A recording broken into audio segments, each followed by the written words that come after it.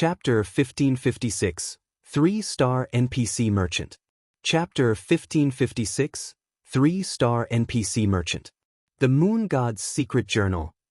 Everyone present was stunned momentarily when they heard Silent Wonder's words, their eyes staring dazedly at the thick book on the stone table. As long as one was an alchemist in God's domain, they would generally have visited a library and read up on matters regarding the alchemy world. Most of the many introductory books on alchemy would mention the alchemy treasure known as the Moon God's Secret Journal. Among the numerous epic wars that the continent of God's domain experienced before, quite a few of them were over the Moon God's Secret Journal. Meanwhile, such a precious alchemy treasure was actually being offered as a benefit for the internal members of the candlelight trading firm. No wonder the three of them could improve so quickly. Realization dawned upon Silent Wonder as she turned to look at Dormant Twilight and the others at the same time. The benefits offered to Candlelight's internal members also rendered her utterly speechless. Feng's confidence in allowing even official members to compete for the top 10 positions was understandable. Meanwhile, Silent Aspiration's eyes were practically glowing as he looked at the Moon God's Secret Journal. He wished he could take a read through the book right this instant. I'm sure you all know how valuable this Moon God's Secret Journal is. If you wish to read it, you'll have to rely on your own abilities to do so. Any internal member can look for Melancholic Smile to learn basic secret alchemy techniques. Also, only after learning one technique completely will you be allowed to learn another. Each time you finish learning a technique, you'll be given one opportunity to read through the Moon God's Secret Journal. How many times you'll be able to read through the journal will depend on yourselves. Feng could not help but chuckle when he saw the longing in everyone's eyes. He then left the remaining matters for Melancholic Smile to deal with. Upon hearing Feng's words, the advanced alchemists that had become internal members just now immediately ran up to Melancholic Smile, fighting over the chance to start learning a basic secret alchemy technique as soon as possible. Had Feng taken out the Moon God's Secret Journal and shown it to them before the competition, they would have treated the journal as merely an alchemy treasure. They would not have had a clear understanding of its value. However, after watching Dormant Twilight and the others' performance, they came to fully appreciate the power of the Moon God's Secret Journal. Now, they hoped to grasp the knowledge stored inside the journal as soon as possible. Just as Feng was letting Dormant Twilight and the other two top 3 winners learn the mana-enhancing potion recipe, Aqua Rose suddenly contacted him. Guild leader, I just received a report stating that Heaven's Burial has begun raiding the Orc Empire's ancient rock city. Moreover, they've mobilized a considerable force. At this point in time, we estimate that Heaven's Burial has mobilized over 100,000 elite members and 5,000 NPCs. By the looks of it, they are almost certain to capture ancient rock city. Aqua Rose reported they dare raid an orc city with just 100,000 elite players and 5,000 mercenaries? Hearing Aqua Rose's words, Feng could not help but fall into deep thought. Could Heaven's Burial have some other insurance? He might not have a clear idea of how powerful the cities in the Orc Empire were, but one thing he did know was that the cities located in neutral maps were not that easy to raid. For example, even though the secret pavilion had obtained 15,000 NPC mercenaries from him, its chances of securing an orc city were minimal. After all, a city possessed a defensive magic array. Meanwhile, attacks at Tier 3 and below would do very little to deplete the energy of a city's defensive magic array. In addition, the orcs defending the city would definitely outnumber players by a lot. There were also mythic monsters garrisoning the city. Unlike the mythic monsters found in dungeons and out in the fields, a mythic monster defending a city would receive a significant buff from the city's defensive magic array. An army of 100,000 elite players was no different from a bunch of ants in the face of such a mythic monster. The latter could annihilate the former with little to no effort. In fact, even if the mythic monsters defending the city did not make a move, the orc army stationed inside the city would most likely be able to annihilate Heaven's Burial's army of 100,000 elite players easily. Hence, by attempting to capture ancient rock city, either Heaven's Burial's upper echelon consisted of utter fools or the guild had some other power they were relying on. Guild leader, I heard that many first-rate guilds are sending their own forces to take advantage of the situation. Should we poke our hands into the matter as well? Aqua Rose did not have any positive feelings about Heaven's Burial. In other words, their two guilds were basically enemies. Now that Heaven's Burial was trying to capture ancient Rock City, Zero Wing naturally could not just sit out and do nothing. Forget it. Since Heaven's Burial dares to take such an action, I'm sure they've considered this problem as well. For all we know, we might end up stepping into a trap they set up. Let the other guilds have their fun. However, make sure to keep an eye on the situation there as well, Feng said, shaking his head. Right, are you done sorting through the information on the NPC merchants yet? Beast Emperor's shadow loomed behind Heaven's Burial. In a field battle without the aid of defensive structures like the Magic Tower, dealing with a swarm of evil beasts and evil demons would be very difficult. At the very least, Zero Wing currently still lacked the means to contend against an army of monsters in a frontal confrontation. In fact, Heaven's Burial's goal in attacking ancient Rock City might not be the conquest of the city at all. It might very well be an attempt to lure the various large guilds into a trap and turn their members into resources for Beast Emperor to create even more evil demons. After all, the Black Dragon Empire's Evil Gods Temple had already been activated. If Beast Emperor wished to nurture powerful evil demons, he would need a large number of sacrifices to do so. Meanwhile, hunting for players the normal way would take a very long time. If he could gather a large number of players in a single location at the same time, with the said location even being in a neutral map. Just the thought of it horrified Feng now. The only thing Feng could do was improve Zero Wing's power as quickly as possible.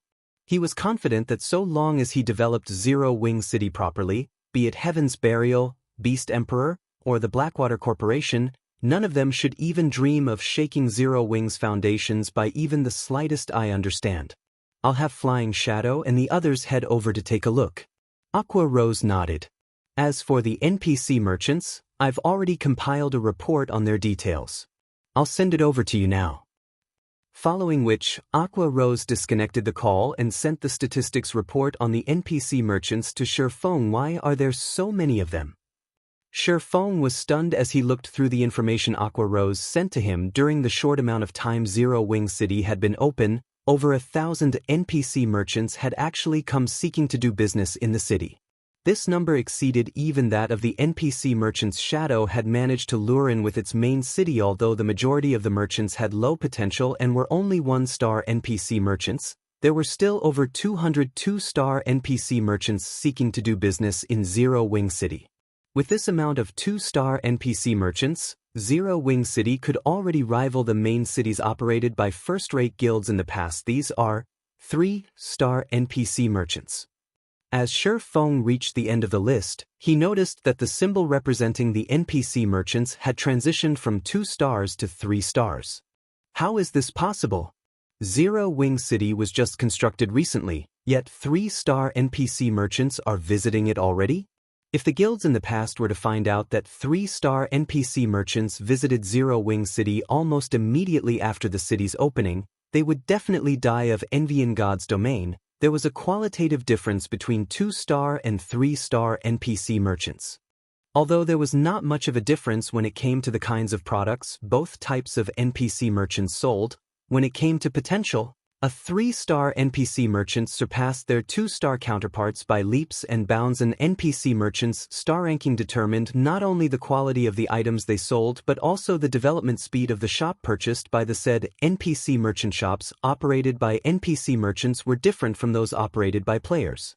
Players had to either complete extremely difficult team quests or obtain the corresponding promotion orders. In contrast, NPC merchants did not have to go through such troublesome procedures. Instead, the promotion of their shops relied entirely on their sales volume. After a shop achieved a certain sales volume, the shop would get promoted automatically. Meanwhile, the higher ranked an NPC merchant was, the greater the sales volume they were able to achieve, allowing them to get their shops promoted much more quickly.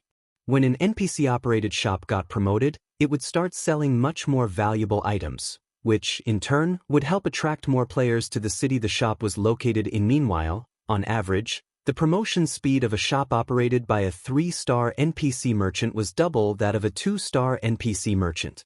If a city possessed a sufficiently large player population, the promotion speed could even be 2 or 3 times faster. Hence, the various large guilds in the past would do everything they could to attract a 3-star NPC merchant to their cities. In the past, Feng had only ever heard of 3-star NPC merchants taking the initiative to visit the main cities operated by super guilds, and never for cities of lower standards.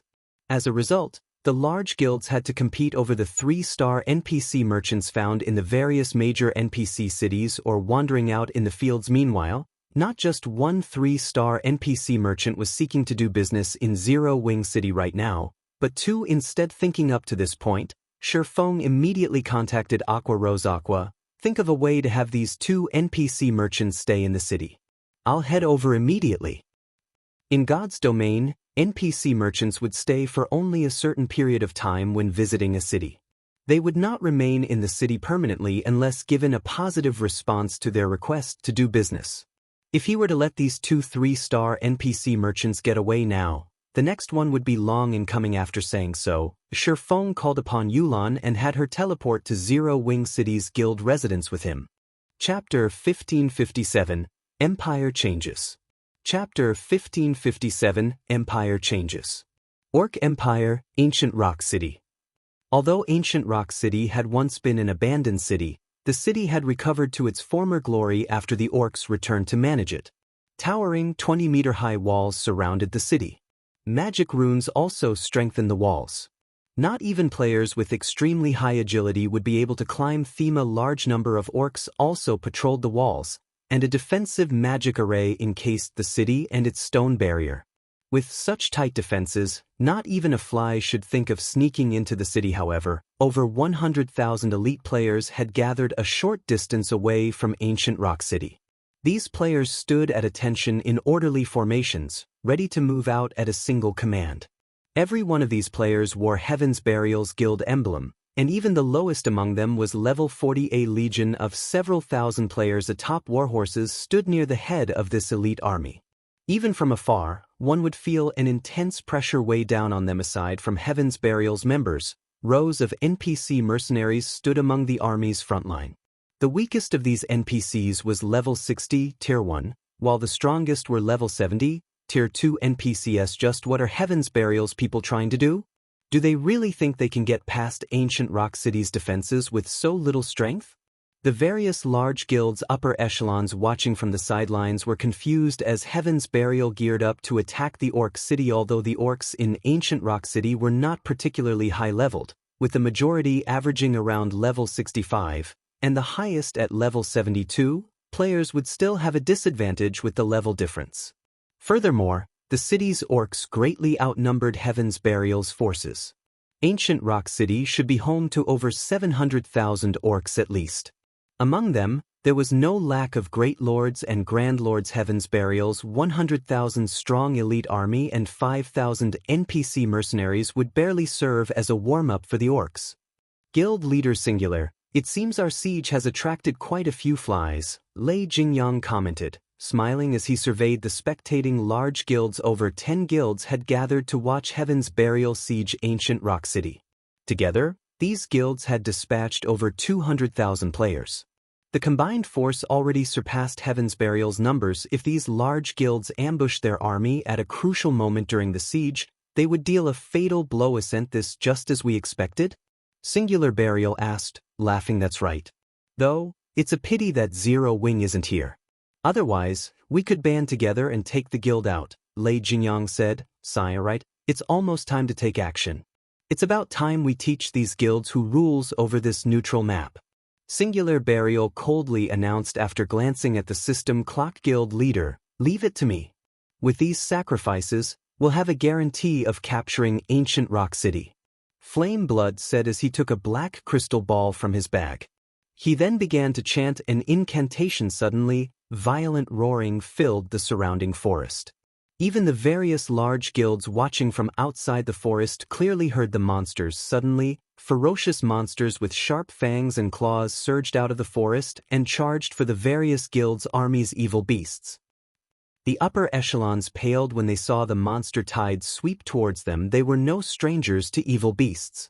After all, they had all watched as evil beasts had assaulted Stone Forest Town twice. During the two sieges, they had learned just how powerful evil beasts were. The evil beasts charging towards them were all level 45 and above. Although they were not as strong as those that had attacked Stone Forest Town, they were powerful nonetheless. Furthermore, 3 level 60 mythic-ranked evil earth dragons led the evil beast army. Crap. Everyone, use your return scrolls. The various guilds' upper echelons gave the command to retreat the moment they saw the evil beasts. However, when they tried using their return scrolls, they found them ineffective. In the end, they could only watch as the evil beasts stormed closer. Damn it. We've been tricked. Everyone, get ready to fight and pull back. How dare Heaven's Burial do this? Aren't they afraid that our guilds will band together to exact our revenge? Only now did the various large guilds realize that this had been a trap, but all they could do was give the command to retreat from the battlefield. If they fought the evil beasts, they would only suffer even greater losses. Although these guilds had a total of 200,000 members with them, the evil beast army, which was not suppressed by any magic arrays, had an overwhelming advantage even as the various large guilds bombarded the evil beast army with large-scale destruction spells. All they accomplished was clearing out the elite and special elite ranked evil beasts. The chieftain rank and above evil beasts took barely any damage. In contrast, the evil beasts wiped out these players. The Grand Lord ranked evil beasts easily massacred groups of players as they moved through their enemies' lines. Even when top-tier experts tried to pin these Grand Lords down, their efforts accomplished very little. As for the mythic-ranked evil earth dragons, they were no different than walking disasters. A single hit could take the lives of hundreds of players. When the 3 evil earth dragons working together, they were practically unstoppable as they mowed through the player armies. In the end, these guilds' upper echelons could only watch as their guild members were exterminated. Heaven's Burial, our guilds will not let you get away with this. The upper echelons realized that there was no escape. They glared and shouted at Singular Burial's group, "Let us get away with this?" Singular Burial could not help but laugh. It seems like you still don't understand your situation. Haven't you realized that the moment you arrived here, you became a stepping stone for Heaven's Burial? From now on, the Orc Empire will become Heaven's Burial's domain. Whatever we say goes. Previously, they hadn't dared to massacre players openly because they had been afraid of the various large guilds targeting them. However, they had since solidified their foundations. With over 200,000 elite players as sacrifices, they could grow their evil beast army to new heights. Once Ancient Rock City became Heaven's Burial's base of operations, not even God's Domain's superpowers would be a threat to their guild. As the large guild's members continued to die, Flame Blood used the dead players to create evil beasts and demons. Moreover, as the evil beasts killed the enemy players, their levels rapidly rose. By the time the various large guilds were annihilated, 5 more Grand Lord-ranked evil beasts had evolved into mythic-ranked evil earth dragons. The army had also doubled its number of Grand Lords on the battlefield. Amazing. As expected of the large guild's elite players. With these evil beasts, we'll have no problems taking down Ancient Rock City. Flame Blood laughed madly as he gazed at the army under his command. Without a moment to rest, Flame Blood commanded his evil beast army to charge for Ancient Rock City. At the same time, the 8 evil earth dragons roared as they launched 8 Tier 4 spells at the city's defensive magic array. When the spells collided with the barrier shook violently. It was clear that the attacks had depleted a significant portion of the magic barrier's energy. Meanwhile, back in Starmoon Kingdom, Feng and Yulan arrived in Zero Wing City's guild residence. So, this is the rumored Zero Wing City?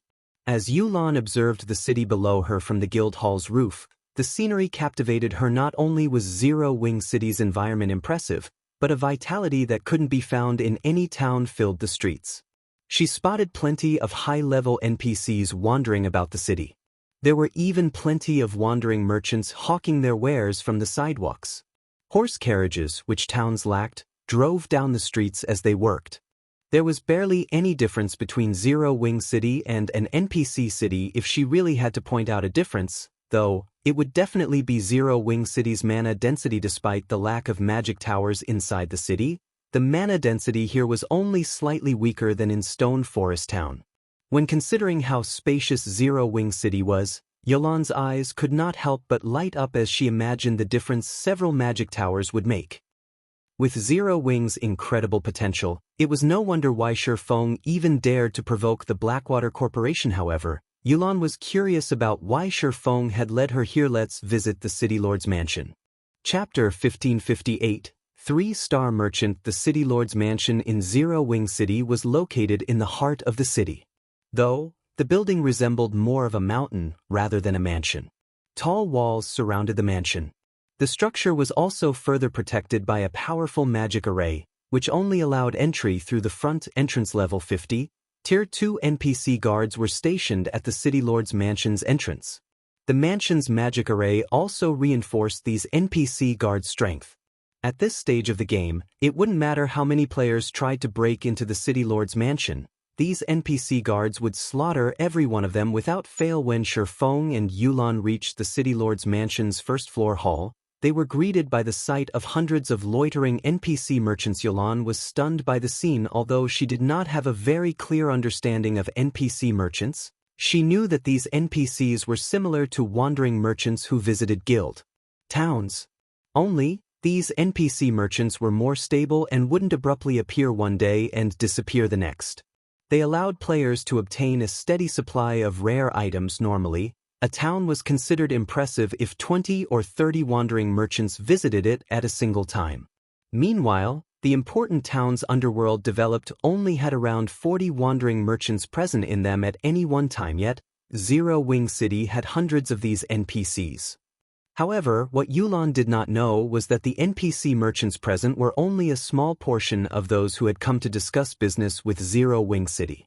Before this, Aqua Rose had rejected all 1-star NPC merchants and sent them on their way.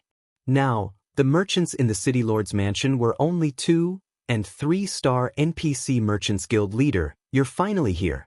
Aqua Rose could not help but breathe a sigh of relief when she saw Feng enter the hall. If you came any later, the 2 3-star NPC merchants would have left already. What are their conditions to conduct business in the city? Feng asked. Every NPC merchant planning to do business in a guild city had their own conditions. They would not set up their businesses in the city for nothing. Whether a guild could keep these NPC merchants or not would depend on a guild's capabilities to fulfill these NPCs' demands. One of them wants full tax exemption and their shop to be located on the same street as the City Lord's mansion. The other one has requested a large warehouse. This NPC has also asked for his shop to be located on the same street as the City Lord's mansion. Aqua Rose reported their asking price sure is ruthless. Feng could not help his frown. The City Lord's mansion was in the heart of the city. The amount of land available in the area was extremely limited. Meanwhile, NPC merchants' shops took up a lot of space, and the land sold to these merchants couldn't be reclaimed. This meant that he would have to give away 2 valuable plots of land for free, permanently. As for taxes, they were an important source of income for the city. NPC merchants needed to pay these fees to the guild every month, and the amount was based on the shop's rank. It was simply absurd to ask for full tax exemption. There was even less need to mention the warehouse. Constructing a small warehouse would already cost 3,000 gold. A large warehouse would cost at least 10,000 gold. However, the cost of construction was not the main issue. The crucial point was the amount of land the warehouse would take up. Moreover, the warehouse couldn't be constructed too far from the shop, which meant that the warehouse would also have to occupy the same area as the City Lord's mansion. He had to admit that the 2 3-star NPC merchants' asking prices were fraudulent. Is there no room for negotiation?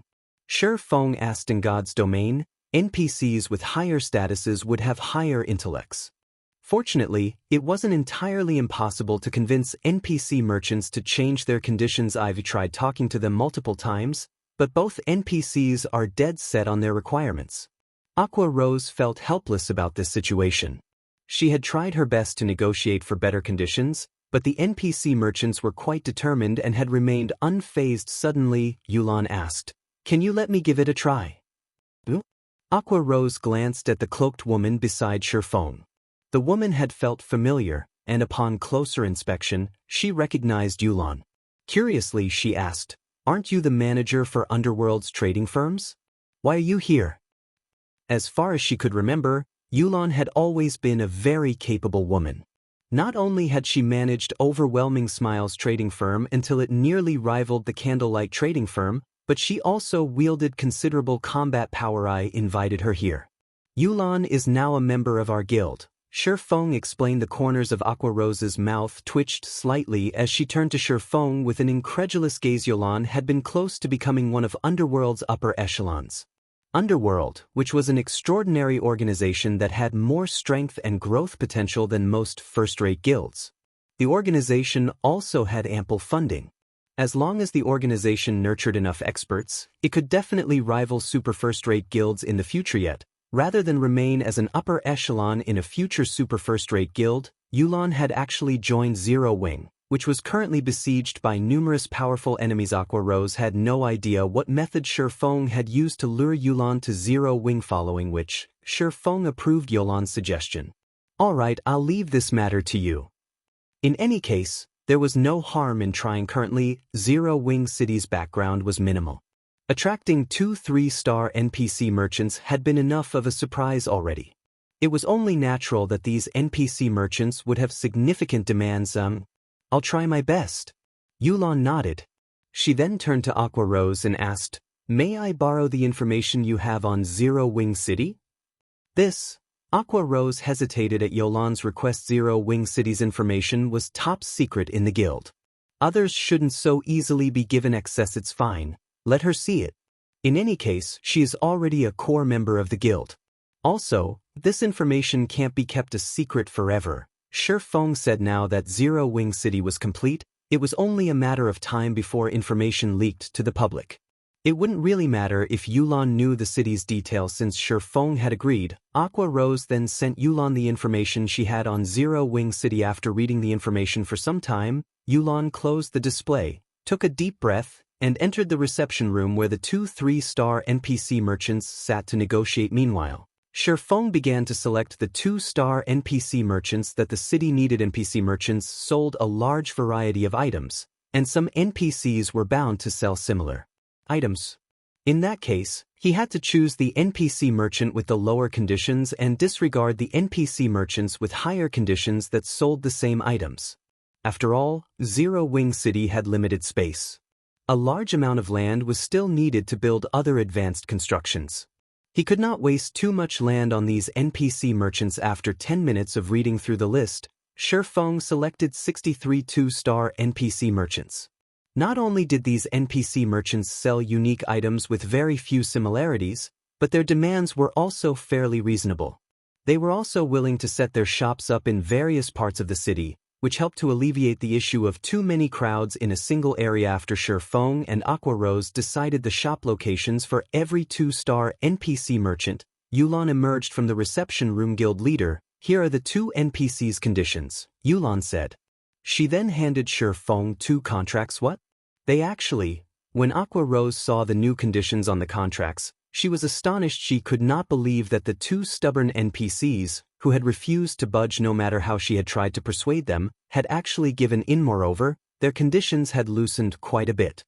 Although their demands regarding the location of their shops hadn't changed, the NPC that had demanded full tax exemption now only wanted a 50% tax break, whereas the NPC that originally wanted a large warehouse had now settled for a small warehouse. I've tried to convince them to lower their conditions as much as possible, but both of these merchants think that Zero Wing City lacks a competitive edge, so they refuse to relent fully, Yulan said in embarrassment. Yulan, do you have the merchant subclass? Aqua Rose suddenly realized a possibility. If Yulan were a merchant, she might have the ability to obtain these results. In that case, though, Yulan would have to be a relatively high-ranked merchant, as the 1-star merchant players she had asked for help previously had failed. I just got promoted to a 3-star merchant. Yulan nodded. A 3-star merchant? Yulan's reply astounded Aqua Rose. Now, she was even more confused as to how Feng had roped Yulan into Zero Wing. Even the strongest merchant in Zero Wing was still some ways away from becoming a 2-star merchant. Only super guilds likely had 2-star merchants at this stage of the game. Meanwhile, the higher a merchant player's star rank was, the stronger their negotiation ability would be with NPCs. With a high-rank merchant player, a guild could reduce prices when paying the system management fees for shops. Whether it was the development of a guild or a trading firm, a high-rank merchant would be a powerful asset guild leader. You really are amazing. You actually poached a 3-star merchant from Underworld. If Underworld finds out about this, they would definitely fight us for her, Aqua Rose whispered to Feng, but what Aqua Rose didn't know was that Underworld wouldn't be the only ones looking for trouble.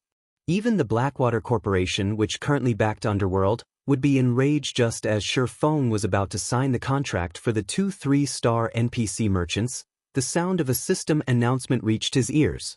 Star Moon Kingdom Region System Announcement. Congratulations to Heaven's Burial for successfully capturing the Orc Empire's ancient rock city. Rewarding 50,000 guild popularity, 100,000 guild honor points, and 150 guild influence in Star Moon Kingdom. Chapter 1559. 4 Towers of Elements Arise. Chapter 1559. 4 Towers of Elements Arise. Ancient Rock City has been captured. How is that possible? Aqua Rose was dazed when she saw the system announcement. Hundreds of thousands of orcs defended the Orc Empire's cities. Each city was also protected by a powerful, defensive magic array. It would take a lot of time and manpower just to break through the array. However, this wasn't what surprised her most.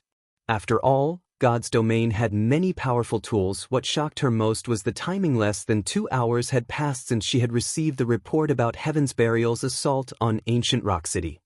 With how many orcs Ancient Rock City housed, it was impossible for an army of 100,000 elite players to clear the city in just 2 hours.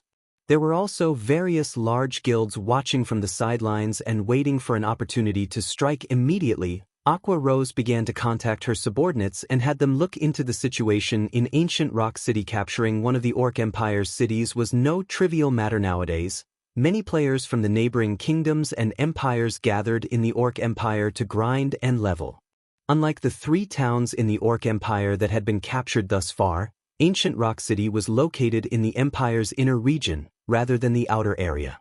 If players wanted to earn contribution points, it was much easier to do so in the inner region due to the stronger monsters. Now that Ancient Rock City had been captured, a large number of players would swarm to the city, using it as a rest area. The money and resources one could make with the city would be frightening. With so much income in Heaven's Burial's background, the guild would develop rapidly. While Aqua Rose investigated the situation, Star Moon Kingdom's forums were in an uproar. Heaven's Burial trapped and killed over 200,000 guild elite players. The various large guilds declare their intent to wipe Heaven's Burial from the face of God's domain. Heaven's Burial controlled an evil beast army to siege Ancient Rock City. As these posts published on the forums, they quickly received a lot of attention and made it to the top of the list. What? Even something like this is possible? Crap, this is cheating. Heaven's Burial can actually control so many evil beasts. Who could possibly be a match for the guild now? It is impressive. But at the end of the day, evil beasts stand against the human race. If NPCs discover these evil beasts, they will mobilize to wipe them out. Moreover, the evil beast army Heaven's Burial controls has suffered significant damages. Didn't you guys see that over 80% of the evil beast army was wiped out in this battle? However, Heaven's Burial now controls Ancient Rock City and a town in the Orc Empire. Even without the threat of the evil beast army, which guild could possibly be a match for Heaven's Burial? I'm afraid that it won't be long before Heaven's Burial becomes the #1 guild in the several neighboring kingdoms. I wonder if Heaven's Burial is recruiting? For a time, various conversations about Heaven's Burial filled Star Moon Kingdom's forums. Nobody could have imagined that Heaven's Burial, a guild which Zero Wing constantly suppressed, would rise as a dark horse now that the Orc Empire effectively belonged to Heaven's Burial. Everyone believed that it wouldn't be long before the guild stole the position of Star Moon Kingdom's overlord. As for the various large guilds working together to take Heaven's Burial down, everyone thought it was nothing more than a joke. Now that Heaven's Burial had captured Ancient Rock City, even without the evil beasts, the guild could turn the city into an iron fortress during its protection period, establishing an unshakable foundation in the Orc Empire. There were no teleportation arrays in the Orc Empire. Players had to rely on their own 2 feet to get there. If the various large guilds engaged in a war of attrition against Heaven's Burial inside the Empire, they'd be at an overwhelming disadvantage. After all, Heaven's Burial's members could resurrect in ancient Rock City. At the same time, they could teleport to the city with guild transfer scrolls, providing swift reinforcements. The various large guilds could not afford to go to war with Heaven's Burial for some time. Meanwhile, inside ancient Rock City, Heaven's Burial's members had already begun to reconstruct the city. They were prepared to turn the city into Heaven's Burial's main headquarters. Wonderful. This is just wonderful. It won't be long before we can open ancient Rock City to the public. Guild Leader Singular, you and your guild have done magnificently. With this city as our base, we won't have to worry about a lack of funds or resources when developing elsewhere. We might even attract a few more major corporations to work with us. Lei Jingyang said. He could not help but laugh as he watched over ancient Rock City from the city walls. Our success is all thanks to you, young Master Lei. If not for your Tier 4 domain scroll, we wouldn't have been able to defeat the Guardian boss so smoothly. Had we been any slower in the fight, the evil beast army might have been annihilated. Singular Burial sighed ruefully. Although he had been confident about capturing ancient Rock City, now that the city was actually in his hands, he felt as if he were dreaming. The orcs defending ancient Rock City weren't like those in the fields. The city's magic array had buffed these defending orcs, and although they had a large number of evil beasts and evil demons, they had only held back the orcs temporarily, failing to annihilate them completely. While most of the orcs in the city had been distracted, they had used the 8 mythic-ranked evil earth dragons and mercenary NPCs to open a path towards the city's guardian boss. Only after using a Tier 4 domain scroll had they managed to kill the level 72 orc general. In the end, they had sacrificed 6 evil earth dragons, over 80% of the evil beast and evil demon army, and over 40,000 elite players to capture ancient Rock City. Although the sacrifices had been great, they were insignificant compared to the potential profits they could gain through ancient Rock City. Guild Leader Singular, now that we've captured ancient Rock City, we'll have to expand the guild. Are you really planning to go along with the original plan to deal with Starmoon Kingdom's Zero Wing? Lei Jingyang asked curiously. Now that Heaven's Burial could use ancient Rock City as its foundation, truthfully, it was a huge waste of time to focus the guild's development in Starmoon Kingdom. In Lei Jingyang's opinion, the correct decision would be to focus the guild's development in the 2 neighboring empires. After all, the empires had far more players and resources compared to Starmoon Kingdom. Of course. It is about time we show Starmoon Kingdom who its true overlord is. Singular Burial snapped, a cold glint flashing in his eyes when he heard the name Zero Wing. Heaven's Burial had been forced to abandon its development in Starmoon Kingdom precisely because of Zero Wing. As a result, Heaven's Burial had become a laughingstock in the public eye and had been forced to shift its focus to neutral maps. Now that Heaven's Burial had ancient Rock City as assurance, it had to recover its previous glory. Moreover, Singular Burial still held a grudge against Feng for killing him with a single attack back in the Frozen Scar. How could he possibly shift his guild's development to other kingdoms and empires before getting his revenge? Meanwhile, back in Starmoon Kingdom's Zero Wing City. Guild Leader, this is bad. Aqua Rose frowned slightly when she read the latest situation report from her subordinates. Now that Heaven's Burial has secured a gold mine like ancient Rock City, although they still lack the military prowess to do anything to us, they have begun to intervene in Starmoon Kingdom's market. Not only have they lowered prices of the items they sold in the kingdom by 20%, but they've also placed a bounty on our entire guild.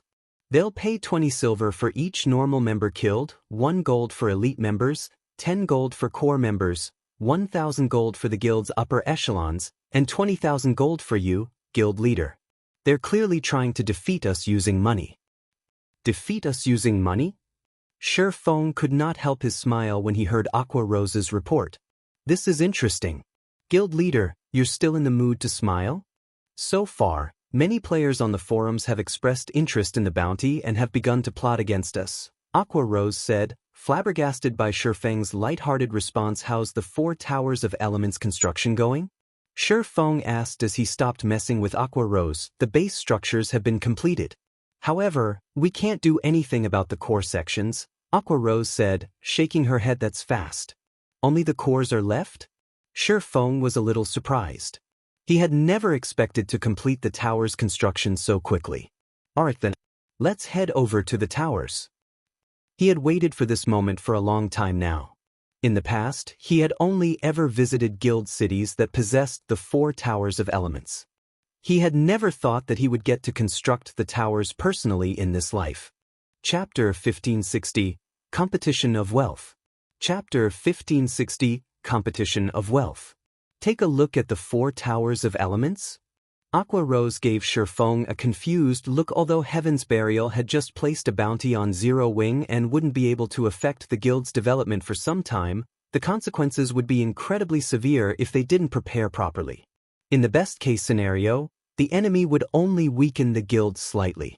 In the worst-case scenario, the guild would crumble. Players' main goal in joining a guild was to level quickly and obtain better equipment. Nobody wanted to become prey, spending all of their time avoiding other players. However, Aqua Rose had no choice but to follow Feng's orders and trail behind him towards the 4 towers of elements. Meanwhile, Star Moon Kingdom's official forums were in an uproar. Sure enough, Heaven's Burial really took action. What a generous bounty! Heaven's Burial is actually paying 20 silver for each normal member. I don't even earn that much in a single day. I know, right? Although it won't be easy to kill Zero Wing's core members, it's a different story for the guild's normal and elite members. If I can take advantage of this opportunity, I might earn enough money to get myself a mount. Forming a hunting party. Whoever's interested in making some money, contact me quickly. It seems that Heaven's Burial is serious this time. I wonder which guild will rule over Star Moon Kingdom in the end? It is definitely going to be Heaven's Burial. Didn't you see Heaven's Burial's background? Now that it has a treasured land like Ancient Rock City, it won't have any lack of funds. As expected of the guild that took down an orc city, Zero Wing is doomed. Even if Heaven's Burial does not directly attack, it can easily whittle Zero Wing down until it crumbles. Everyone engaged in heated discussions about the bounty Heaven's Burial placed on Zero Wing's head. The bounty tempted many powerful players.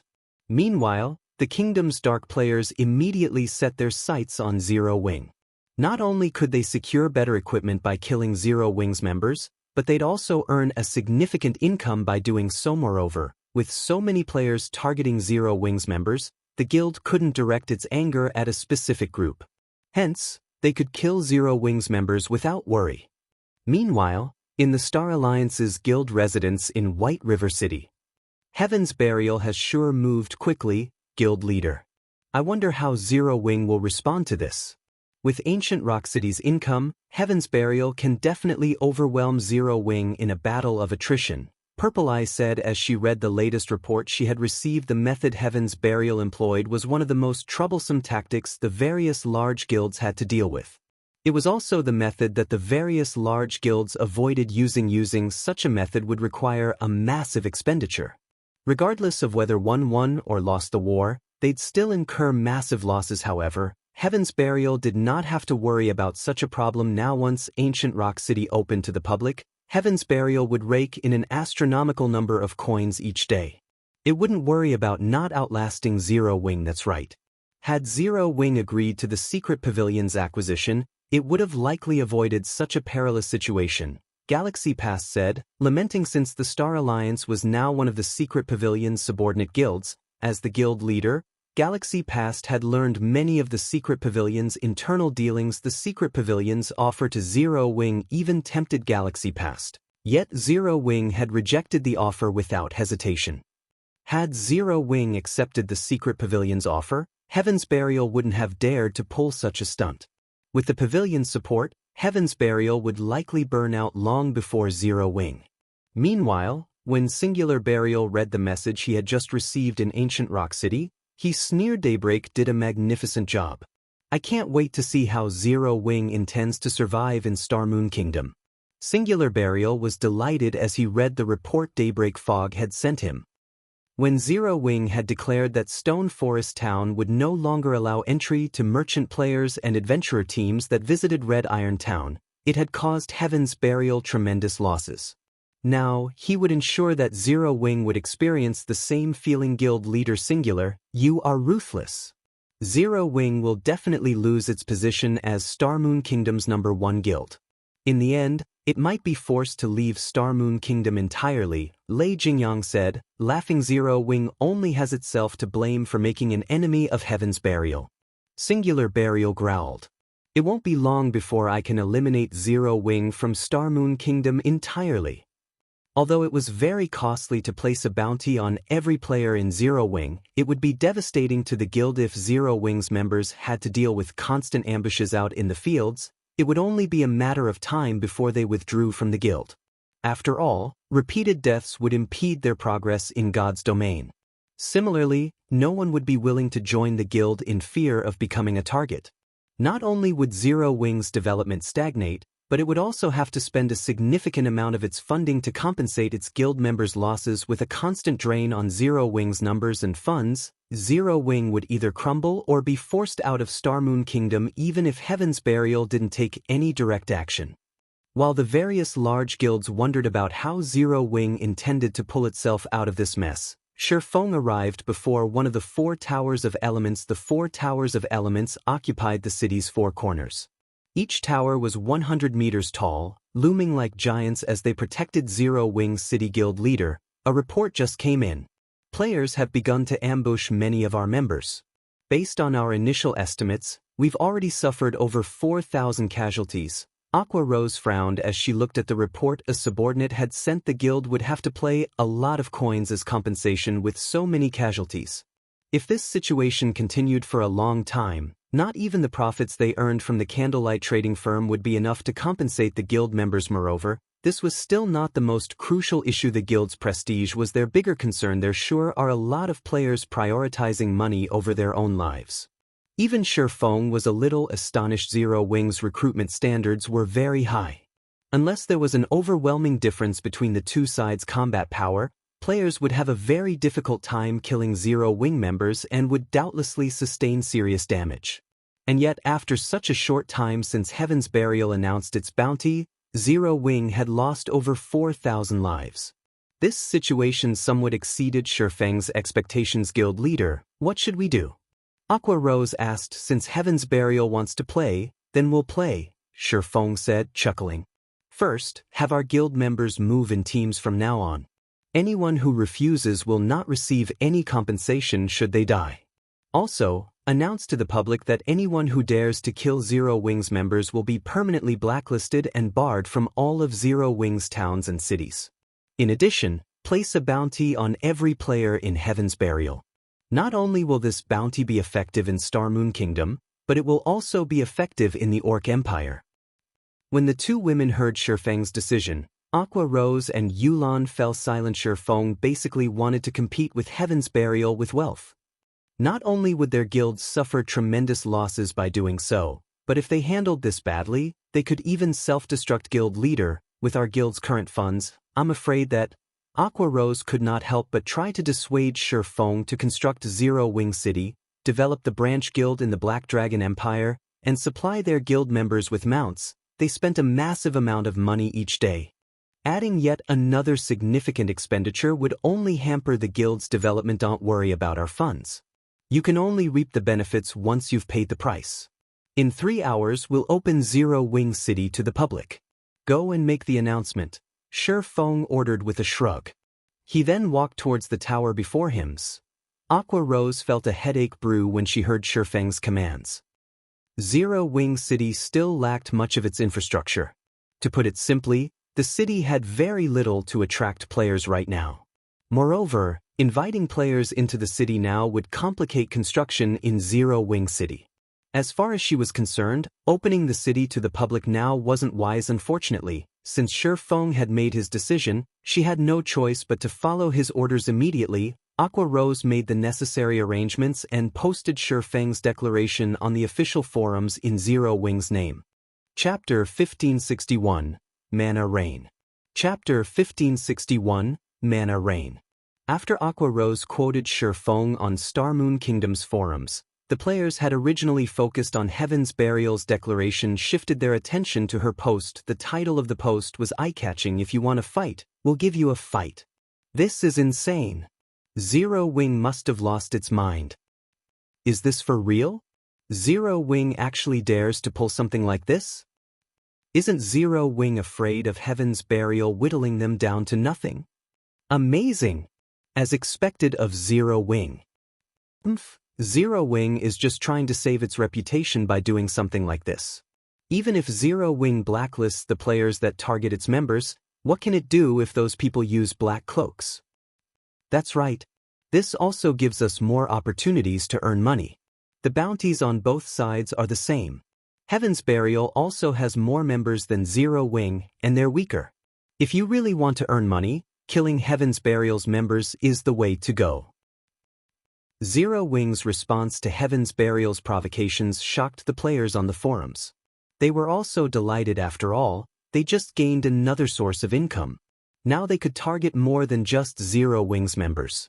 They could even head to the Orc Empire to level up and earn for contribution points while grinding for Heaven's Burial members. When the various major powers saw Zero Wing's reply, they laughed at Zero Wing's foolishness. Of all the things Zero Wing could have chosen to compete with Heaven's Burial in, the guild had chosen wealth. Zero Wing was overestimating itself and seeking self-destruction. Just what is Zero Wing trying to do? Is it really intent on duking it out with Heaven's Burial? Galaxy Past felt confused when he saw this message. In his opinion, Zero Wing should still have methods of dealing with Heaven's Burial's bounty. Although the result wouldn't change regardless of what Zero Wing did, they could buy some time, using it as an opportunity to look for other methods, such as seeking collaborators. Although Zero Wing's situation was perilous, with the guild's current foundations, there should be plenty of major corporations and superpowers willing to acquire the guild. After all, Zero Wing's Stone Forest town still held the battle arena and advanced auction house, which could rake in plenty of resources for a considerable time. The guild still had great potential for growth.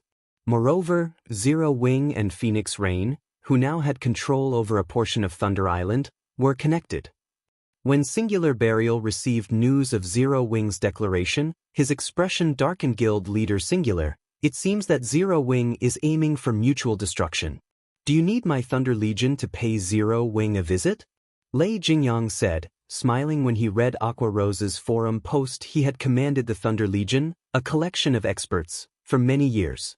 The Legion was particularly fond of ambushes and assassinations in the field. Ordinary players might not be able to deal with Zero Wing's 100-man teams, but they would be child's play to the Thunder Legion. No need. Since Zero Wing dares to make such a move, I want to see how long they can last against. Singular Burial said, sneering. If Zero Wing had turtled, he might have needed Lei Jingyang's help. Although Zero Wing's bounty on Heaven's Burial would cause him a lot of trouble, he'd also be able to remove Zero Wing from Star Moon Kingdom much sooner than he had hoped. He also refused to believe that Zero Wing's financial strength could surpass his at this moment. A slightly chubby, middle-aged man approached Singular Burial and reported, Guild leader, the city's basic infrastructure has been repaired.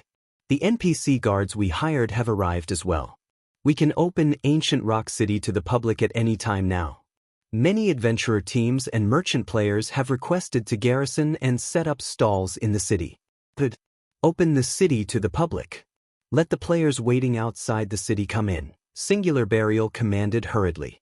He was joyful when he heard that they finished the city's infrastructure. Gather the adventurer teams and merchant players, and I'll go meet them. The so-called basic infrastructure referred to smithies and hotels. These buildings provided essential services to the adventurer teams grinding in the Orc Empire. With these businesses, Heaven's Burial could collect a lot of repair fees and accommodation fees. Moreover, his people were constantly perfecting Ancient Rock City. In the future, Heaven's Burial could sell various consumable items as well, earning a fortune. The Orc Empire was a neutral map. Players had great difficulty traveling to and from the Empire. If players wished to stay in the Empire for long periods, basic consumable items were a must. As long as Heaven's Burial sold these consumable items, a large number of players would come to purchase them. They wouldn't have to worry about a lack of customer. Zero Wing's stone forest towns simply couldn't compare to the wealth Heaven's Burial could collect from Ancient Rock City. Understood. I'll have them gather in Ancient Rock City immediately. The middle-aged man then turned and left to notify the various adventurer teams and merchant players. When Ancient Rock City opened to the public, news of this spread like wildfire, reaching the ears of the neighboring kingdoms and empires in a matter of minutes. The Orc Empire had only had 3 guild towns in the past. Moreover, all 3 had been in the Orc Empire's outer region, making it troublesome to grind for contribution points. Players had still needed to travel to the Empire's inner region due to the low number of monsters in the outer area. As a result, many players dismissed the idea of traveling to the Orc Empire entirely. However, now that a guild city occupied the Empire's inner region, not only would players save on travel time, but they could also accept quests more easily. After all, cities offered far more quests than towns. Moreover, the rewards of these quests were more abundant. Meanwhile, in the distant Zero Wing City, Aqua Rose frowned as she read through the reports her subordinates had sent. Ancient Rock City's popularity had far exceeded her expectations. Based on the latest reports, over 2 million players were moving into the Orc Empire. Needless to say, these players would visit Ancient Rock City when they needed to recuperate. Many more players from the neighboring countries were also preparing for their trip to the Orc Empire. With so many players, one could just imagine the wealth Ancient Rock City would generate. As Aqua Rose racked her brain for a solution, she felt the space around her suddenly tremble. Moreover, these tremors steadily intensified. It felt as if the space around her would shatter at any moment. Aqua Rose lifted her head to look towards the 4 towers of elements. The 4 towers seemed to be the epicenters of these tremors. Suddenly, a 4-fold magic array appeared above each of the 4 towers of elements, radiating an aura so powerful that even an expert like Aqua Rose couldn't help but shudder in fear. A short moment later, a link formed between the 4 fourfold magic arrays hovering above Zero Wing City's 4 corners. A towering pillar of light then emerged from each of the arrays, rising endlessly into the sky. These 4 light pillars represented the 4 main elements: earth, water, wind, and fire. As the light pillars rose, a frightening amount of mana began to gather above Zero Wing City. The pillars gathered mana from tens of thousands of yards around the city, and very quickly, the mana around the city became so dense that it transformed into a white mist. As the mist gathered above the city, it began to condense into droplets and rained down, washing Zero Wing City in liquid mana. Everyone in Zero Wing City was dumbfounded. None of them had ever felt such dense mana before. Their minds were clearer than ever. However, this mana rain did not last long. The sky above the city soon returned to its normal state, and the mana density in the city began to decrease. Even after the city's mana density stabilized, Zero Wing City's mana was far denser than in Stone Forest Town. At the very least, Zero Wing City's mana density was 30% higher than in the Guild Town. Chapter 1562, The Power of the 4 Towers of Elements. Chapter 1562, The Power of the 4 Towers of Elements. What's going on with the city's mana? When the players in Zero Wing City felt the change in the mana density around them, they felt an indescribably pleasant sensation. However, this pleasant sensation didn't originate from bathing in high amounts of mana, but from a power that nourished their souls. While everyone lost themselves in the sensation, a few guild members noticed a change to their experience bars. The double EXP buff indicator, which usually only appeared after they rested in a private room, had actually popped up near their experience bars. This can't be real, right? We can actually accumulate the double EXP buff just by staying in the city? That's not all. My stamina and concentration recovery rates are as high as when I recover in a hotel. Very quickly, more players inside the city discovered the peculiarities from bathing in the city's mana. So, this is the power of the 4 Towers of Elements? Aqua Rose could not help but grow ecstatic as she stared at one of the 4 towers of elements erected before her. She had been curious about Feng focusing on an advanced construction like the 4 towers of elements rather than setting up the city's basic infrastructure. He had even decided to open Zero Wing City to the public soon. Now, she finally understood his decisions. Although Zero Wing City still lacked many basic features a city ought to have, This special mana density was enough to secure Zero Wing's position in Star Moon Kingdom. No guild town could ever rival Zero Wing's city with its advantages, whether it was in terms of guild development or the ability to attract players. Not only would Zero Wing City's incredibly high mana density be helpful to combat players, but it would also benefit lifestyle players. The city's mana also allowed players to accumulate the double EXP buff and improved their stamina and concentration recovery rates. These benefits might not attract players seeking to adventure in the Orc Empire, but to players who wanted to develop in Star Moon Kingdom, Zero Wing City would be a holy land. Moreover, it was considerably easy for players to travel to Zero Wing City. Zero Wing had already garrisoned in Evernight City, and they could open a teleportation channel between Evernight City and Zero Wing City at any time. Aqua, make a trip to Evernight City and set up the teleportation array linking Zero Wing City and Evernight City. Once you're done, announce the link to the public. Feng, who had just emerged from the tower after drawing the final magic array, ordered, "All right, I'll head out immediately." Aqua Rose nodded, clearly excited.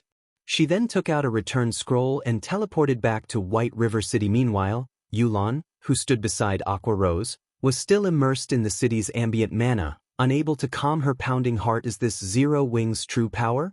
Yulan could not help but raise her head and look at Feng. Indescribable shock filling her heart. She had to admit that Zero Wing was truly awe-inspiring. She finally understood why Feng didn't fear the Blackwater Corporation. In response to the surprised expression on Yulan's face, Feng merely chuckled. After all, this was only the beginning. Next, we'll need to build even more hotels and mana towers.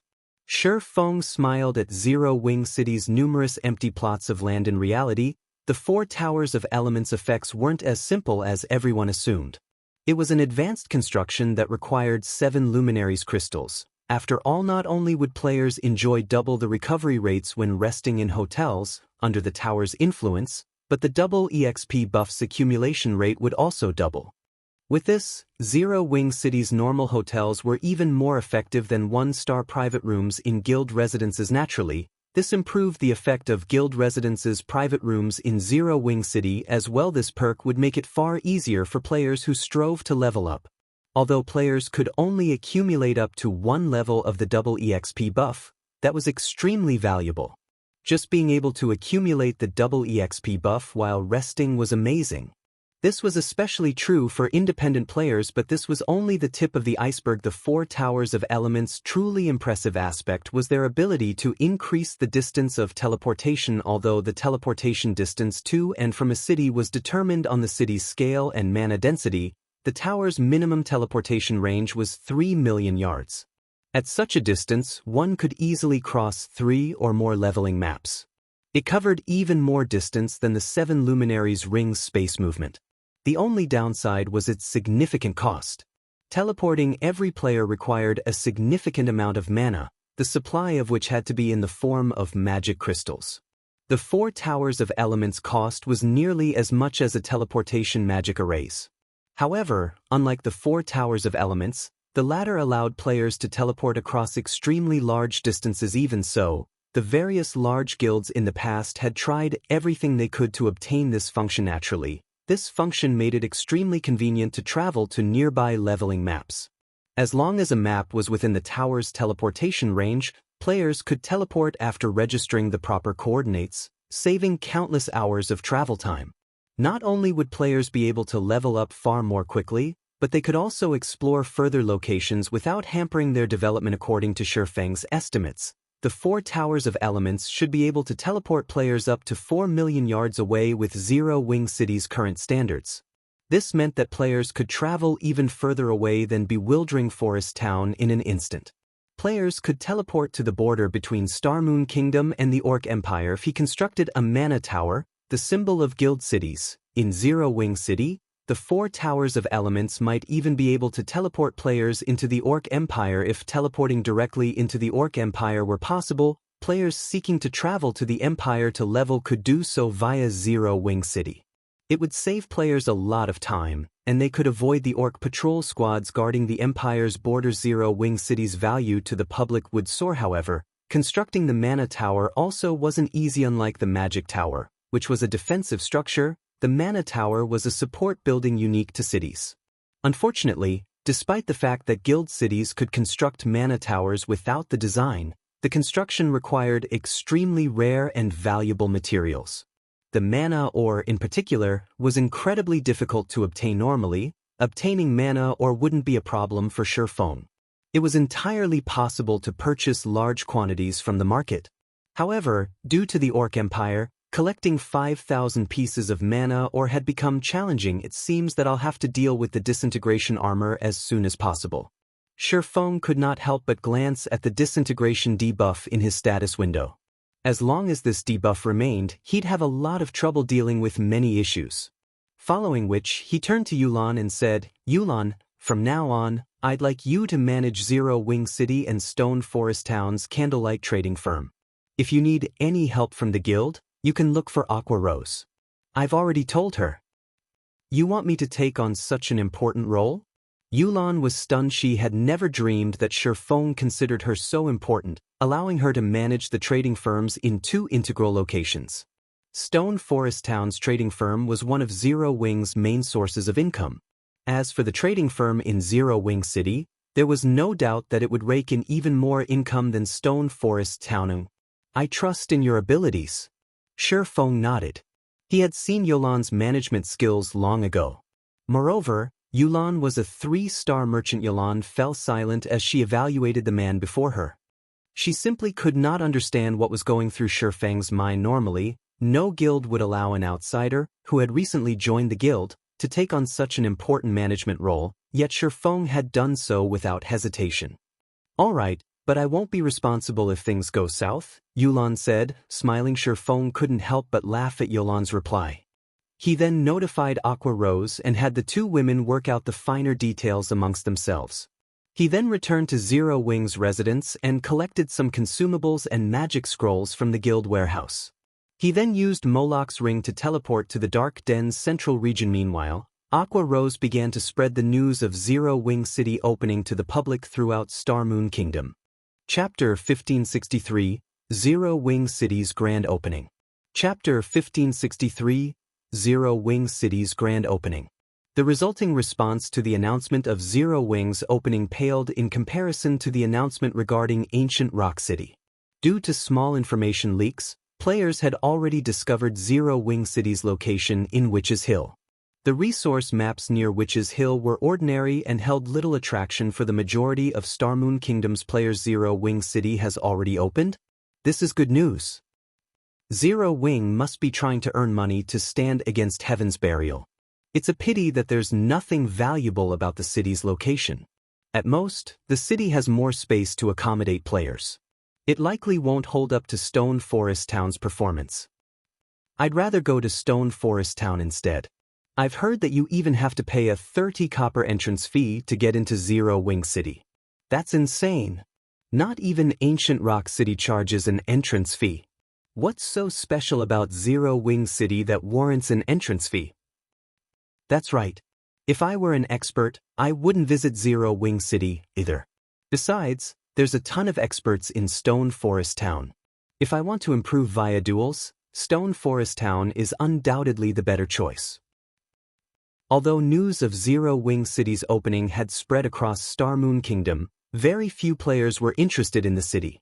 Instead, the majority of the kingdom's players focused on a way to travel to the Orc Empire so they could earn contribution points to purchase said equipment, and Mount's Zero Wing City would likely only be useful after they reached level 50 or 60. Does Zero Wing really think it can contend with Heaven's Burial just by having a city in Star Moon Kingdom? Galaxy Past was confused as he read the latest report on Zero Wing. Do they really plan to fight to the bitter end? While a guild city could generate more income than a guild town, the necessary investments were much higher. Zero Wing had only recently completed Zero Wing City, and the city's infrastructure wasn't yet perfected. The city still lacked the benefits of Stone Forest Town, not to mention Ancient Rock City. Ancient Rock City was an orc city. It already had all of the essential facilities. The city only lacked a teleportation array. However, Ancient Rock City's location was absolutely perfect. Countless players in multiple kingdoms and 2 empires had already set their sights on the Orc Empire's inner region. Heaven's Burial could make a fortune just from the repair and accommodation fees, not to mention the daily consumable items it sold. Galaxy Past wasn't the only one with such thoughts. When Starmoon Kingdom's upper echelons heard the news, they, too, thought that Zero Wing was trying to buy time.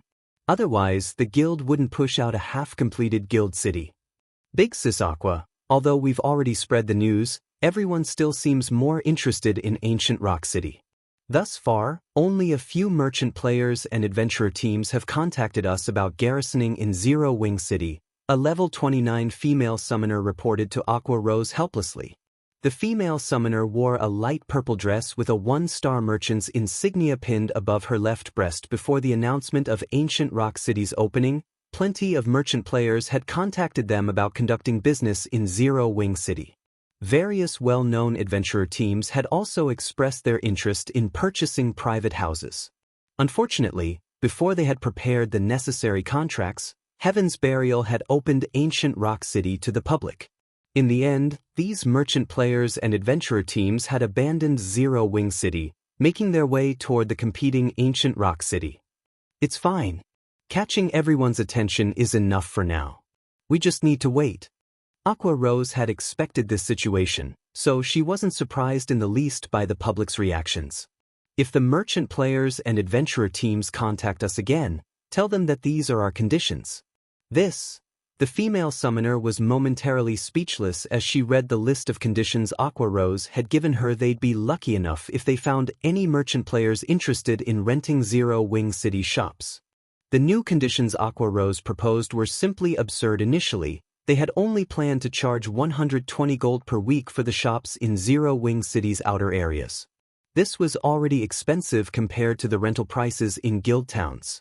The high-potential shops rental had been set at 200 gold per week, and those in the city's core would have cost 300 gold per week. Very few merchant players could afford such a high price. Normally, only guilds' trading firms could afford these shops' rent.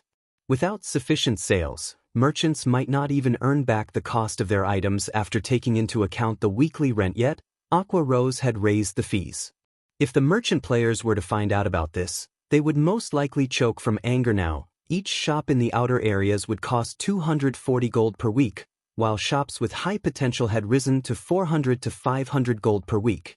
Shops in the city's core would cost 700 to 1,000 gold to rent per week. These prices were insane. They'd be seeking fools to rent Zero Wing City shops, rather than merchant players. With 1,000 gold, one could purchase a relatively valuable shop in another guild's town, yet in Zero Wing City, one could only rent a shop for a week. Only a fool would accept such a deal. Weary sticking with these conditions. Whether they want to rent the shops or not is up to them, Aqua Rose informed the hesitating female summoner. Seriously, understand. The female summoner had no choice but to nod. Aqua Rose was the boss, not her. As news of Zero Wing City's grand opening spread, some curious players made their way towards the city. Once players had reached their levels, the 30 copper entrance fee wouldn't hamper their development too much. At worst, they'd only pay the city one visit. Evernight City, Teleportation Hall. As always, Evernight City's Teleportation Hall was crowded with players. Boss, are we really going to Zero Wing City? A level 42 male assassin asked the mighty-looking swordsman before him. Barely anyone is visiting the city right now. Didn't we come to Starmoon Kingdom to improve our techniques? What's the point of visiting an empty city? Are you dumb? Don't you know how popular Stone Forest Town is right now? If we go to Stone Forest Town, we'll have to wait for a long time before we can rent a combat room. Moreover, our aim is to spar with members of our team, not other experts. Zero Wing City's environment might not be as good as Stone Forest Town's, but no one's there right now. We can rent the combat rooms there for special training. Once we've trained, we can visit Stone Forest Town, the level 44 swordsman said, laughing. Their adventurer team would have no trouble covering the 30 copper entrance fee for each of their members. Time was far more precious than the small expenditure. Hearing the swordsman's reasoning, the other team members agreed with their commander. Right now, their goal was to train in a high-mana environment, following which, the adventurer team's members followed the swordsman as they teleported to Zero Wing City. What a bunch of fools. They're actually going to Zero Wing City to train. Do they not know that Zero Wing City was only recently built? How could the mana density there possibly compare to Stone Forest towns? Even if they have to waste some time while they wait in Stone Forest Town, it's better than going to Zero Wing City. When some of the players in the teleportation hall saw the adventurer team teleport to Zero Wing City, they could not help but laugh. However, in Zero Wing City, even after non-Zero Wing players arrived, the spacious teleportation hall was eerily silent despite the 100+ players within. Only after some time did sound echo throughout the building. What's going on? Why is the mana density so high? It is quite high. I've been to Stone Forest Town before, so I know how the mana density is there, but Zero Wing City's mana density is at least 30% higher. Wait, it isn't just the mana density that's higher. My stamina and concentration recovery rates have increased significantly as well. Guys, look at your experience bars. Mine actually shows the double EXP buff. This is amazing. I had only expected to rest and train here, but I can even accumulate the double EXP buff. The 30 copper coins were definitely well spent. The players that had just arrived in Zero Wing City quickly noticed the city's mana and its benefits, and they were ecstatic. 30 copper coins wasn't even a fraction of the cost of a hotel room in Stone Forest Town, yet after spending the few coins, they could constantly accumulate the double EXP buff regardless of where they were in Zero Wing City. They could also recover their stamina and concentration far faster. And these effects would last throughout their stay. They didn't even have to rent a room in a hotel. Chapter 1564, Popular Zero Wing City. Chapter 1564, Popular Zero Wing City. Following a brief moment of shock, the players visiting Zero Wing City for the first time left the teleportation hall. When these players left the building, they were shocked by what they saw. None of them had expected anything like this. The guild had only recently constructed Zero Wing City. Logically, it should still be relatively empty, but although there weren't many players on the street, there were plenty of NPCs. Several wandering merchant NPCs had already set up their stalls and were busy hawking their wares. As well, these wandering merchants sold a lot more items than those in Stone Forest Town. Normally, wandering merchants had no lack of rare items for sale. Adventurer teams and independent players were often willing to wait an entire day to purchase these rare items. However, these items were usually beyond the reach of ordinary players unless they were incredibly lucky. Yet, not a single player stood before Zero Wing City's wandering merchants. The players, fresh out of the teleportation hall, turned to look at each other and gulped. They then dashed toward the nearest wandering merchant NPC without hesitation, terrified that other players would snatch up the rare items first. Even if they couldn't use these items themselves, they could resell them and make a profit. The 30 copper coins they had spent to teleport to Zero Wing City was worthwhile. By reselling one of the wandering merchants' rare items, they could make far more than 30 copper in profit. The players that had just arrived in Zero Wing City burnt through all of their money. Even so, plenty of wandering merchants still had rare items in stock. Scorpion, notify the commander immediately. Tell him to bring every coin we have. This is our chance to make a fortune. When faced with the large number of rare items before them, everyone forgot their original goal in visiting Zero Wing City. They contacted their friends or adventurer teams to borrow enough money to take advantage of this valuable opportunity. As more players entered Zero Wing City, more people found out about Zero Wing City's benefits. More and more players were also coming to purchase rare items. Although players had tried suppressing the news regarding Zero Wing City's benefits, some players that couldn't afford to purchase any of these items decided to publish information on Star Moon Kingdom's forums out of spite. Large numbers of wandering merchants present in Zero Wing City. Zero Wing City's mana density is even higher. Stone Forest Towns. Players can accumulate the double EXP buff just by staying in the city. Pictures and videos available. There are so many wandering merchants. How is this possible? You can accumulate the double EXP buff just by staying in the city. As players continued to post videos and pictures of Zero Wing City on the forums, many of the players who had been interested in visiting Ancient Rock City shifted their sights to Zero Wing City. Nothing was more important than gaining levels and equipment to current players. This was especially true for independent players, who didn't get to enjoy guild benefits. It was difficult for independent players to achieve a leveling speed similar to guild players because they didn't have opportunities to accumulate the double EXP buff. Independent players could also enjoy a similar benefit just by paying 30 copper. They would get more than their money's worth. There were also plenty of wandering merchants in Zero Wing City. Zero Wing City, which was receiving very little attention from players, became the target location for many independent players and adventurer teams. The players that hadn't had any intentions of traveling to the Orc Empire quickly made their way to Zero Wing City when they heard the news, hoping to get a good look at the city. As a result, Zero Wing City's player population skyrocketed. Many players in Stone Forest Town rushed over to Zero Wing City. They had only remained in Stone Forest Town because they had assumed that the town's mana density was higher. Now that they knew that Zero Wing City was superior to Stone Forest Town in this aspect, they would train in Zero Wing City instead. Shortly after Zero Wing City's grand opening, the player population rose from hundreds to tens of thousands. Moreover, this number continued to increase as time passed. Big Sis Aqua, good news? Based on Zero Wing City's current statistics, there are already over 300,000 players in the city. The female summoner named Yaya said joyfully, "We've already grown past 300,000?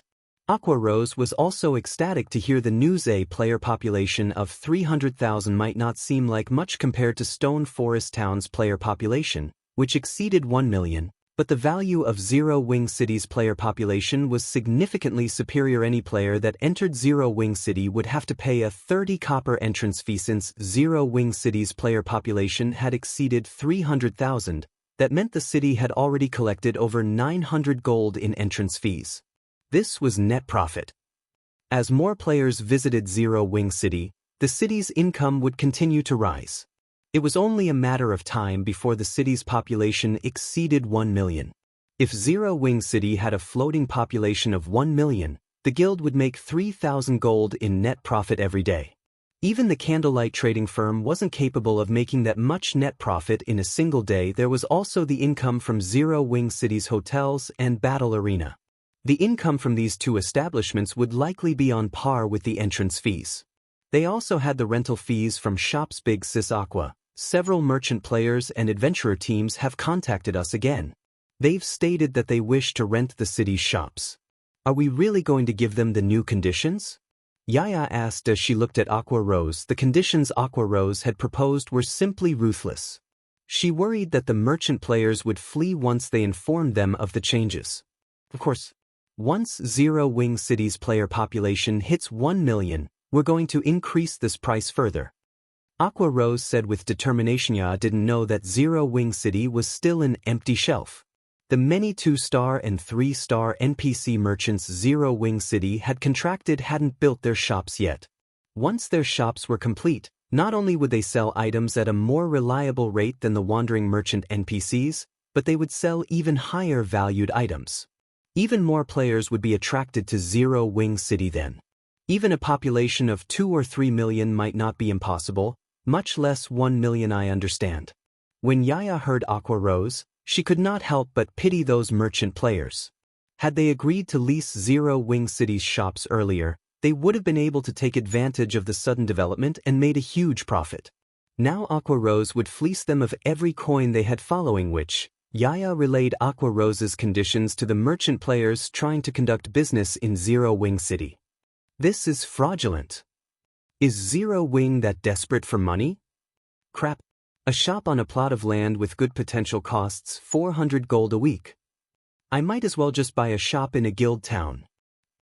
The merchant players that received Yaya's message paled and cursed Zero Wing. If they tried to rent a shop on a plot of land with good potential, they would have to add over 57 gold to their daily expenditures. How many items would they have to sell to earn that back? Only large-scale merchant guilds would possibly dare to rent such an expensive shop. These large-scale merchant guilds were made up of merchant players spread across multiple countries. With their wide range of connections, they would be able to obtain many items that would be of great interest to players. 400 gold for a plot of land with good potential? It seems Zero Wing is confident in its city's development. Susie, whom Feng had met in Stone Forest Town's advanced auction house, smiled when she received Yaya's reply.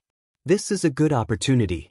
I might not be able to rent a shop on a plot of land with good potential, but I should be able to rent a shop in the city's outer area. Although a large number of merchant players chose to give up on doing business in Zero Wing City, there were still a few of them that decided to bite the bullet and rent a shop in the city's outer area. Although the rental fee of 240 gold per week was still expensive, at least they could save on some of their cost. As Zero Wing City became increasingly popular, Feng had arrived at the Dark Den's central area using Moloch's Ring the World Summit. This was a place created by numerous gods. Chapter 1565, Land of Gods. Chapter 1565, Land of Gods. When Feng returned to the World Summit's outer area once again, he felt that the place had changed since his last visit. More precisely, it wasn't the World Summit that had changed, but himself. When he visited the World Summit previously, he had merely been a Tier 1 player. He had been weaker in both perception and physique. He also hadn't had a clear understanding of what kind of place the World Summit was. This time, however, he noticed far more details. He could feel a strange power filling the area. This power gave off a cloud-like feeling. Although it felt vague, it had even suppressed the disintegration power's effects in his body. The disintegrated debuff had weakened his basic attributes by 50%. Now, his basic attributes were only 30% less than normal. This strange power's effect was striking. Moreover, the closer he got to the World Summit, the stronger the strange power became. Sure enough, the World Summit is extraordinary. It should be quite possible to obtain God crystals here. Feng took a look at the distant mountain that pierced the clouds. He had been in a rush during his first visit. He had wanted to secure the Bible of Darkness and leave as quickly as possible. He hadn't bothered to explore the World Summit and the surrounding areas properly. Now that he had returned, he had to research the area. After all, gods had created this place. If he had obtained so much from the moon god's old residence, the harvest he could obtain from a gathering place for many gods would be extraordinary. His goal was to obtain God crystals. The more God crystals he obtained, the better, since he had so many uses for them. Aside from the disintegration armor, he needed God crystals to repair his equipment, such as the Nightwalker's cape and soul orb. He had to search for any possible locations to obtain God crystals, following which, Feng began to explore the World Summit. Time passed quickly. Before he realized it, he had already spent over 10 hours exploring the World Summit's map. Was very large. It was like a large-scale leveling map. There were deserts, forests, and canyons around the World Summit. The map itself was like a miniature world. However, aside from the Golden Avenue, the other locations didn't house a single living creature. Don't tell me that I can only obtain treasures by entering the World Summit itself?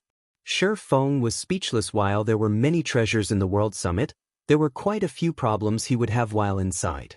The amount of time a player could remain in the World Summit was based on the strength they displayed previously. He had fought desperately to gain barely enough time to secure the Bible of Darkness. Although he had grown a lot stronger since his previous visit, and he should be able to secure more time, he didn't think that he could gather enough God crystals to repair the disintegration armor after entering the World Summit. Although countless shrines dotted the mountain, activating each shrine would cost a corresponding amount of time. It was obvious that obtaining 1 or 2 God crystals wouldn't be sufficient to remove the mysterious power suppressing the disintegration armor, and no matter how he looked at it, he should only be able to find God crystals in the epic ranked and above shrines. In that case, according to his estimates, he'd be quite fortunate if he could activate 2 or 3 epic shrines. Just as Feng was about to give up on exploring the area and reach the Golden Avenue, he discovered something unbelievable. What's going on? Feng was dumbfounded as he looked at the Golden Avenue players.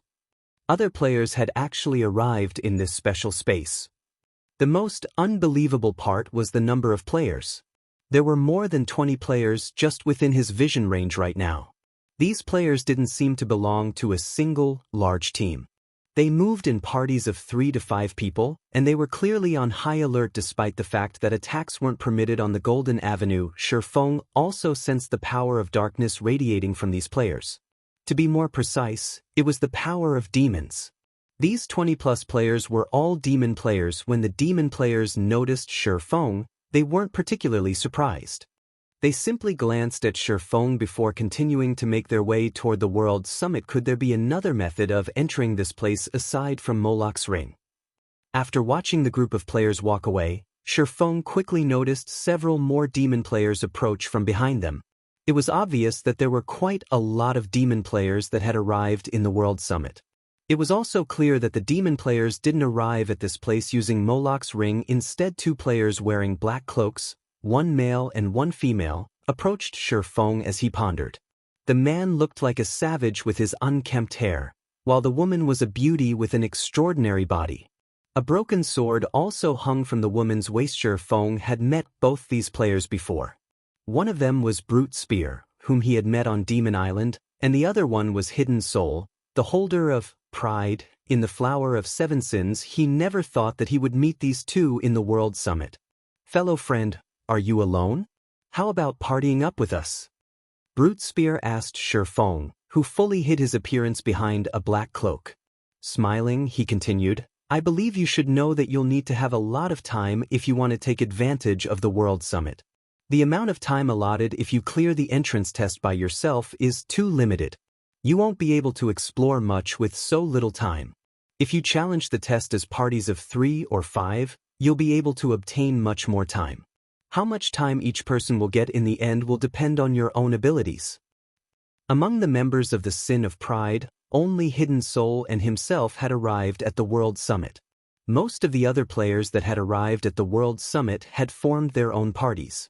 Even players that had arrived alone would opt to join 5-man parties rather than a 3-man party. There's the difficulty of the entrance test at the World Summit greatly differed depending on if you were challenging the test as an individual or as a party.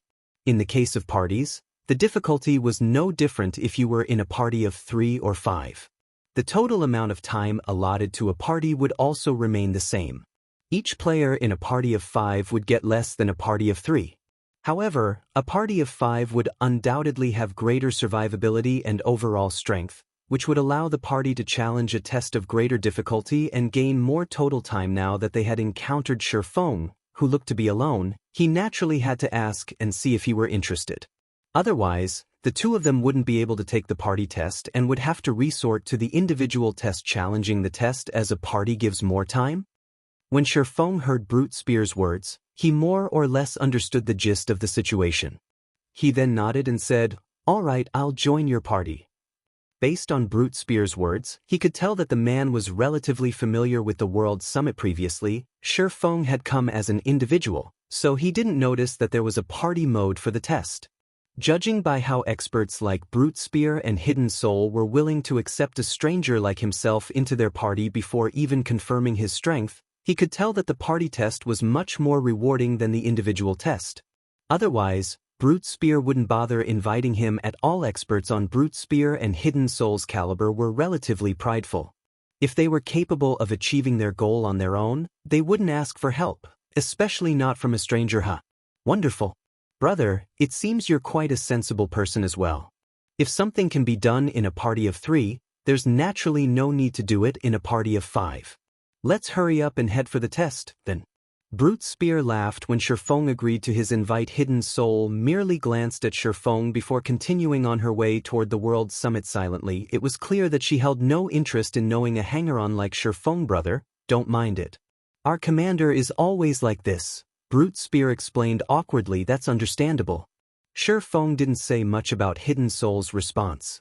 After all, his thoughts were exactly the same as Hidden Soul's. They were merely using each other for their own benefits and were far from being friends. There was naturally no need to act chummy with each other. Feng, Hidden Soul, and Brute Spear walked along the Golden Avenue and made their way towards the World Summit. Chapter 1566, Epic Party Test.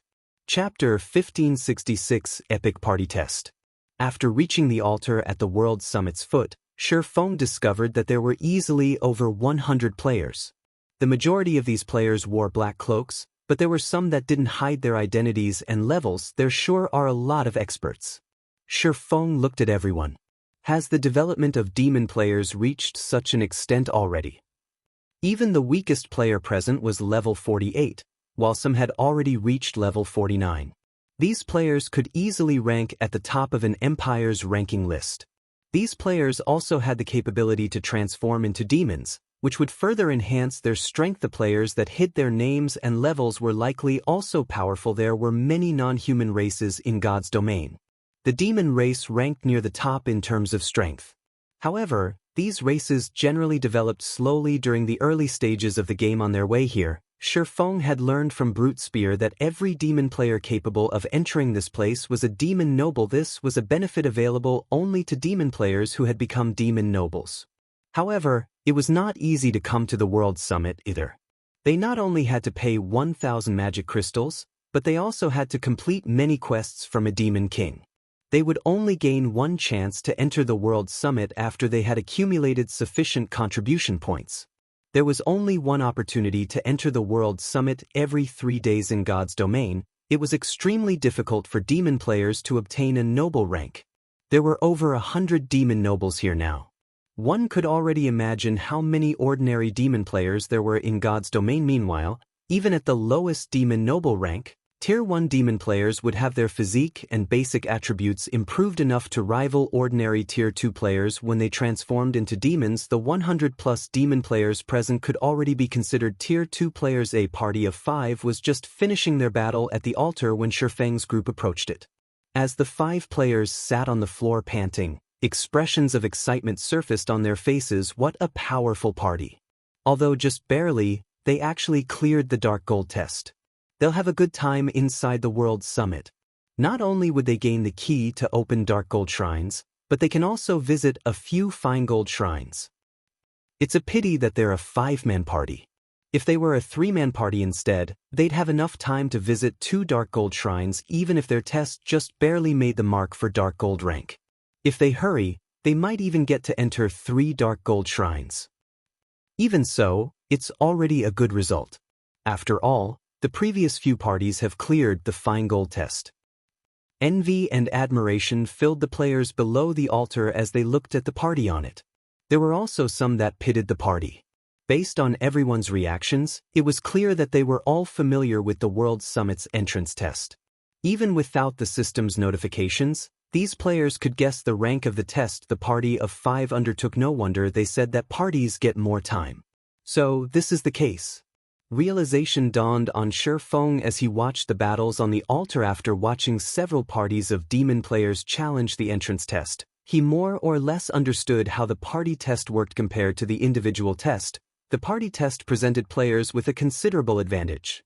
For the individual test, players were required to go up against 10 monsters simultaneously. For the party test, regardless of its size, players would have to go up against only 20 monsters simultaneously. Of course, there were also downsides for challenging the party test. First, the monster's minimum standard one could challenge in the party test was different. For the individual test, the weakest monster available for players to choose from was a common monster, whereas the weakest monster available for the party test was a special elite. Second, it was far more difficult for parties to achieve the Dark Gold rank in their tests. For example, when Feng challenged the test, he was able to achieve the Dark Gold rank just by challenging 1 Lord and 9 chieftains. Parties needed to challenge a minimum of 1 Great Lord, 5 High Lords, and 14 chieftains. The difficulty for parties was considerably higher. Players were able to exhibit greater strength in a group than monsters though. If a party of 5 had a good class configuration, such as having 1 MT, 1 healer, and 3 DPS, the party would have a good chance at clearing the Dark Gold party test. Moreover, the entrance test allowed external items. Only summoning scrolls and personal guards were barred. Hence, it wasn't impossible to clear a Dark Gold party test. Among the several parties Feng had watched clear the Dark Gold party test thus far, most of them had relied on magic scrolls and special tools. A party of 3 approached Feng's group while they were waiting for their turn. However, these 3 players didn't pay any attention whatsoever to Feng. Instead, their gazes focused on Hidden Soul. I didn't expect you to come here. I suggest that you give up on the quest this time. The Sin of Wrath will obtain that item. Or do you really think that you can clear the epic test even with a hanger-on in your party? A 2-meter-tall, cloaked man carrying a massive, pitch-black broken blade said, laughing as he looked at Hidden Soul. You are courageous to waste 2 slots by coming here. If not for your elder brother strongly recommending you, you'd never have obtained the position you have today. I believe that things would get interesting if your brother found out about this." Upon hearing the robust man's words, Hidden Soul's complexion darkened. Entering the World Summit wasn't an easy task. There were only a limited number of quests assigned by Demon Kings. As a result, it would be very difficult for players to enter the World Summit. Demon players would normally only use up their chance to enter the World Summit after gathering a party of 3 or 5. The matter this time was relatively urgent. If she didn't obtain that item, she wouldn't be able to achieve her following goals. Hence, she had no choice but to enter the World Summit with only one of her subordinates. Skyhawk, don't go thinking that you Wraths are amazing. We'll show you who's the truly strong one later on. Brute Spear said as he stood forward and looked at the man carrying the broken blade. Isn't it obvious who's the stronger party here? Brute Spear, I advise you to join the Sin of Wrath. You'll have a much better future here. Do you think you can achieve anything by following a new commander? The man named Skyhawk said, glancing at Brute Spear. It just so happens that it's our turn to take the test now. We'll let you take a close look at the difference in strength between us. Skyhawk and his 2 companions walked up to the altar and began their test. As a 3-man party, it would be difficult for them to clear the Dark Gold test. The trio had chosen to challenge the Epic test instead anyway. 1 Grand Lord, 4 Great Lords, and 15 chieftains appeared above the altar. The instant these monsters appeared, a commotion erupted below the altar. Who are these 3? Crap, that's a Grand Lord. Could those 3 be challenging the Epic test? Everyone was dumbfounded by the difficulty of the test Skyhawk's party had challenged. Only a few of the parties that challenged the entrance test managed to clear the Dark Gold test. Most of these parties had only just barely managed to clear the test after using all sorts of tools. This was the first time they were seeing anyone challenging the Epic test. The moment the battle began, the trio took a Tier 3 magic scrolls from each of their bags, a defensive scroll, a large-scale destruction magic scroll, and a domain scroll. The monsters that appeared above the altar had much lower HP than ordinary monsters. They also possessed monotonous skills, making them relatively easy to kill. Before using the 3 magic scrolls, the trio simultaneously used their berserk skills. Then, they each took out and drank a potion.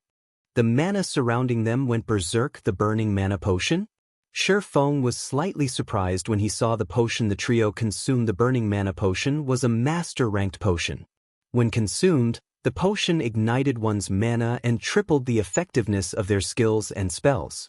The potion only had a short duration of 6 seconds. It was a very rare and powerful berserk potion. While Skyhawk's group prepared, the 20 combat puppets didn't idle around either. However, before the combat puppets could even get close to the 3, they were stopped by a magic barrier. Not even the Grand Lord combat puppet could shake the magic barrier. A domain skill descended on the combat puppets, reducing the monster's basic attributes by 40%. Immediately after, an arc of golden lightning descended from the sky and bombarded the combat puppets, instantly killing all 15 chieftains. In the blink of an eye, only 1 Grand Lord and 4 Great Lords remained on the altar.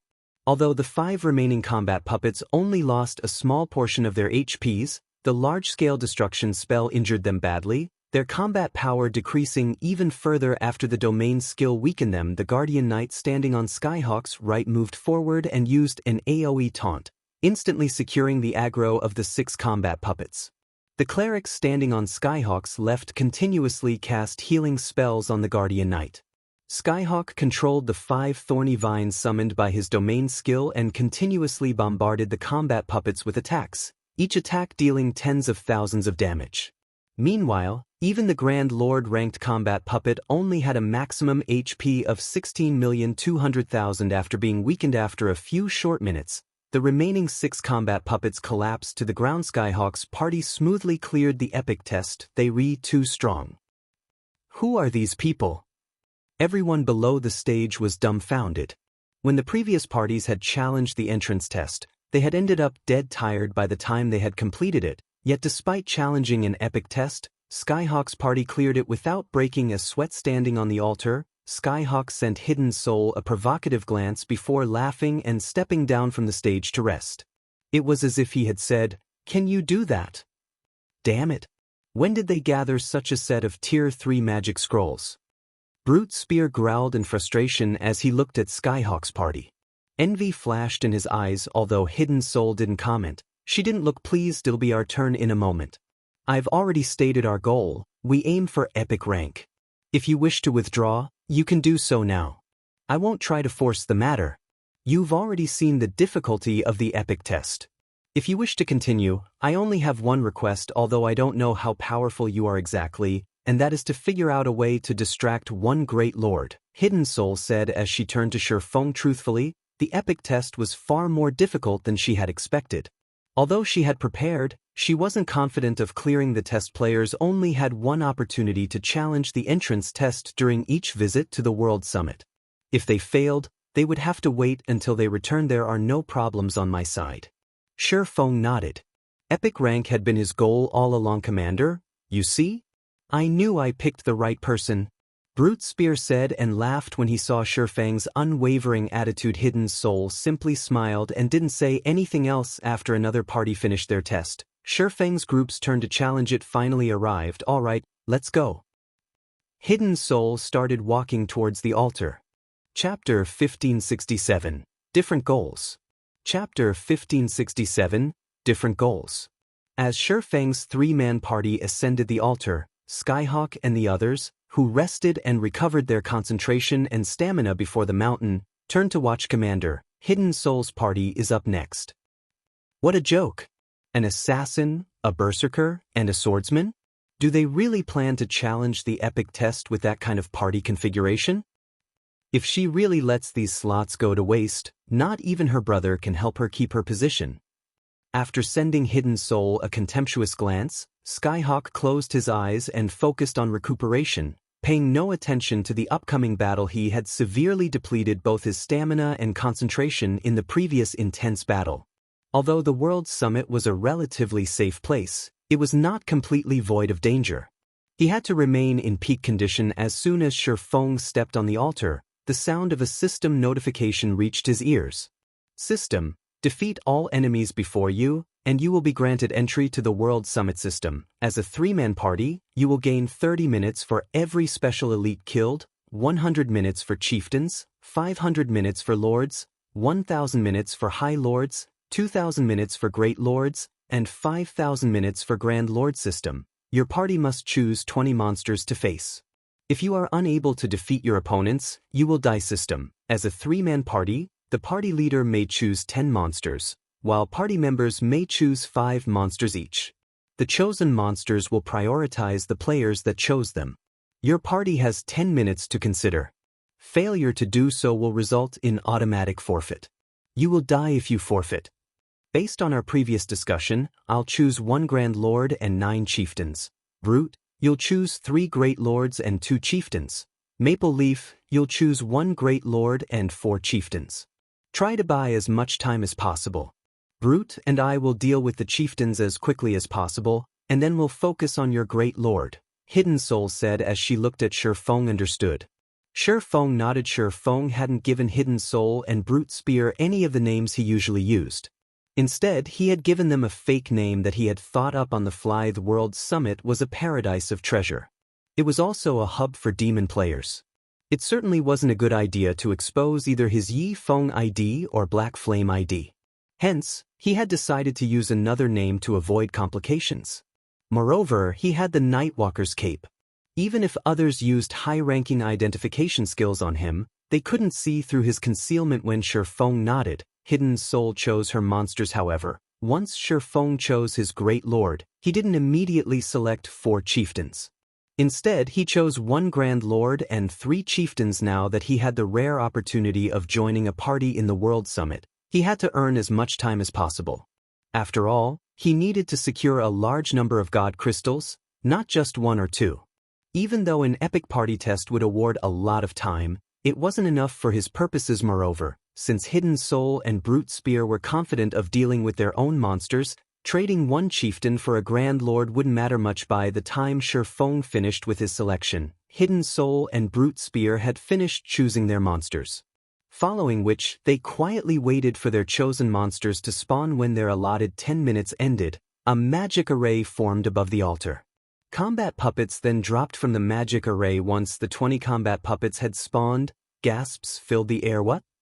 More players are challenging the epic difficulty. Wait, why are there 2 Grand Lords? Did they select one by accident? That shouldn't be the case. How could they possibly mess up such an important decision? If they really made a mistake, they'll lose their lives. Everyone below the altar was dumbfounded when they saw the combat puppets. In their opinion, the epic party test was already difficult enough. Adding a single Great Lord would amplify the test's difficulty, not to mention adding an extra Grand Lord. Although Skyhawk's party seemed to have cleared the epic test relatively easily, it had been the result of precise calculation.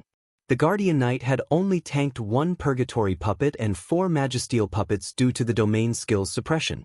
However, had there been 1 more Magisteel puppet, the Guardian Knight would not have been able to maintain his HP above a safe margin. In that case, Skyhawk's party would have likely died before the combat puppets. The players weren't the only ones who were stupefied. The sudden arrival of 2 Grand Lords on the altar stunned Hidden Soul and Brute Spear.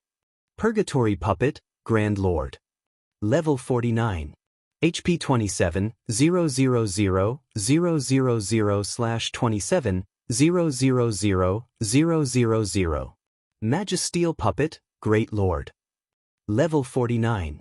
HP 16, 000/000/16, 000/000. Silver puppet, Chieftain. Level 49. HP 1, 400, 000/1, 400, 000. It seems that I guessed correctly. Feng could not help but breathe a sigh of relief when he saw the combat puppet's levels. He was currently level 60. To current players, this was an absurdly high level, and he wanted to keep this from others. However, the World Summit's entrance test decided the trial monster's levels based on the highest leveled player in the party.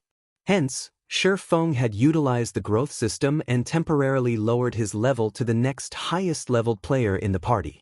Although doing so would reduce his basic attributes, it would not affect the quality of his equipment. This mechanic had been created to allow high-level players to help their lower-leveled companions grind and level quickly, as players of significantly higher levels would take the majority of a monster's EXP.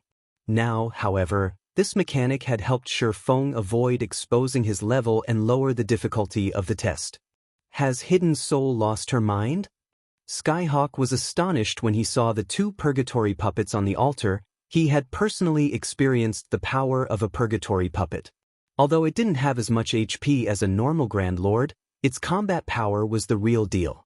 If not for the Tier 3 domain skill suppressing and attacking the Purgatory puppet, his party wouldn't have defeated the Grand Lord. Based on his information, the Sin of Pride shouldn't have any Tier 3 domain scrolls. Even if Hidden Soul had one, how could a berserker like Brute Spear possibly hold 2 Grand Lords on his own? Hidden Soul's party didn't even have a healer. Everyone was flabbergasted.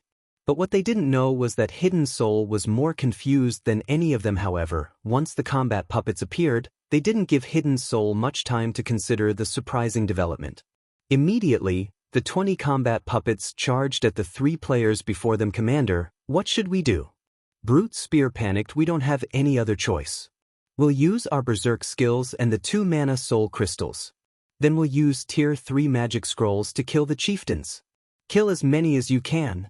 Hidden Soul gritted her teeth as she took a crystal shard from her bag that radiated a dark purple glow and threw it on the ground reluctantly. Brute Spear retrieved a similar crystal shard and did the same. When the 2 mana soul crystals shattered, the space around the party grew stagnant.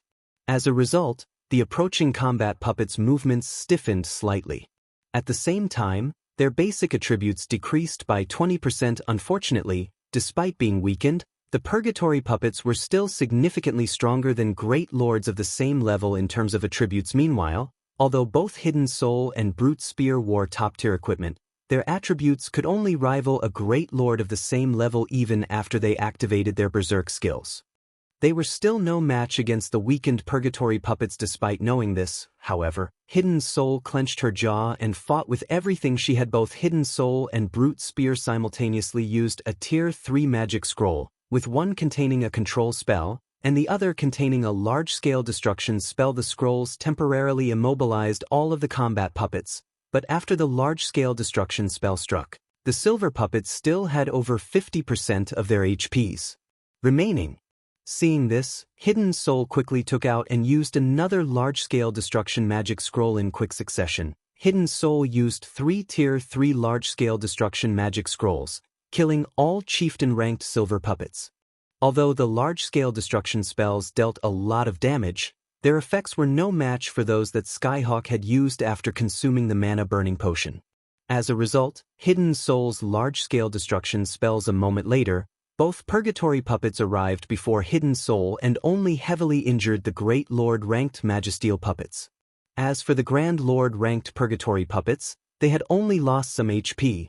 Their bodies were still intact, brandishing their one-handed sabers against the female assassin. Each of the Purgatory puppets had 2 pairs of arms, so Hidden Soul had to face 8 sabers simultaneously.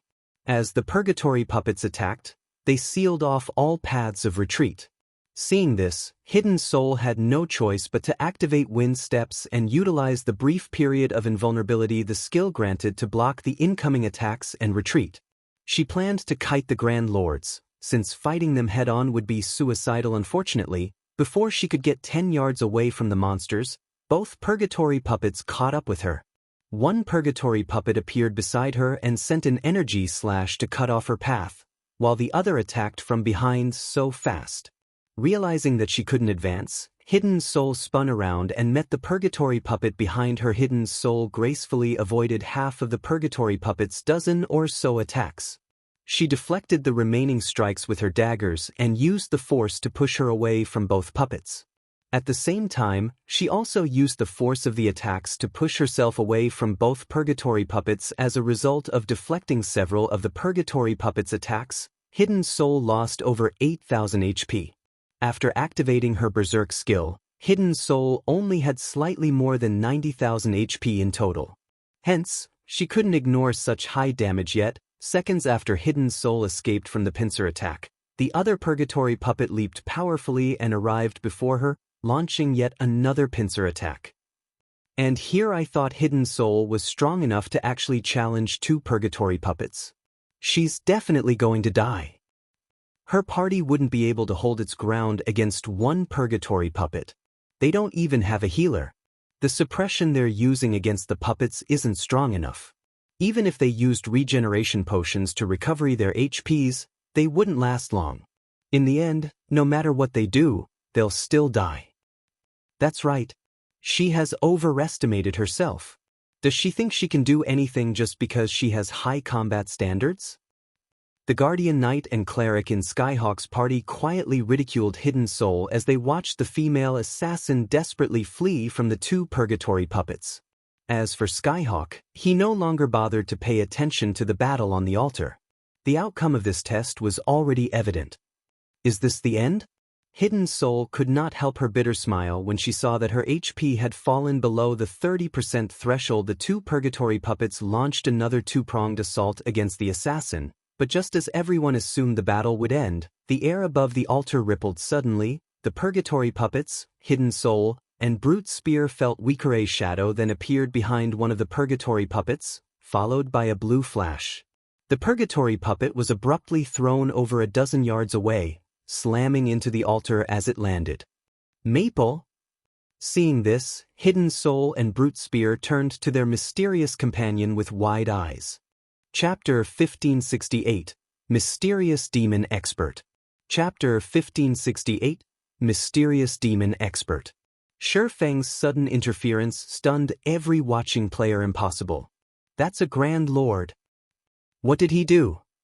Grand Lords had an overwhelming strength advantage against Tier 1 players of the same level. At this stage of the game, aside from peak MTs, players could barely block a Grand Lord's attack after activating a Berserk skill. Yet, not only had Feng blocked the Purgatory puppet's attack, but he had also sent it flying. Before anyone could react, Feng moved again and appeared before the other Purgatory puppet.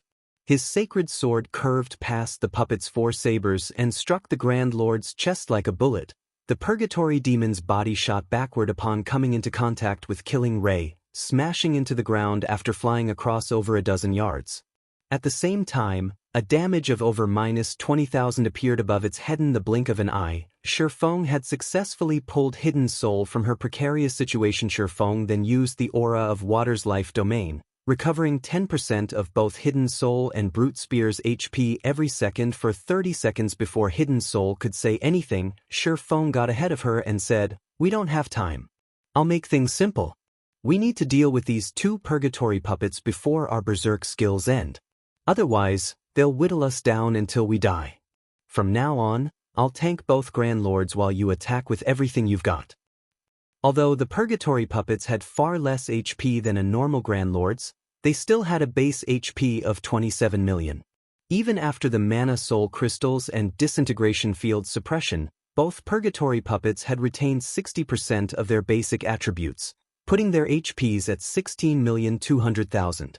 This meant that they would recover 162,000 HP every 5 seconds. Even if all 3 players attacked the 2 Grand Lords with everything they had, it would take a considerable amount of time to defeat them. Furthermore, only 2 of them would be free to fight the purgatory puppets, as Brute Spear was busy with the Great Lord ranked Magisteel puppets. They had to make good use of every second they had. Fortunately, after stepping up to the altar, the disintegrated debuff suppressing Feng's basic attributes had disappeared, which allowed him to fight at his peak. Even so, he needed to activate a berserk skill to suppress a Grand Lord of the same level. Once his berserk skill's duration ended, fighting the purgatory puppets would become far more troublesome. Hearing this, Hidden Soul realized the severity of the situation.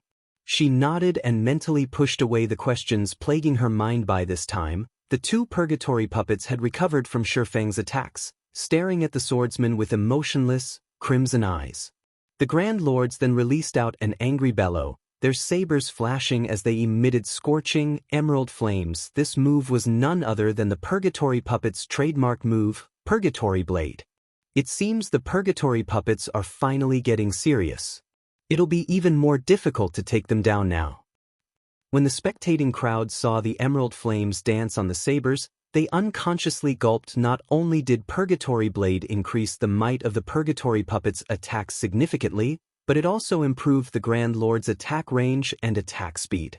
Skyhawk's party had relied on their Guardian Knight's life-saving skill to stand against the purgatory puppet's Purgatory Blade, and Skyhawk had used a portion of the thorny vines he had summoned with his Tier 3 domain skill to help block the attacks. Only after doing so had Skyhawk's party managed to survive through the Purgatory Blade's 20-second duration. However, Feng's party did not include an MT. It didn't have any healers, either. Defending against the Purgatory Puppet skill would be far more difficult for their party. The Grand Lord's attack range bonus from the skill was also terrifyingly vast, making their attacks impossible to dodge. "I'll aggro one," Hidden Soul hurriedly declared after seeing the Grand Lords activate Purgatory Blade. It is impossible for non-MT classes to tank both at the same time. Their party's situation wasn't like Skyhawk's. Skyhawk's party had only faced 1 purgatory puppet, whereas their party had to deal with 2. When Skyhawk's purgatory puppet had used Purgatory Blade, even the Guardian Knight nearly died after activating a life-saving skill. Needless to say, the Grand Lord's attacks would annihilate any other class. "No. I can hold both of them by myself. You just need to focus on dealing damage," Feng said, grinning as he dashed at the 2 approaching purgatory puppets. At the same time, he activated the Abyssal Blade's Phantom Kill. Suddenly, Feng split into 2 copies of himself. Each copy then moved to take on a purgatory puppet. A doppelganger?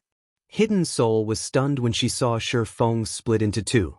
She had never considered that he would have such a skill. Although a doppelganger's basic attributes were than the main bodies, a doppelganger's death wouldn't affect the player. Hence, using the doppelganger to waste a purgatory puppet skill was definitely a wise decision.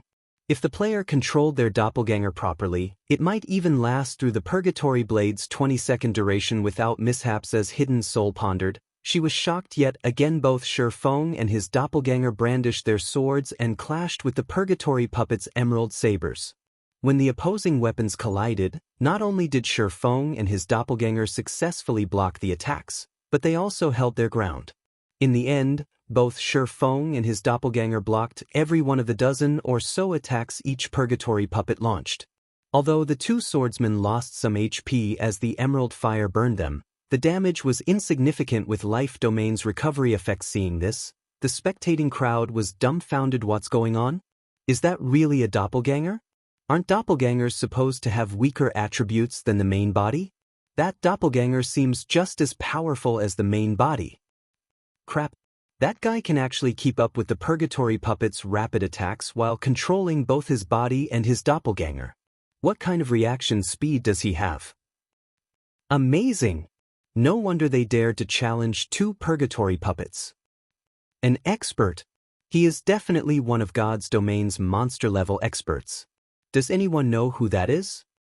I know quite a few expert demon players, but I've never seen such a powerful swordsman. As the battle on the altar progressed, the crowd's interest in Feng grew exponentially. This was the first time they had ever seen a swordsman block two grand lords of the same level by himself. Many of the demon players present even considered trying to befriend Feng. The competition was far more intense between demon players than it was between ordinary players. They placed far more value on strength. This was due to the extreme difficulty of the quests demon players had to complete. If they could befriend a demon expert like Feng, the man might even help them with their quests. With his help, they could rise through the demonic noble ranks. Isn't he the player that Hidden Soul randomly invited into her party? How is he so strong? Skyhawk was astounded as he watched Feng hold his ground against two purgatory puppets. The strength Feng displayed was simply terrifying. Is he some trump card Hidden Soul deliberately hid? Experts of Feng's caliber were incredibly rare, not to mention a demon player of such caliber. In Skyhawk's opinion, Hidden Soul must know Feng personally. While the spectating crowd voiced their opinions of Feng, the two purgatory puppets steadily lost HP. Once Purgatory Blade ended, Feng could occasionally launch counterattacks while blocking the Grand Lord strikes. Every one of his ordinary attacks easily dealt over -20,000 damage, while his skills dealt over -60,000. When he used skills such as Shadow Blade and Flame Burst, his damage soared past -100,000 per hit. Meanwhile, Hidden Soul attacked one of the two purgatory puppets in a frenzy. From time to time, when most of her powerful skills were on cooldown, she attacked with Tier 2 or 3 magic scrolls. As a result, the purgatory puppet she targeted lost HP rapidly midway through the battle, though the duration of Feng's doppelganger ran out. As a result, Feng was forced to deal with two purgatory puppets personally. Fortunately, he had an advantage over his enemies with his attributes, so he could still tank the two combat puppets without much issue. Only, his DPS suffered as a result. Fortunately, under Hidden Soul's full-powered assault, the duo defeated one of the purgatory puppets after 5 minutes of continuous fighting. Defeating one also alleviated the pressure on Feng. Since he used the power of darkness, the attribute enhancement remained intact even after fighting for so long.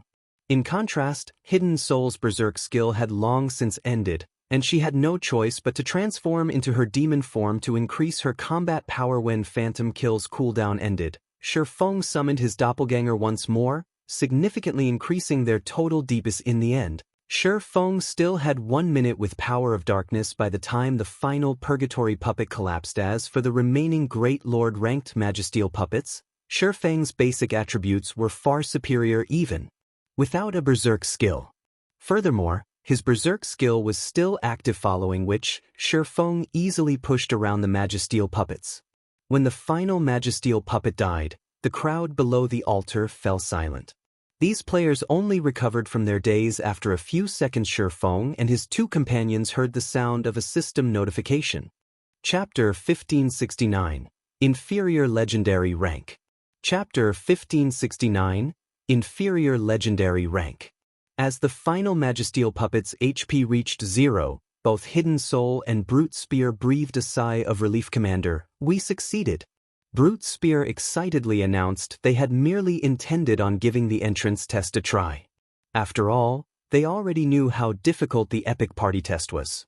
Moreover, Their party's configuration wasn't particularly favorable, which only lowered their success rate. They never thought that they would actually defeat the 2 purgatory puppets and pass the entrance test. That's right. We succeeded. Even Hidden Soul, who had maintained a solemn expression, could not help but reveal a joyful smile.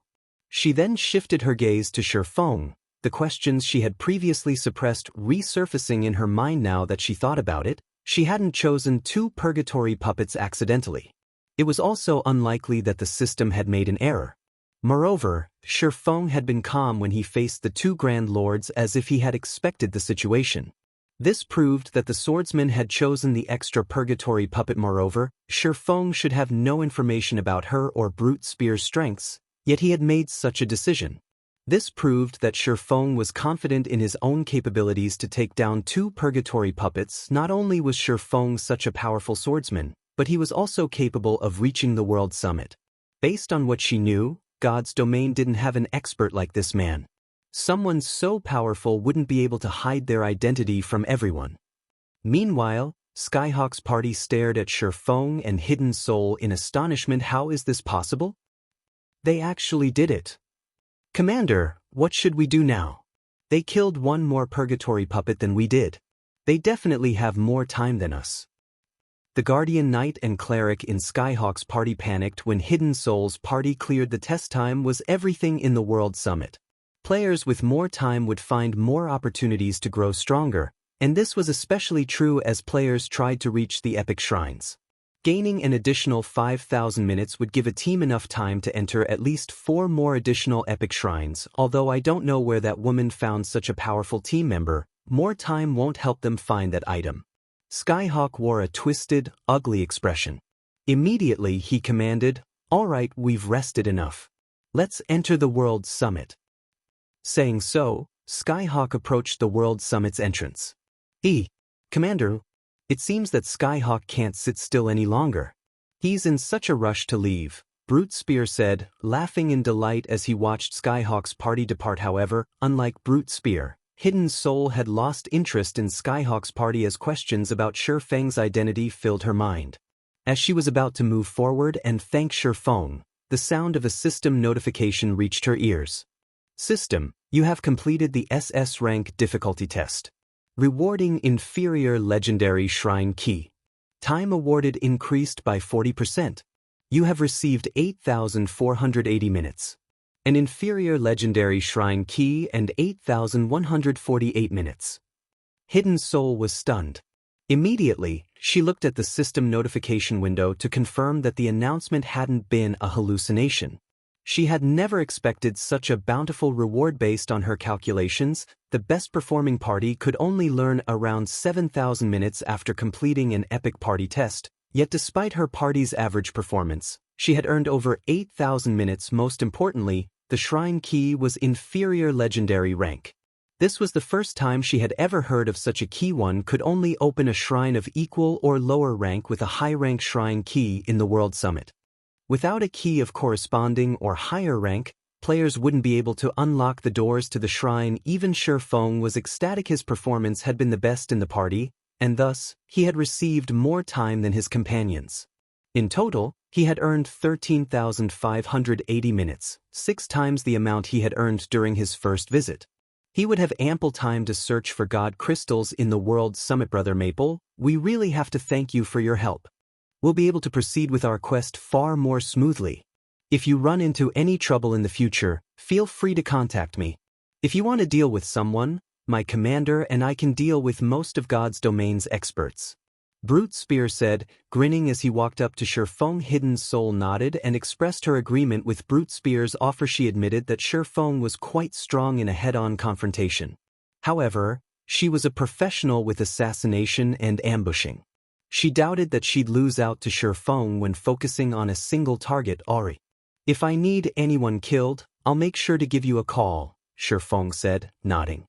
He did not try to reject Brute Spear's goodwill. Although the Flower of Seven Sins wasn't yet fully developed in God's domain, it wasn't an organization that ordinary superpowers had any hope against.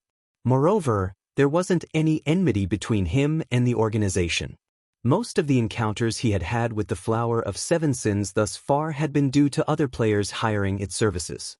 Such dealings were very normal for an assassin organization. It was unlikely that the Flower of Seven Sins had a grudge against him. Feng added both Hidden Soul and Brute Spear as friends, but due to his demon mask, his name registered as Maple Leaf in their friends list now. If he really had to deal with someone in the future, he could ask Hidden Soul for help once the entrance test was over. Hidden Soul and Brute Spear decided to rest before entering the World Summit.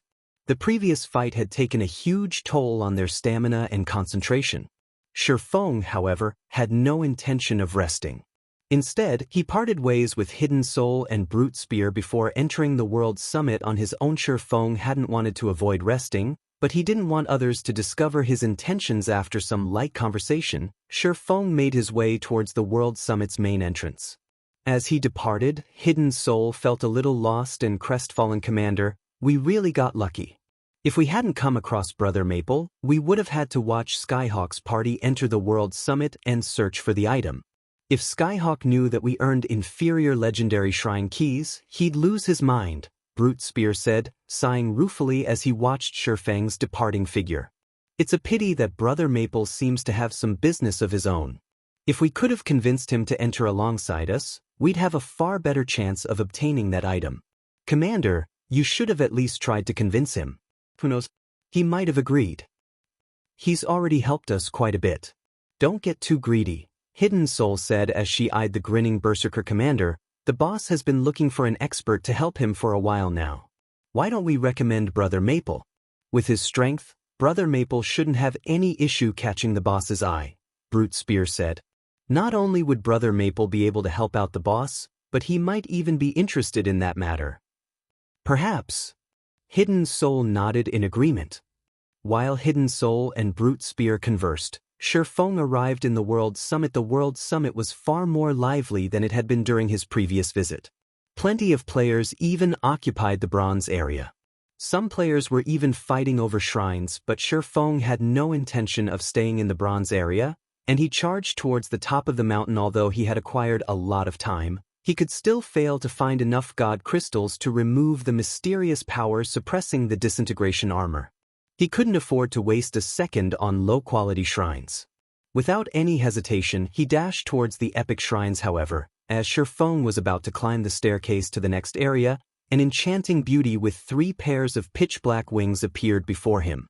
As the woman hovered in the air, she radiated an aura that suggested that she could triumph over all beings. This woman was none other than the fallen angel Serena.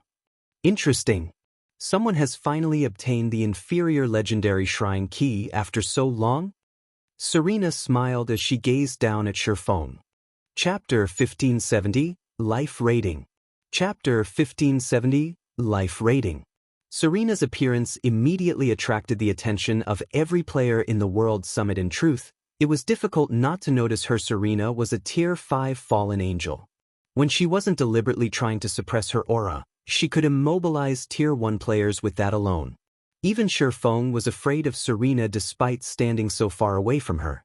The fallen angel's presence dominated the area as if she owned it. Since someone has obtained the inferior legendary shrine key, activate the divine staircase.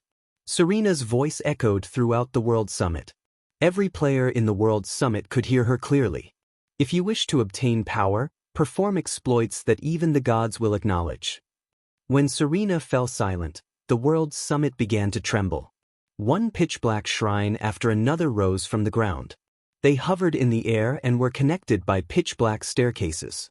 This spiral chain of shrines extended to the World Summit's peak. The formation of these spiraling shrines had lasted several minutes, and throughout the process, not a single player had moved from where they stood as they watched these shrines form in all. Why did an NPC suddenly show up? What is this NPC trying to do? Could this be an event? What's the divine staircase? When the spiraling shrines were complete, a grounded, pitch-black shrine manifested among the many bronze shrines. The various players launched into a heated discussion about what this could be. Everyone was curious about the divine staircase Serena had mentioned. Shortly after, quite a few players approached the first black shrine. An inferior legendary shrine key? Is Hidden Soul's party responsible for triggering this divine staircase? Skyhawk, who was already relatively high up the mountain, looked at the new pitch-black shrines with shock and envy. Not only had Hidden Soul earned a large amount of time, but she had also obtained an inferior legendary shrine key. Thinking up to this point, he immediately commanded his companions, "Let's go. We have to take a look at the new shrine." At this point, he could do nothing about the inferior legendary shrine key. After all, it was a bound item. But he could get a clear idea of the divine staircase's function when players reached the grounded shrine. They examined the rules on the stone monument beside it. These players instantly revealed excited expressions. "God, this divine staircase is amazing. Damn it. If I knew something like this would happen, I would have waited to come to the World Summit." These players gazed at the stone monument as if they were looking at a peerless treasure. How generous. Feng was just as surprised when he read the Divine Staircase's rules. Unlike the shrines around the World Summit, the Divine Staircase's shrines didn't require corresponding keys or time to unlock. Rather, players had to rely on their own power to ascend to the next shrine. Since it didn't cost time to climb the Divine Staircase, players could explore its shrines as long as they had time remaining. However, the number of times they could climb the Divine Staircase depended on the type of shrine key the players carried. Players could only climb the Divine Staircase once if they had a bronze shrine key, while mysterious iron keys would allow players to climb the staircase twice. Secret silver keys granted players 3 entries, fine gold keys granted 4, dark gold keys granted 5 entries, epic keys would allow players to climb 7 times, and inferior legendary keys allowed players access to the Divine Staircase 10 times. However, once players exhausted their entries, they'd be forced out of the World Summit regardless of how much time they had remaining. Meanwhile, each time players cleared a pitch-black shrine, they would earn a corresponding number of shrine points. They could then use these shrine points to purchase various items available in the World Summit. Players didn't need any specific qualifications to purchase these items. As long as they had the required number of points, they could buy any item they wanted. Feng wouldn't have been overly surprised if the items available were merely top-tier weapons and equipment, even epic weapons and equipment. The World Summit had plenty of epic shrines, and as long as players cleared the epic ranked entrance test, they could easily obtain epic items from the appropriately ranked shrines. What surprised Feng was the fact that players could use these SPs to improve their life rating. It was common knowledge in God's domain that improving one's life rating was extremely difficult.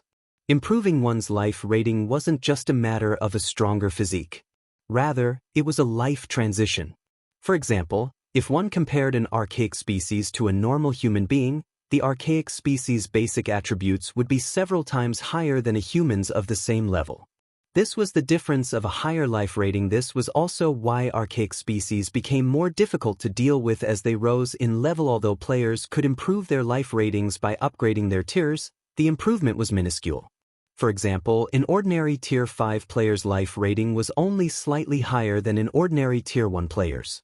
This was also the reason that Tier 5 players were significantly weaker than Tier 5 monsters. The attribute difference wasn't much during the early levels, and players could easily close the gap with top-tier weapons and equipment. However, as players rose in levels, particularly after passing level 100, the advantage of a higher life rating would become apparent and would only become more evident as players progressed in the game, at which point, players might be able to kill other players of higher tiers, but they'd be dreaming if they thought they could take out monsters of higher tiers. Only after reaching Tier 6 would players truly transition. Tier 6 players' life rating was worlds apart from ordinary Tier 5 players. At Tier 6, players would also qualify to challenge Tier 6 gods. Meanwhile, players could actually improve their life ratings with the shrine points from the Divine Staircase. Why wouldn't Feng be shocked? Based on his knowledge, the players that had managed to improve their life ratings by other means than upgrading tiers had been exceedingly rare even after 10 years in God's domain. Even if players found some way to do so, it would be incredibly difficult, and they'd have to rely on luck and strength. In the past, God's domain's various superpowers had fought frequently over such opportunities. By securing such an opportunity, they could give their players a better chance of reaching Tier 6. In fact, the benefits of improving one's life rating were even more valuable than ordinary legendary items. Feng had never thought that the Divine Staircase before him would be such an opportunity. However, When he saw the price of improving one's life rating, he was speechless. Even the cheapest bloodline required 100,000 shrine points, and one exploit passing the first pitch black shrine only awarded 10 SPs. Although the others would award more, one still had to pass a considerable number of shrines to accumulate enough SPs to purchase the bloodline. Furthermore, Feng had no idea of how to perform an exploit, and the rules didn't mention anything about it. Even if he collected 100,000 SPs. Without an exploit, he wouldn't be able to purchase a bloodline to improve his life rating. Meanwhile, players could purchase various other items, such as potions, designs, recipes, mounts, siege weapons, god crystals, and other precious items. There were even fragmented legendary items up for trade. Naturally, the fragmented legendary items were extremely expensive. Even the cheapest cost 70,000 SPs, while the more expensive items could cost up to 240,000 SPs and 3 exploits. Moreover, players had to spend the SPs they earned with each visit, as their counter would reset to 0 when they returned. Fortunately, exploits were permanent and would only disappear when players spent them or deliberately deleted them. In other words, if players had a certain item in mind, they had to earn enough SPs in one visit to purchase it. Even so, the crowd before the first black shrine drooled over the prospects of treasure. After all, fragmented legendary items were practically illusory to current players. In fact, there hadn't been any news of a super guild obtaining one thus far. Suddenly, many players dashed into the first shrine and began their ascension. Feng didn't dawdle either, entering the shrine before him. This was a rare opportunity to secure a bloodline for himself, and he had plenty of time. It'd be a huge waste if he didn't attempt it. Chapter 1571, Realm Lord. Chapter 1571, Realm Lord. As soon as Feng set foot in the pitch-black shrine, his environment transformed. It felt as if he had just stepped through a teleportation gate and arrived in an entirely different space. A dark forest loomed before him, and the howling of wolves occasionally echoed in his ears. In the darkness of night, he faintly saw pairs of crimson eyes flicker in the treetops. A survival battle? Feng wondered as he observed his surroundings. Although it was night here, his vision was unaffected. He could see around him as clearly as if the sun hung above him. Feng spotted over a dozen werewolves armed with crossbows and in excellent equipment standing in the trees around him. In addition, he spotted another dozen or so werewolves with spears and greatswords beneath the tree's cover, radiating an intense killing intent. All of these werewolves were level 55 or above, with the highest at level 58. They ranged between elites and special elites. If an ordinary player attempted to take all of these monsters on by themselves, they'd definitely be torn apart. As Feng observed these werewolves, the sound of a system notification reached his ears. System: clear this divine shrine to obtain a reward. When the system notification ended, a system map appeared in the corner of Feng's vision. A teleportation point had been marked on the map in the heart of the forest. It was obvious that he had to reach said teleportation point to leave the divine shrine. However, before Feng could examine the map closely, the werewolves in the treetops began to attack, the triple-loaded crossbows releasing their bolts at him simultaneously. At the same time, the werewolves on the ground began to close in, forming a tight encirclement around him. How troublesome.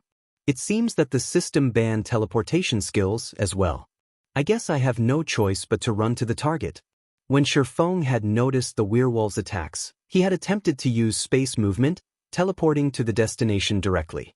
Unfortunately, teleportation skills were prohibited in the divine shrine. He had no choice but to unsheath Killing Ray and retaliate. A rain of bolts from above might be troublesome to ordinary players, but to Feng, the bolts were practically negligible. He easily dodged the bolts and appeared before a level 56 elite werewolf in the blink of an eye. He lightly swung Killing Ray at the melee-focused werewolf shadow blade. Numerous streaks of shadows cut past the elite werewolf, each hit dealing several tens of thousands of damage. Like a cannonball, the 2-meter-tall werewolf's body shot backward and slammed into the werewolves behind it. The monster only returned to the ground after flying over 20 yards. By the time it landed, however, its HP had reached 0.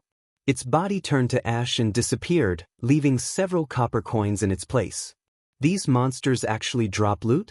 Feng was slightly confused to see the copper coins on the ground. He had assumed that he'd be striving for nothing here. This was a kind of test, and tests normally didn't provide loot. However, Feng did not bother to kill the other werewolves. Instead, he swiftly maneuvered out of the circle of werewolves, heading straight for the teleportation array in the forest's heart. Combat players like Feng were no stranger to survival battles in God's domain. These situations were common in dungeons. If players focused on defeating the monsters in survival battles, they'd only get caught up in an endless cycle of combat, wasting their time. Feng, of course, didn't have a lot of time to waste, and even if he could kill these monsters easily, he'd still consume stamina. If he ran out of stamina midway through a battle, he'd become a sheep for the slaughter. No matter how powerful he was. As he headed deeper into the forest, the werewolves went into a frenzy, chasing after him. However, Feng was simply too fast, and even the special elite-ranked werewolves could only watch as the distance between them and their target grew until the swordsman eventually left their sight.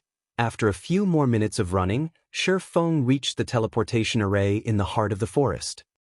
However, before he could approach the array, he felt a chill crawl down his spine. The cause of this creeping sensation was none other than a one-eyed werewolf with a massive greatsword that guarded the teleportation array. Realm Lord?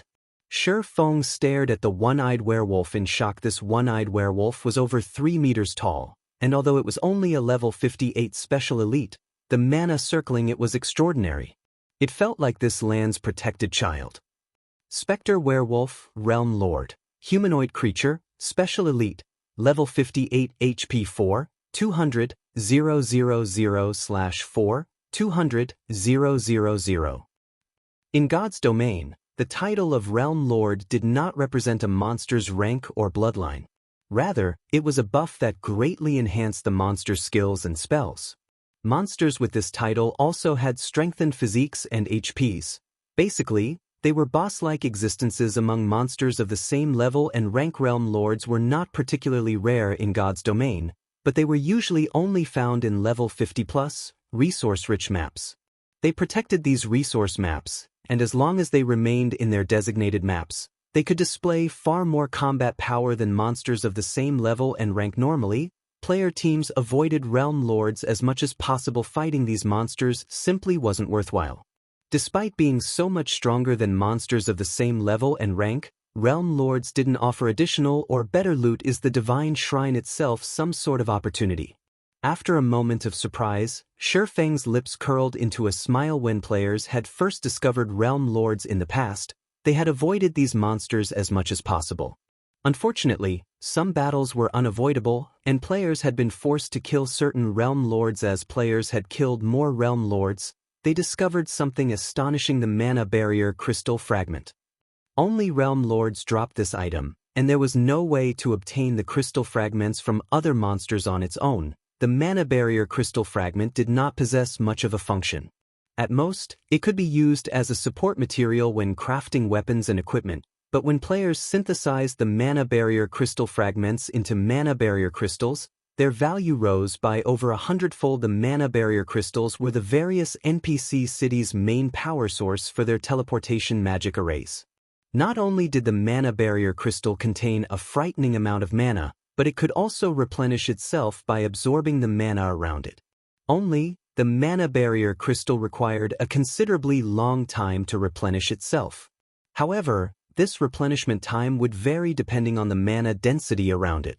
In an ordinary environment, for example, an empty mana barrier crystal would require 48 hours to recover fully. To put it simply, a mana barrier crystal was akin to an everlasting magic crystal.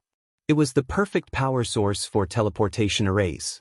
With enough mana barrier crystals, one could operate a teleportation array for no cost. It was easy to imagine how valuable these mana barrier crystals were. After all, mana barrier crystals were not that easy to obtain, yet the various large guilds and players were in dire need of them. Meanwhile, the special elite-ranked Realm Lord before Feng was a walking mana source. Without hesitation, he charged forward, showing no intentions of circling the Spectre Werewolf and leaving the Divine Shrine. As Feng boldly approached, the Spectre Werewolf howled in anger. It raised its great sword and swung the massive weapon at the impudent intruder. Over a dozen magical wind blades formed before the specter werewolf and shot towards Feng. The attacks were spread out, making it impossible for Feng to dodge them all. Fortunately, the disintegration armor wasn't currently suppressing Feng's basic attributes. In other words, his strength was even higher than a great lord's of the same level.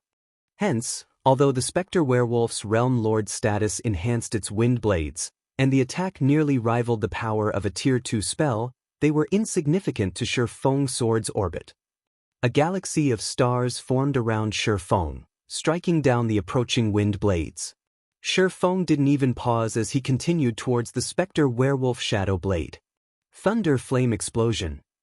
Flame burst.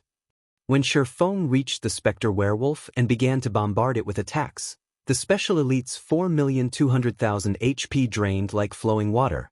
Despite the specter werewolf's struggles to fight back, it was powerless to change its fate.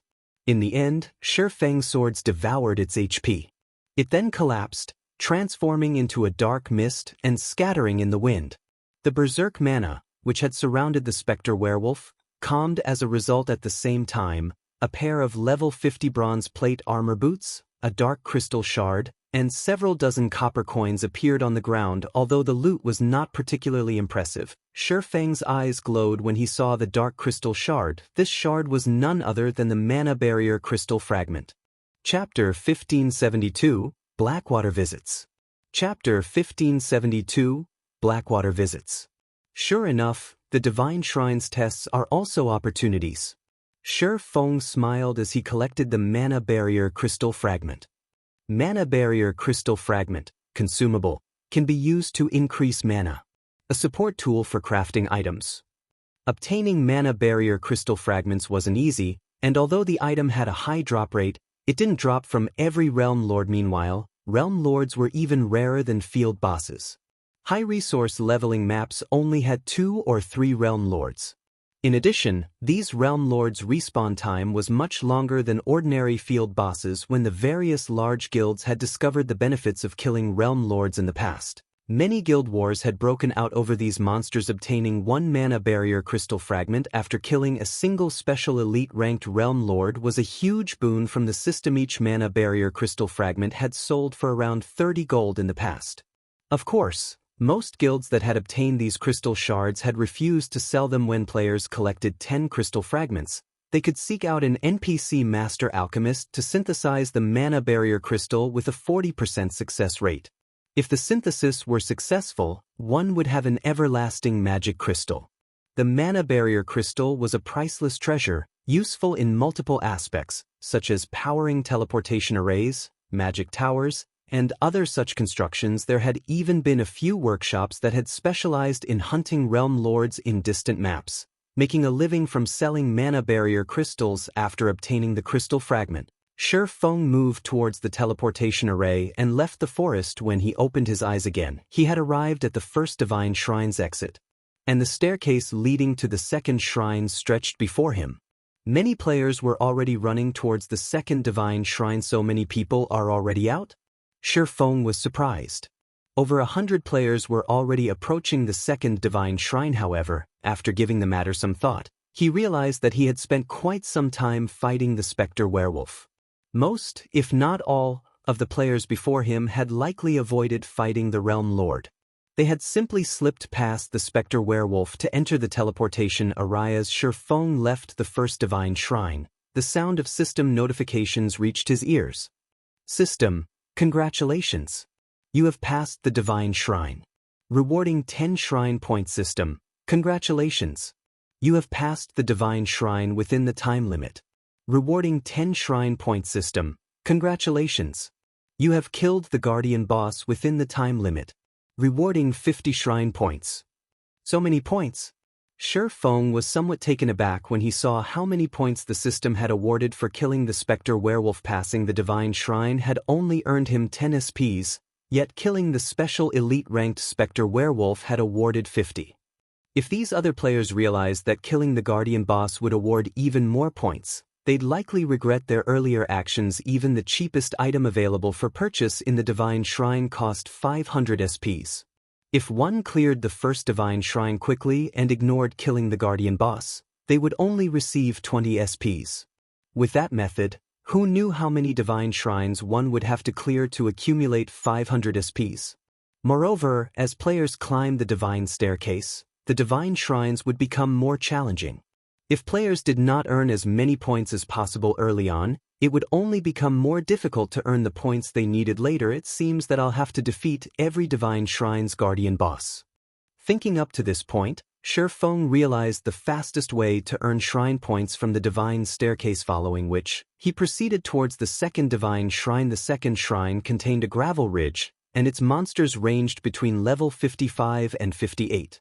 However, the second shrine had far fewer elite monsters, and nearly half the shrine's monsters were special elites. Next to the Realm Lord, a few level 58 elites guarded the teleportation array. To Feng, however, this slight increase in difficulty was no issue. He had only spent a few minutes to defeat the Realm Lord and 3 elites. This time, however, he did not obtain a mana barrier crystal fragment.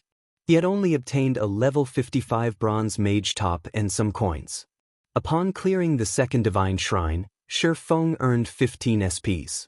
He also received 15 SPs for clearing the shrine within the time limit, and 70 SPs for killing the guardian boss. Although Feng had cleared the second divine shrine, he was clearly lagging behind the other players.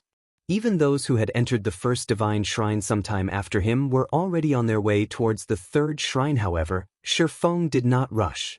Instead, he continued to ascend the divine staircase at his own pace. Each divine shrine was a little more challenging than the last and awarded 5 more SPs when cleared. When Feng entered the fifth divine shrine, the test's difficulty visibly increased. Now, every monster he faced was a special elite. In terms of attributes, the monsters were on par with well-equipped, Tier 1 players of the same level. When facing a dozen or so of these monsters at once, even elite players would be in a bind. Even the guardian boss was now a chieftain-ranked realm lord. Not only did the chieftain possess 10 million HP, but its skills also carried great destructive power. Even Feng did not dare to meet the boss's attacks head-on. Feng only defeated this guardian boss after a dozen or so minutes of fighting. Meanwhile, as a chieftain-ranked realm lord, the boss had been very generous. It had dropped 2 mana barrier crystal fragments, instantly increasing Feng's haul to 4. Now, he only needed 6 more fragments to synthesize a mana barrier crystal. When Feng had cleared the 5th divine shrine, the shrine points he earned also undergone a qualitative transformation. The clear reward alone rose to 100 SPs, while clearing the shrine within the time limit awarded another 100 SPs, and killing the guardian boss within the time limit awarded 500 SPS. However, the ranking list before the various divine shrines also reported that players had already reached the 8th shrine. There were over a dozen players clearing the shrines with astonishing speed. Meanwhile, while Feng continued to challenge divine shrines, Zero Wing City's fame in Starmoon Kingdom had exceeded Stone Forest towns. The city had become a holy resting ground for many of the kingdom's players due to the city's high mana density, the double EXP buff accumulation, and the large number of wandering merchants. It took no time at all for Zero Wing City's player population to break past 1 million. The originally empty city was now so lively that Zero Wing City could rival major NPC cities. Guild leader singular, Zero Wing City's player population has grown past 1 million. The city is even charging players an entrance fee. Its daily income is incredibly high. With this, I don't think that it'll be easy to whittle Zero Wing down anymore, Lei Jingyang reported.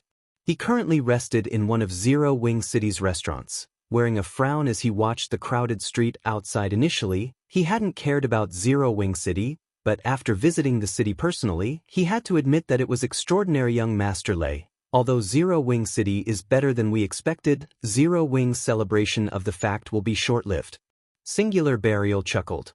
He didn't seem to mind the fact that Zero Wing City earned considerable wealth for the guild. Don't tell me you plan to fight it out with Zero Wing? Lei Jingyang frowned at Singular Burial's reaction. He had expected Singular Burial to finish Zero Wing off in a few more days, but clearly, that plan was no longer viable. Not only did Zero Wing City earn a considerable amount of profit for its ruling guild, but the city improved Zero Wing's reputation among players. At this rate, Heaven's Burial could never destroy Zero Wing in a short 3 to 5 days. Of course not, Singular Burial said, shaking his head. Although Zero Wing has achieved great success, at the end of the day, its foundations are shaky. The nail that sticks out gets hammered down. Representatives from the Blackwater Corporation contacted me not long ago, informing me that they are willing to help us against Zero Wing. The Blackwater Corporation? Lei Jingyang was visibly moved when he heard this. Why are they suddenly interested in Zero Wing? The Blackwater Guild had changed drastically. It now had stronger forces under its command and ample funding. Just some time ago, it had even established a guild town in a resource-rich, neutral map. Even super guilds avoided any conflict with the guild. I don't know why either, but this doesn't change our plans to take down Zero Wing, Singular Burial said, chuckling. Taking a look at the time, he continued, Blackwater's representatives should have arrived in Star Moon City by now. I should return to meet with them. Suddenly, Aqua Rose, who was currently busy managing Zero Wing City, received a message from Yaya, stating, Big Sis Aqua, a few people claiming to be representatives from the Blackwater Corporation have requested a meeting with our guild's upper echelons. Should I have them wait in the guild residence? Chapter 1573, Domineering Aqua Rose. Blackwater? Why are they here? Aqua Rose grew curious as she read Yaya's message. It had been quite some time since Zero Wing had dealt with the Blackwater Corporation. According to her information, Abandoned Wave's actions had only been the Blackwater Corporation's attempt to test God's domain's waters. Afterward, the events with Zero Wing, Blackwater quickly gave up on Abandoned Wave, and the man had vanished without a trace. Blackwater then focused its development in the distant Iron Empire, taking control of the Empire after forcing several superpowers out of the competition. Logically, Blackwater should have no reason to leave the safety of the Iron Empire and travel all the way to Star Moon Kingdom to seek out Zero Wing. Hence, Aqua Rose found the situation strange. However, Aqua Rose decided to send Yaya to entertain Blackwater's representatives while they waited in one of the guild residence's reception rooms. She then dropped what she was doing and made her way to meet these individuals. A man and a woman waited in one of the elegant guild residence reception rooms in Zero Wing City.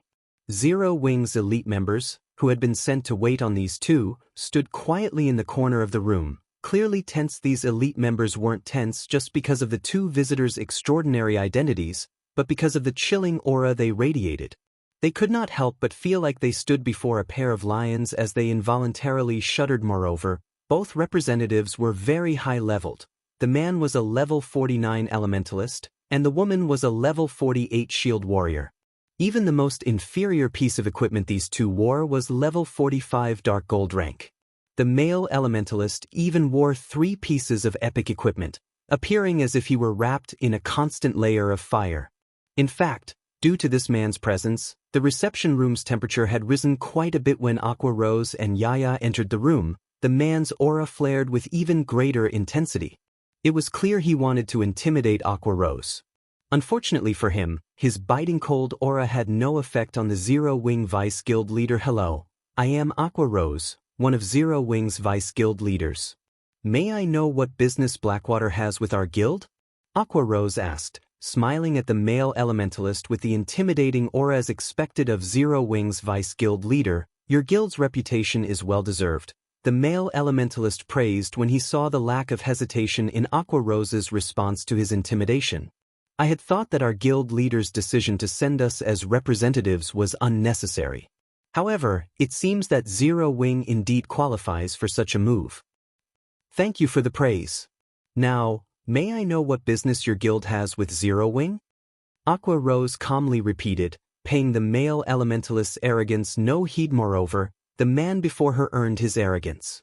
Aside from the fact that this man was backed by the Blackwater Corporation, he radiated an aura that felt dangerous to Aqua Rose. After her promotion to Tier 2, she rarely felt such a feeling from other players, and any player who felt this way was a peak expert, capable of holding important positions in super guilds. My name is Falling Fire, the Vice Commander of Blackwater's 3rd Main Force. I have come here with a message for Zero Wing from our guild leader, Hand over Yulon and her companions, which you have chosen to shelter, and half of Zero Wing City's profits. Do that and we can ignore the previous events. Otherwise, deal with the consequences at your risk, the man named Falling Fire informed Aqua Rose. Smiling, he continued, although your guild has performed well in a few major wars thus far, your strength is only effective against small guilds. We'll give you 1 day to consider our offer. I'll be waiting for your reply. Hand over Yulon and the others? As Aqua Rose listened to Falling Fire's message, she came to understand the gist of the situation. When she realized what Feng had done, she was flabbergasted. It was no wonder why Yulon had seemed so worried. It turned out that she was wanted by Blackwater. That's right. You only have 1 day to consider. As for Zero Wing City's profits, I'll send specialists to keep an eye on your city. Falling Fire nodded in his opinion. Blackwater had no reason to go out of its way to warn Zero Wing. With the guild strength, it could easily flatten this small, upstart guild. While Zero Wing's past performance had been astonishing, that only held true for first-rate guilds and smaller. To superpowers like Blackwater, Zero Wing was insignificant. Furthermore, Zero Wing was currently preoccupied with its war against Heaven's Burial. 1 day to consider handing over Yulon's group and half of Zero Wing City's profits? Aqua Rose could not help but laugh when she heard Falling Fire's words. I see. I understand now. Since that is the case, you too may return to your guild. What do you mean by that? Falling Fire's expression darkened when he saw the woman smile. What do I mean? Have I not made myself clear enough? You can return, and tell that guild leader of yours that he can forget obtaining 50% of Zero Wing City's profits. As for Yulon's group, they have already joined Zero Wing. You're even less likely to take them from us. If Blackwater is looking for an opponent, although Zero Wing is very weak, we are more than willing to keep you company. Aqua Rose said straightforwardly. Watch your step on your way out. I won't be sending you off. When Aqua Rose finished speaking, the reception room was deathly silent. Falling Fire stared at Aqua Rose in shock. He even wondered if he had heard her wrong. Zero Wing was in the middle of a war of attrition with Heaven's Burial. Now, it dared to declare war on Blackwater. Even Yaya, who silently stood beside Aqua Rose, gaped in astonishment. She had never realized that her vice-guild leader was so domineering. The Blackwater Corporation was a titan both in and out of God's domain. In the real world, it was an incredibly famous international corporation. In God's domain, it had successfully wrestled control of the Iron Empire from several superpowers. Zero Wing simply couldn't compare. Good. Very good. Since Zero Wing dares to cast aside the opportunity we've presented, you can wait until we remove your name from God's domain. Falling Fire sneered at his host. Immediately, he and the level 48 female shield warrior stood and left the room. After the duo from Blackwater left, Yaya turned to Aqua Rose with a reverent expression. Big sis Aqua, you're so amazing. You even slapped Blackwater in the face. The look on that guy's face just now was priceless. Yaya said with admiration flashing in her eyes. That's right. It felt wonderful putting those bastards in their place. However, how am I supposed to report this to the guild leader? Aqua Rose felt a headache begin to brew. For a moment of satisfaction, she had declared war on Blackwater without consulting Feng. Zero Wing City was just starting to get on the right track. The wealth the city earned even allowed Zero Wing to fight Heaven's Burial on equal footing, but if Blackwater joined the fray, Zero Wing would be at a severe disadvantage. Meanwhile, back in the World Summit's Divine Staircase, Feng had finally defeated the 10th Divine Shrine's guardian boss, a level 60, Lord-ranked 5-headed demon snake. Before landing the killing blow, he had made sure to activate Divine Providence when the 5-headed demon snake died. Items rained from the sky normally. Level 50 monsters and above had significantly reduced drop rates. However, the demon snake had dropped over 20 items. No Lord-ranked monster of this level should be capable of dropping so many a jackpot. Feng was overjoyed when he saw the loot on the ground. He had only used Divine Providence to increase his chances of obtaining mana barrier crystal fragments, yet he had triggered a jackpot. He truly hadn't expected such a bountiful reward in God's domain. Jackpots were exceedingly rare from monsters past level 50, much less from realm lords. Chapter 1574, Advanced Forging Design. Aside from weapons, equipment, and mana barrier crystal fragments, a tattered sheet of parchment rested among the many items the five-headed demon snake had dropped. As the parchment itself was very high quality, it still radiated faint pulses of mana despite the ravages of time. Feng picked up the parchment out of curiosity. An advanced forging design. Feng was elated when he realized what this sheet of parchment was in God's domain. Every advanced design was extremely rare and valuable. This was because advanced designs contain techniques unknown to the general public. For example, an advanced forging design would contain a few different kinds of advanced forging techniques. If players learn these techniques, they'd increase their chances of creating a new item in the future. The various large guilds had cherished their advanced designs in the past. They had all refused to sell these designs.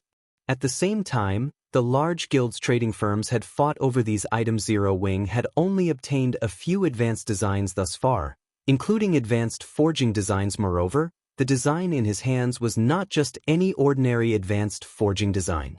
Conqueror's Armor Forging Design Fragment, Advanced Design, Fine Gold Rank. When learned, you will be able to produce the level 50 magic rune armor.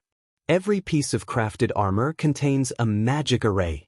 5 pieces can be used to form the basic strength battle array. Current fragment count 1/9. I never expected the divine shrines to drop something like this. I've really lucked out this time.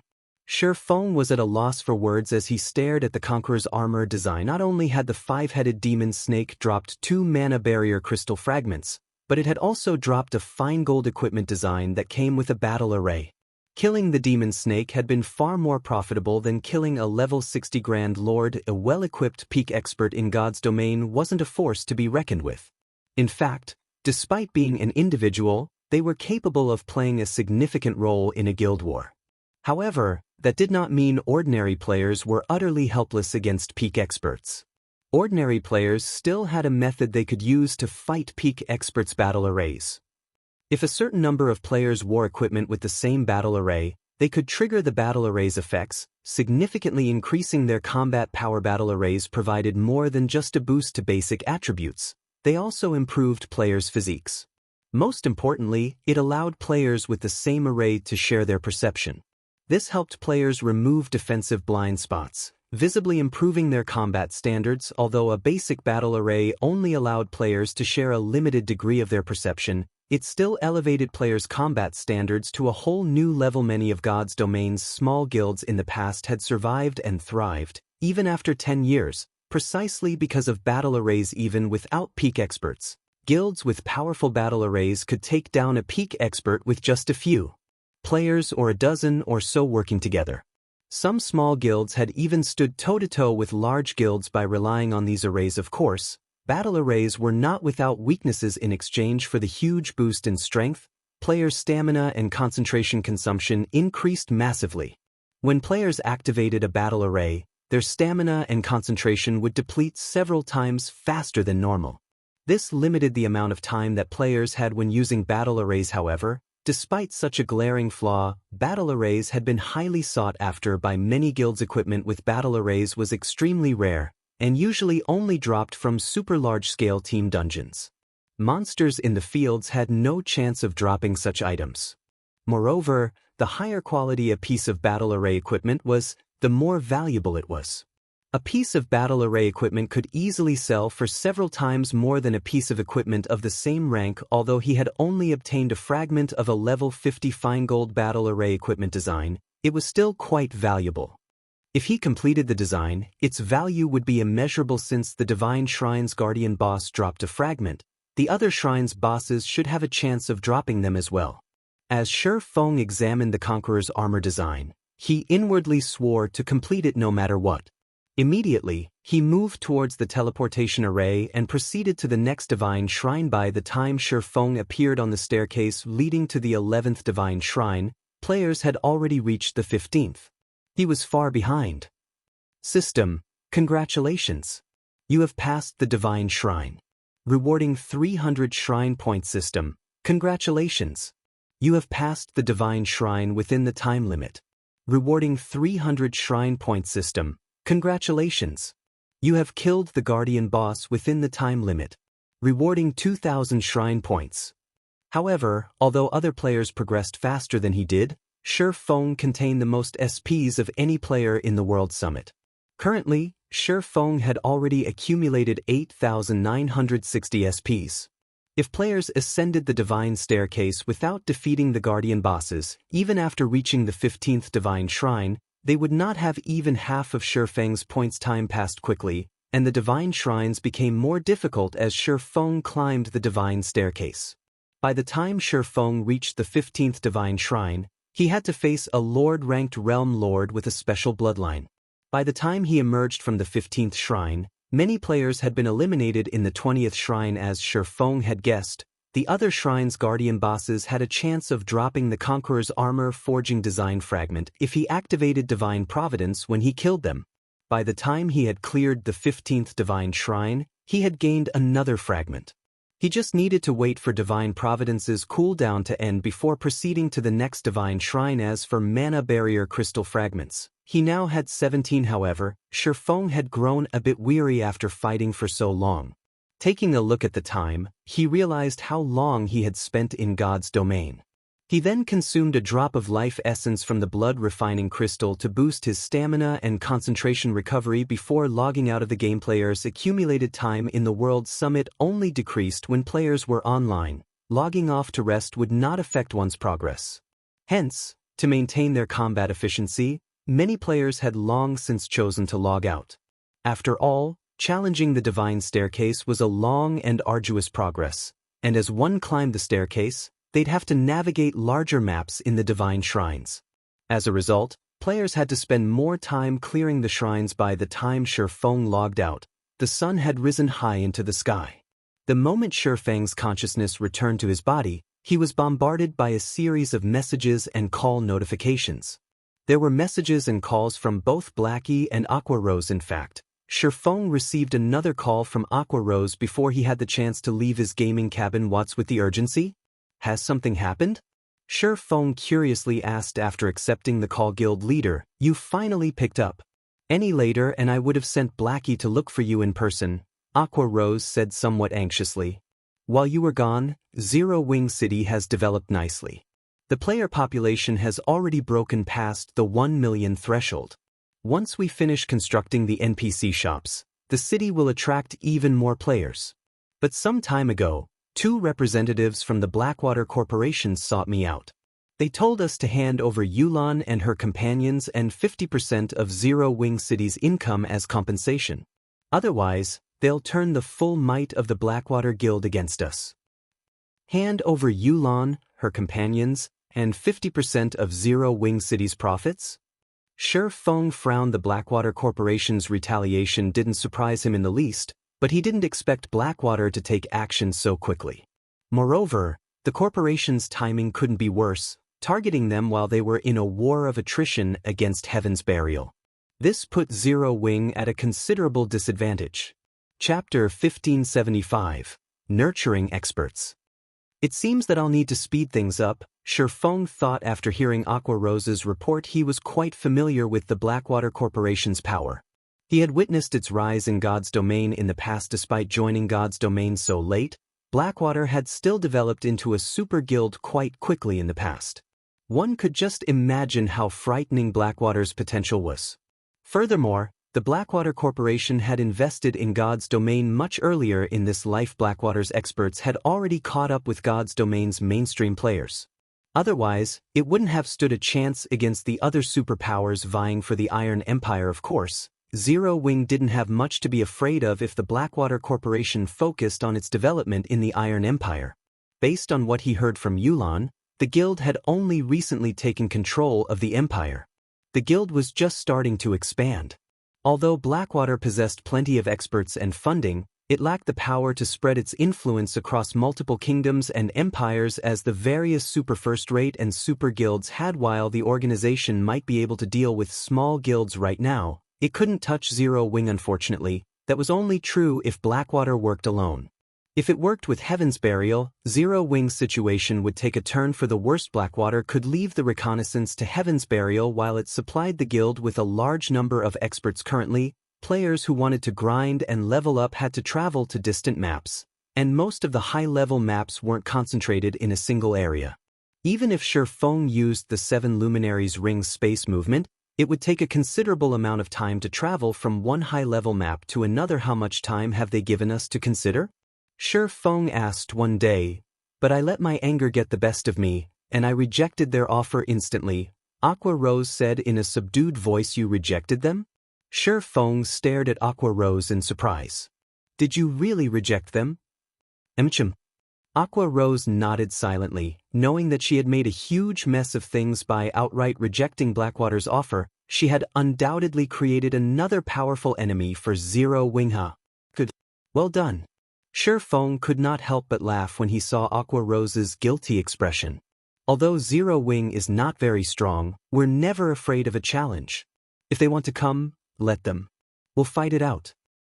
Guild leader. Aqua Rose felt guilty and slightly touched by Feng's words. Not only didn't he blame her in the slightest, but he also actively encouraged her. Alright, don't worry about it.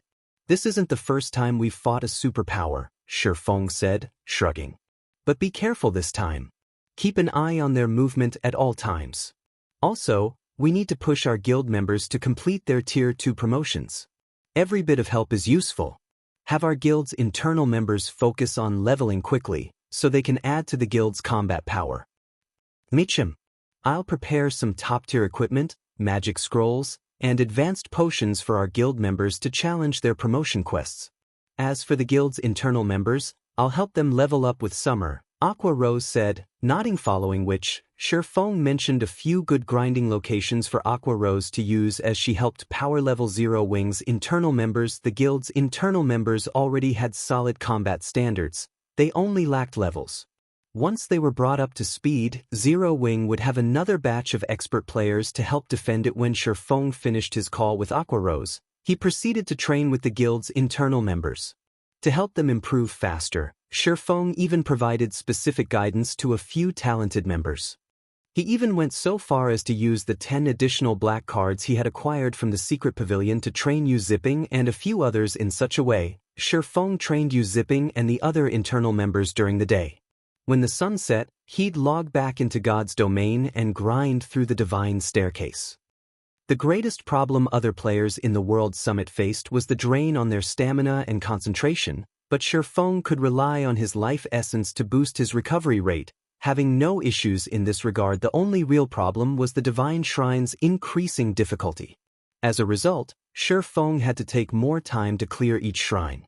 Initially, he had only spent 30 minutes on each divine shrine, though he spent most of that time waiting for Divine Providence's 30-minute cooldown to end. As he ascended the divine staircase, however, the amount of time he needed to clear each shrine gradually increased to 2, then 3 hours. After grinding for 4 consecutive days, Feng finally defeated the 29th Shrine's Guardian boss, a Great Lord-ranked Realm Lord. He had initially assumed that he'd earn more shrine points from each subsequent divine shrine he cleared, but that wasn't entirely the case.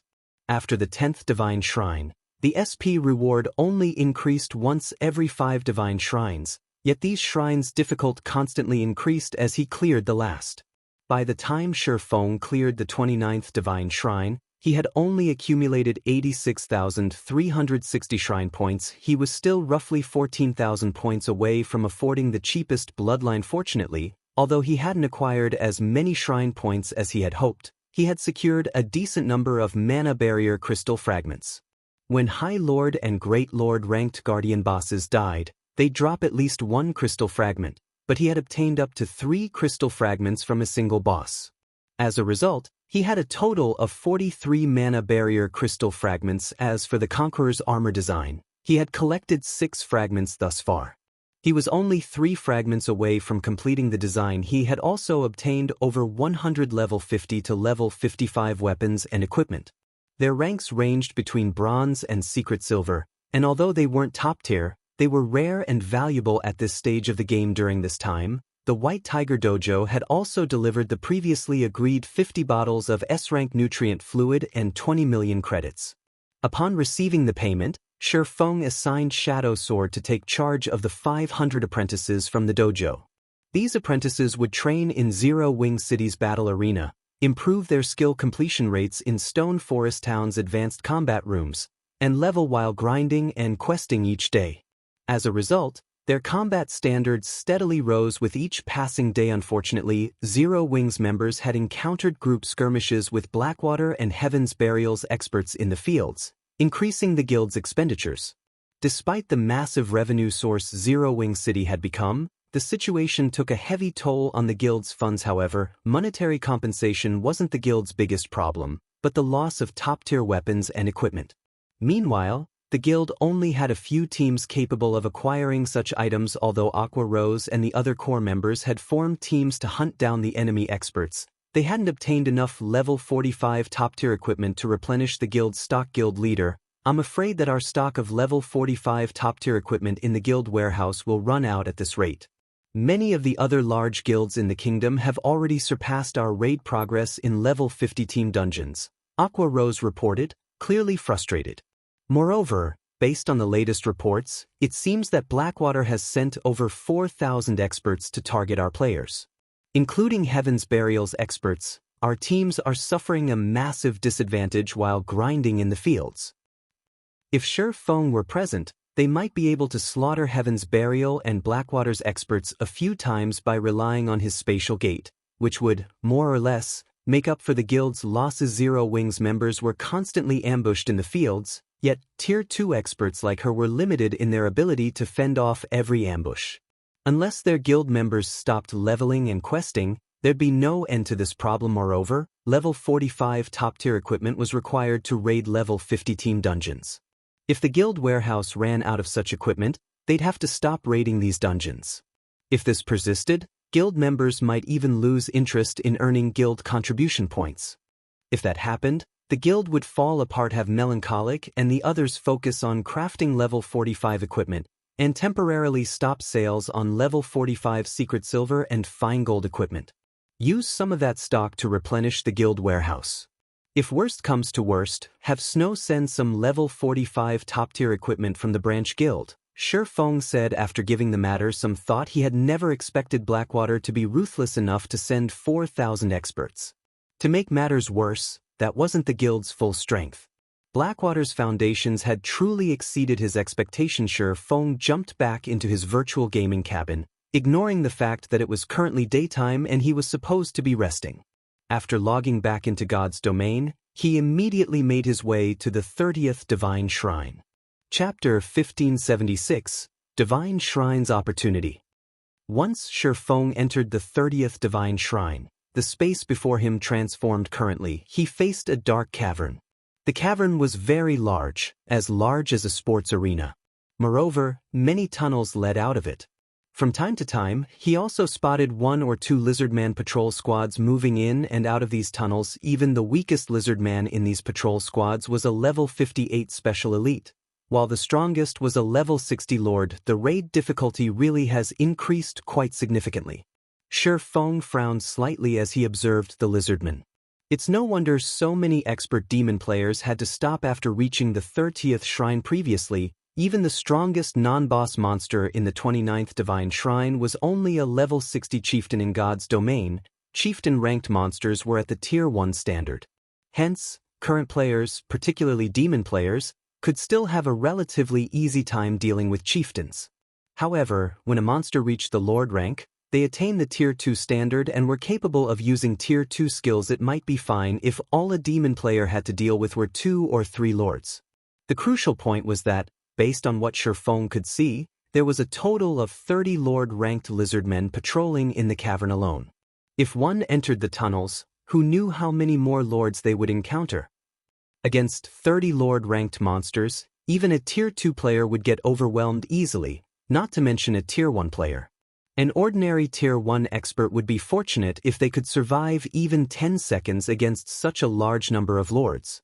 It was no wonder many experts in the World Summit had their progress climbing the Divine Staircase halted at the 30th Divine Shrine. Currently, based on the ranking list Feng saw before he entered the 30th Divine Shrine, only 5 players had successfully passed the 30th Divine Shrine. After observing the patrol routes of the lizardmen, Feng activated the 7 luminaries' rings aura of wind and dashed towards the tunnel that the system map indicated provided access to the heart of the cave system. The patrol squads in the cavern moved in fixed patterns.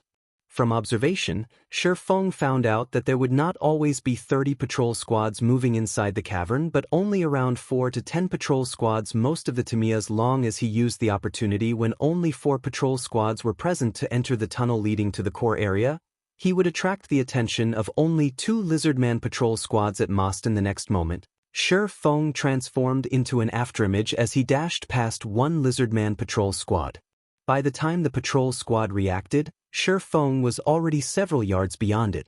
Very quickly, he zipped by the 2nd patrol squad as well and entered the core tunnel. However, the moment Feng set foot in the core tunnel, he felt the threat of death traps. As soon as Feng entered the tunnel, dozens of small magic arrays appeared along the tunnel walls. In the next moment, these magic arrays launched magical bolts of various elements. Although these magical bolts did not seem very powerful, each one contained enough power to rival a Tier 3 spell. Even a Tier 1 player geared in top-tier equipment would be killed instantly if struck by these bolts. In addition to these attacks, there were also 2 patrol squads of lizardmen chasing after him. Sure enough, the difficulty is very high. Upon seeing the dozens of magical bolts flying at him, Feng immediately understood the reason why so few demon players had made it through the 30th Divine Shrine. He quickly executed Sword's Orbit, striking down the bolts one after another as he continued advancing down the tunnel. Fortunately, the activated traps were effective not just against players but the lizardmen as well. When the lizardmen entered the tunnel, they were promptly bombarded by magical bolts from the traps Feng triggered and sent flying back out of the tunnel. As the lizardmen had relatively high HP, they managed to survive even after being struck by what was effectively a Tier 3 spell. However, this situation also prevented them from pursuing Feng. Thus, they could only watch as Feng gradually disappeared from their sight. The path leading towards the core of the cave system was replete with various kinds of traps. From time to time, Feng would also come across other lizardman patrol squads. As a result, he progressed towards the core at a snail's pace. After walking for over 2 hours, he arrived at a spacious cavern with a stone altar sitting in the middle of it. Stone pillars carved with magic runes surrounded the altar. Meanwhile, above the altar was the teleportation array leading out of the Divine Shrine. At this moment, however, lizardmen were kneeling around the altar. At a glance, Feng spotted over 300 lizardmen. Although the majority of these lizardmen were only elite-ranked, there were 9 Lord-ranked lizardmen in the mix. However, the Lord-ranked lizardmen were no longer the strongest monsters present, which was instead the staff-wielding lizardman standing at the stone altar. Currently, the staff-wielding lizardman appeared to be offering a prayer of sorts. Lizardman Chief, Realm Lord, Humanoid Creature, Grand Lord, Level 60 HP 42, 000, 000/42, 000, 000. Feng could not help but frown as he looked at the Lizardman Chief. The guardian boss of the 29th Divine Shrine had been only a level 60 Great Lord. Yet, in the 30th Divine Shrine, the guardian boss had actually become a Grand Lord. The increase in difficulty utterly exceeded Feng's expectations. Although the Lizardman Chief did not possess the HP of an ordinary Grand Lord of the same level, the enhanced spells of a Grand Lord-ranked Realm Lord was no laughing matter. Even if Feng successfully blocked one of the Lizardman Chief's spell attacks with his weapons, there was a high chance that he would end up losing his life. Seeing this, Feng could not help but hesitate whether he should bypass the Lizardman Chief and head straight for the teleportation array or stay behind and defeat the guardian boss. He was fully confident of directly passing the 30th Divine Shrine while keeping his life intact. However, he could not say the same if he chose to fight the Lizardman Chief. While he did not mind losing one challenge opportunity, he did have 10 chances after all. The crucial point was that players would still lose a level if they died inside the Divine Shrines. Fortunately, though, no items would drop upon death. A Grand Lord was an existence that served as the final boss of Team Dungeons. It was practically impossible for players to solo such an existence. Just as Feng was mulling over his options, the Lizardman Chief suddenly started chanting an incantation. The runes carved on the stone altar then lit up with a dark blue glow. The space above the Lizardman chief also collapsed, forming a tunnel of sorts into the dark void immediately after. A golden tablet slowly descended from this shattered space. The moment this golden tablet appeared, the mana inside the entire cavern stirred. The tablet itself also released a powerful divine might that put immense pressure on the living creatures around it. This is a legacy tablet? Feng's eyes focused on the golden tablet. For a moment, he even thought they were playing tricks on him. He had acquired quite a few legacy tablets thus far. Meanwhile, every tablet was a treasure that allowed players to learn combat techniques. However, the tablets he possessed were just bronze and silver ranked. Thus far, he had only seen one gold tablet before. Moreover, the said tablet had even been stolen by a mysterious Tier 5 NPC. One could just imagine the value of a gold-ranked secret technique tablet. Just as Feng was feeling surprised at the appearance of the gold tablet, the Lizardman chief extended his hands and received the tablet. He then started chanting another incantation. This time, the Lizardman chief caused an even greater commotion. The mana inside the entire cavern gathered at the stone altar and became so dense that it started transforming into white mist. At the same time, a threefold magic array also formed on the ground the stone altar sat on. This is a space-time teleportation magic array? What is he trying to do? Could he be trying to send the gold tablet to another location? Feng was very familiar with the threefold magic array that formed beneath the stone altar. However, he did not believe that the Lizardman chief was going to leave the divine shrine. Hence, there was only one other possibility why the Lizardman chief would need a teleportation array: to send something away. Since the Lizardman chief had summoned the teleportation array immediately after receiving the gold tablet, it was highly likely that the Realm Lord was planning on sending the gold tablet away. This won't do. I can't let him send the gold tablet away. Feng steeled his heart and started sneaking his way over to the Lizardman chief. A gold tablet was incomparably valuable. It was not something that bronze and silver tablets could compare to. Just a silver tablet was already enough to prompt the various superpowers to bloody one another's noses, all the more a gold tablet. If he missed out on this opportunity, who knew how long it would take before he came across another gold tablet? In fact, he might never come across another gold tablet again. Moreover, the divine staircase became increasingly difficult the higher one ascended. If he could not defeat the Lizardman chief, then it was even less likely that he could defeat the guardian bosses of the subsequent divine shrines. Just as the Lizardman chief was about to send the gold tablet out of the cavern. At the critical moment, Feng activated the aura of Time's forbidden domain. Please work. Seeing that the space-time teleportation magic array was about to activate, Feng could not help but pray for his forbidden domain to succeed in stopping it. Chapter 1577, Threefold Suppression. When Feng activated Forbidden Domain, a layer of black mist enveloped the entire cavern, the mist freezing the flow of all the mana inside the cavern. Meanwhile, due to the stoppage in the flow of mana, the space-time teleportation magic array, which was still in the process of activating, failed.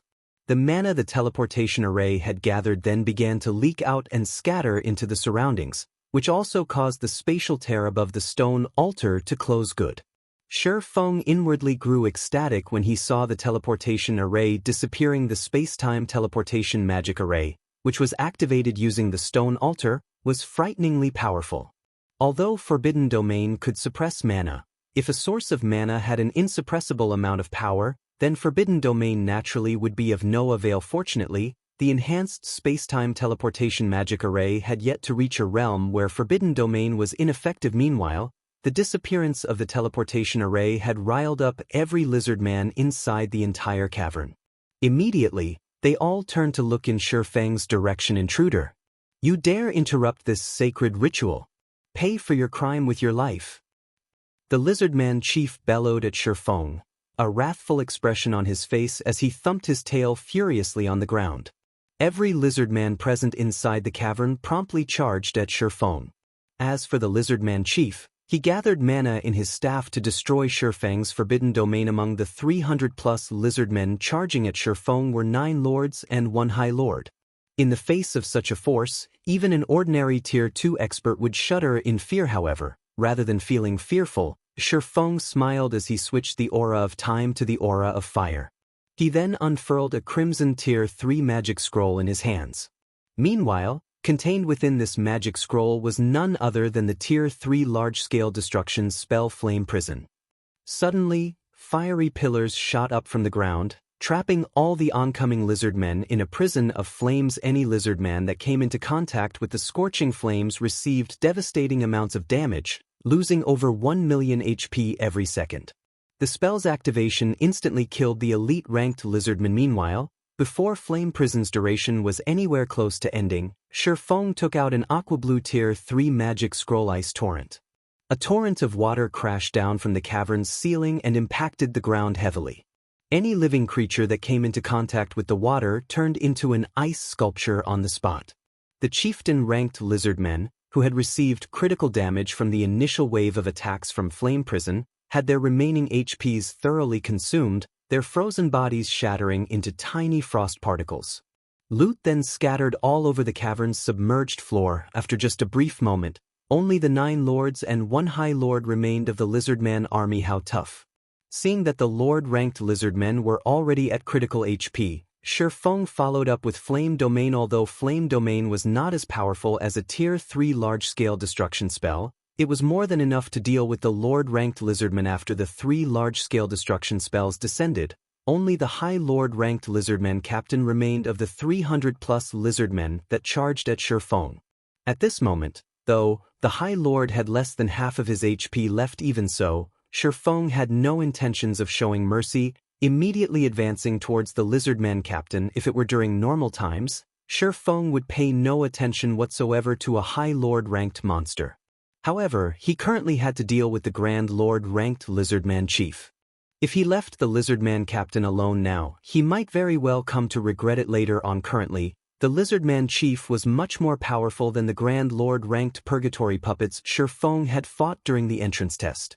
The Realm Lord also possessed much greater HP. Moreover, Feng was alone right now, and the system disallowed the use of summoning scrolls. Hence, it would be extremely difficult for him to kill the Lizardman Chief, and he definitely could not afford even the slightest bit of carelessness. However, just when Feng arrived before the Lizardman Captain and was about to use Flame Burst to finish off the High Lord, numerous flame spears suddenly shot at him. Upon seeing this, Feng retreated in surprise. Boom. Boom. When the flame spears impacted the ground, large craters immediately formed. What power! So, this is a Tier 3 spell cast by a Realm Lord? Feng was inwardly astonished as he looked at the flaming craters. It was self-evident that the Lizardman Chief had removed the effects of Forbidden Domain. Although the Lizardman Chief had cast only a Tier 3 spell, its power was already at the Tier 4 standard. If Feng tried blocking such a spell, he might very well lose his life in an instant. Meanwhile, as soon as Feng dodged the flame spears, flames started raining down from midair. At the same time, chains made of flames emerged from the ground and shot at him, giving him no chance to catch a breather. Whether it was the rain of flames or the flaming chains, both were spells capable of killing Feng upon contact. Right now, damn it. Gritting his teeth, Feng activated Heavenly Dragon's power. He then executed the Tier 2 instant strike at the Lizardman Captain. In the blink of an eye, Feng's body disappeared from the trajectories of the Lizardman Chief's attacks and appeared before the heavily injured Lizardman Captain. Phantom Kill. 9 Dragon Slash. Feng held nothing back as he launched one powerful attack after another at the Lizardman Captain, who only had around 4 million HP remaining. Due to Heavenly Dragon's power's effect, Feng's strength attribute increased by 150%. His strength was now superior to even a Grand Lord's of the same level. There was also Instant Strike's effects, which increased his attack speed by 500% and damage dealt by 400%. In the next moment, damages exceeding -100,000 appeared above the Lizardman Captain's head one after another. Sometimes, a critical hit dealing over -300,000 damage would also occur. As Feng and his doppelganger hacked and slashed at the Lizardman Captain, they also activated Defensive Blade to block the spell attacks coming from the Lizardman Chief. The fight with the Lizardman Captain lasted only a matter of seconds. During this period, the High Lord had very little chance to counterattack. By the time the Lizardman captain was dead, Feng and his doppelganger had mostly exhausted the block counts of their defensive blade. Although only the Lizardman chief remained now, Feng did not dare to be careless. As a precaution, he stabbed the abyssal blade into the ground and activated Abyssal Curse. Suddenly, pitch-black shackles emerged from the ground beneath the Lizardman chief's feet, binding the Realm Lord completely. The Realm Lord's basic attributes then began decreasing rapidly. However, the Lizardman chief was not an easy opponent to defeat. With a shout, he shattered the restraints on his body and stopped his basic attributes from decreasing any further. In the end, the Realm Lord still retained 80% of his basic attributes, remaining a nightmarish existence to current players. However, Feng had long since expected such an outcome. He then activated Disintegration Field, causing the Lizardman chief's basic attributes to plummet once more. Eventually, the Lizardman chief's basic attributes fell to only 60% of their original values. However, Feng was still not satisfied with this result. He took out the Ring of Gospel and spent 5,000 magic crystals, activating World Projection Threefold Suppression.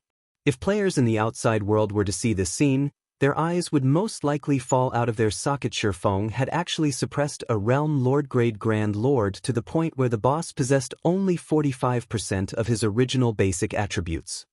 Now, the Lizardman chief was no different from a Great Lord of the same level. However, the Lizardman chief was thoroughly enraged under Feng's threefold suppression. Waving his staff, he cast the most powerful spell in his arsenal, Hell Pythons. Suddenly, the Lizardman chief's staff transformed into a bundle of flames, which then expanded and became 9 massive, flaming pythons that were fully under the Lizardman chief's control. He still had such a trump card to play? Feng's complexion darkened when he saw the flaming pythons striking at him. Although he had yet to clash with these flaming pythons, he could already tell that they were not something a Tier 2 player like himself could hope to stop. Just when the 9 flaming pythons were about to come into contact with Feng, the latter suddenly split into 10 identical copies of himself. This move was none other than Divine Steps. Even if he left the 9 pythons alone, the latter would be able to attack only 9 targets at most at any time. With the flaming pythons distracted, Feng immediately made his way towards the Lizardman chief. Thundering Flash, Flame Burst, Shadow Blade. Both Feng's main body and doppelganger attacked the Lizardman chief in a frenzy. Although the Lizardman chief was a Realm Lord, his basic attributes were now suppressed to the point where they only rivaled a Great Lords of the same level. Moreover, the Lizardman chief did not excel in melee battles. As a result, the Lizardman chief became no different from a punching bag to Feng, whose basic attributes were currently superior to a Grand Lord's of the same level. 99%, 95%, 90%. When Divine Steps ended, Feng took out a Tier 3 defensive scroll, Sacred Shield of Water, and used it.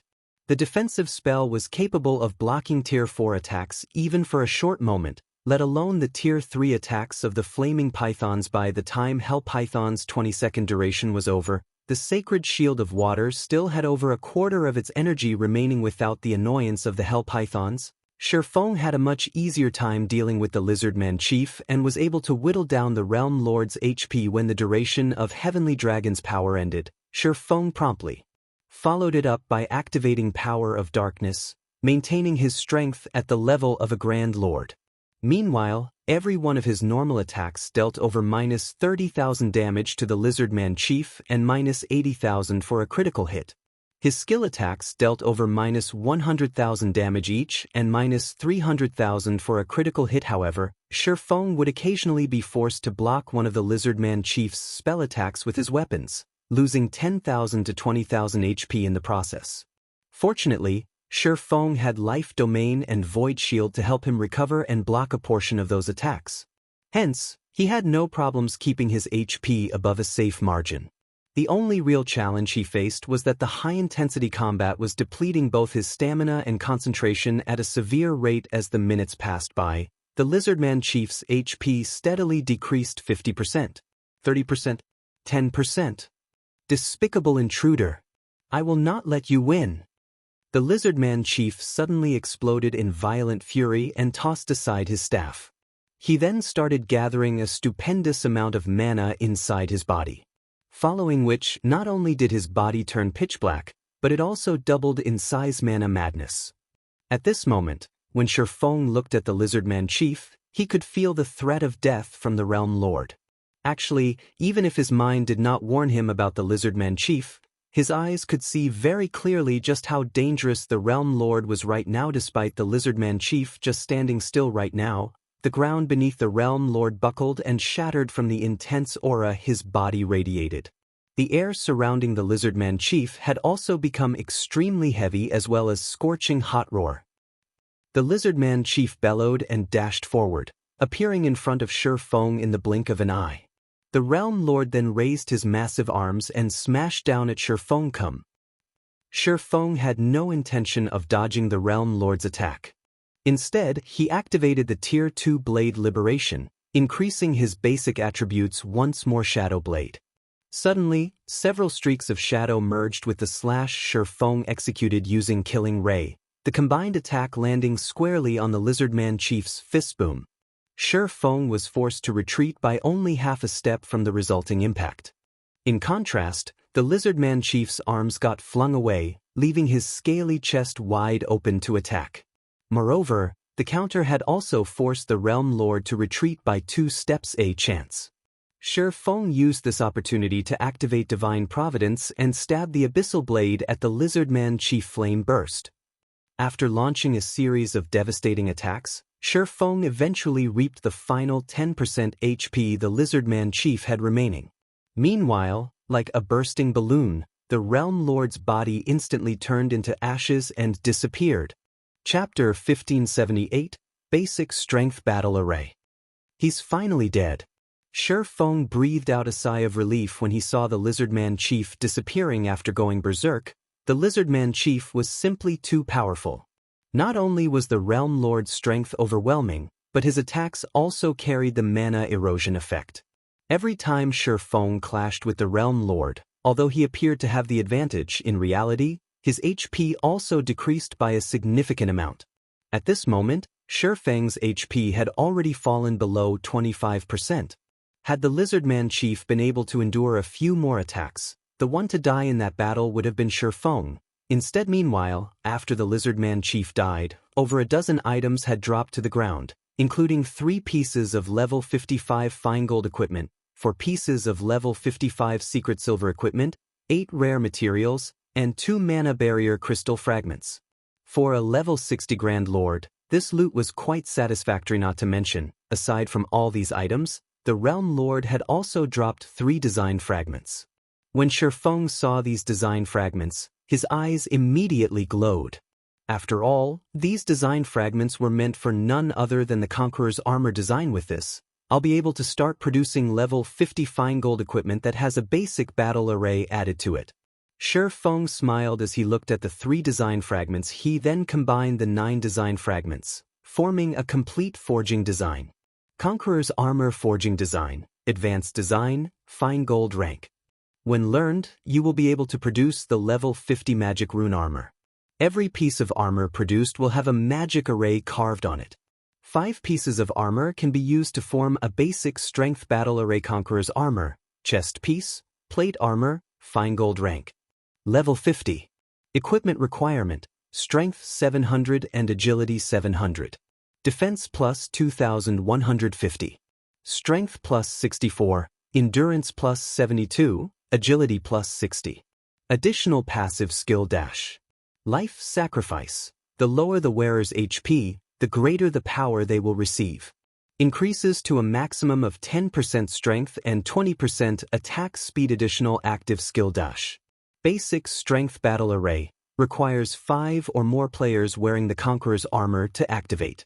Upon activation, increases wearer's strength by 25%, agility by 15%, endurance by 15%, and physique by 10%. Grants basic perception sharing buff. Stamina and concentration consumption rates are also increased by 400%. Maintaining the battle array costs 1 magic crystal every 5 minutes. The effects of this basic strength battle array sure are powerful. Feng could not help his astonishment after reading through the Conqueror's armor's introduction. He had seen many basic battle arrays before. Meanwhile, a basic battle array would be considered excellent if it increased the attribute it specialized in by 20%. Normally, though, most basic battle arrays only increase their specialized attributes by 15%. The Conqueror's armor's basic strength battle array, however, actually increased strength by 25% and two other basic attributes by 15%. There was also the 10% improvement to physique. The effects of the basic strength battle array could already rival the transformation effects of demon players. In fact, the basic strength battle array provided even greater improvements to a player's combat power than a demon player's demon state did. After all, the battle array's perception sharing buff allowed players to eliminate their defensive blind spots. This, in turn, would improve a player's combat standards significantly. Moreover, coordination between players wearing the Conqueror's armor would also become much better, and they would be able to execute much more frightening attacks. If a party of 5 elite players was equipped with the Conqueror's armor, they might be able to defeat even a party of 5 ordinary experts. This was the reason the various large guilds had been extremely desperate to obtain equipment with battle arrays in the past. Moreover, the basic strength battle array was only a basic battle array. If the Conqueror's armor had an intermediate or advanced battle array instead, it could provide even more frightening improvements to a player's combat power. In the past, it was also because of some special battle arrays that many insignificant small guilds had managed to survive despite not subordinating themselves to a large guild. Currently, the value of the Conqueror's armor design was worth even more than fragmented legendary items. After going through the Lizardman Chief's loot, Feng approached the stone altar and carefully picked up the gold tablet placed on top of it. Feng was very curious to find out just what kind of combat technique. The tablet recorded to all players. Secret technique tablets were precious treasures that they could use to learn combat techniques from. Moreover, the higher the rank of a secret technique tablet, the more powerful the combat technique one could learn from it. In fact, in order to obtain a gold tablet, an NPC had gone as far as to commit robbery in the middle of Blackwing City. After suppressing the excitement in his heart, Feng clicked to inspect the gold tablet. Secret body technique. The pattern engraved on this tablet is too vague and incomplete, and no information can be deciphered. However, some kind of divine power hides within this pattern. If one gathers all of the stone tablets, this vague and incomplete pattern can be restored. Current tablet count, 1/3. A secret body technique?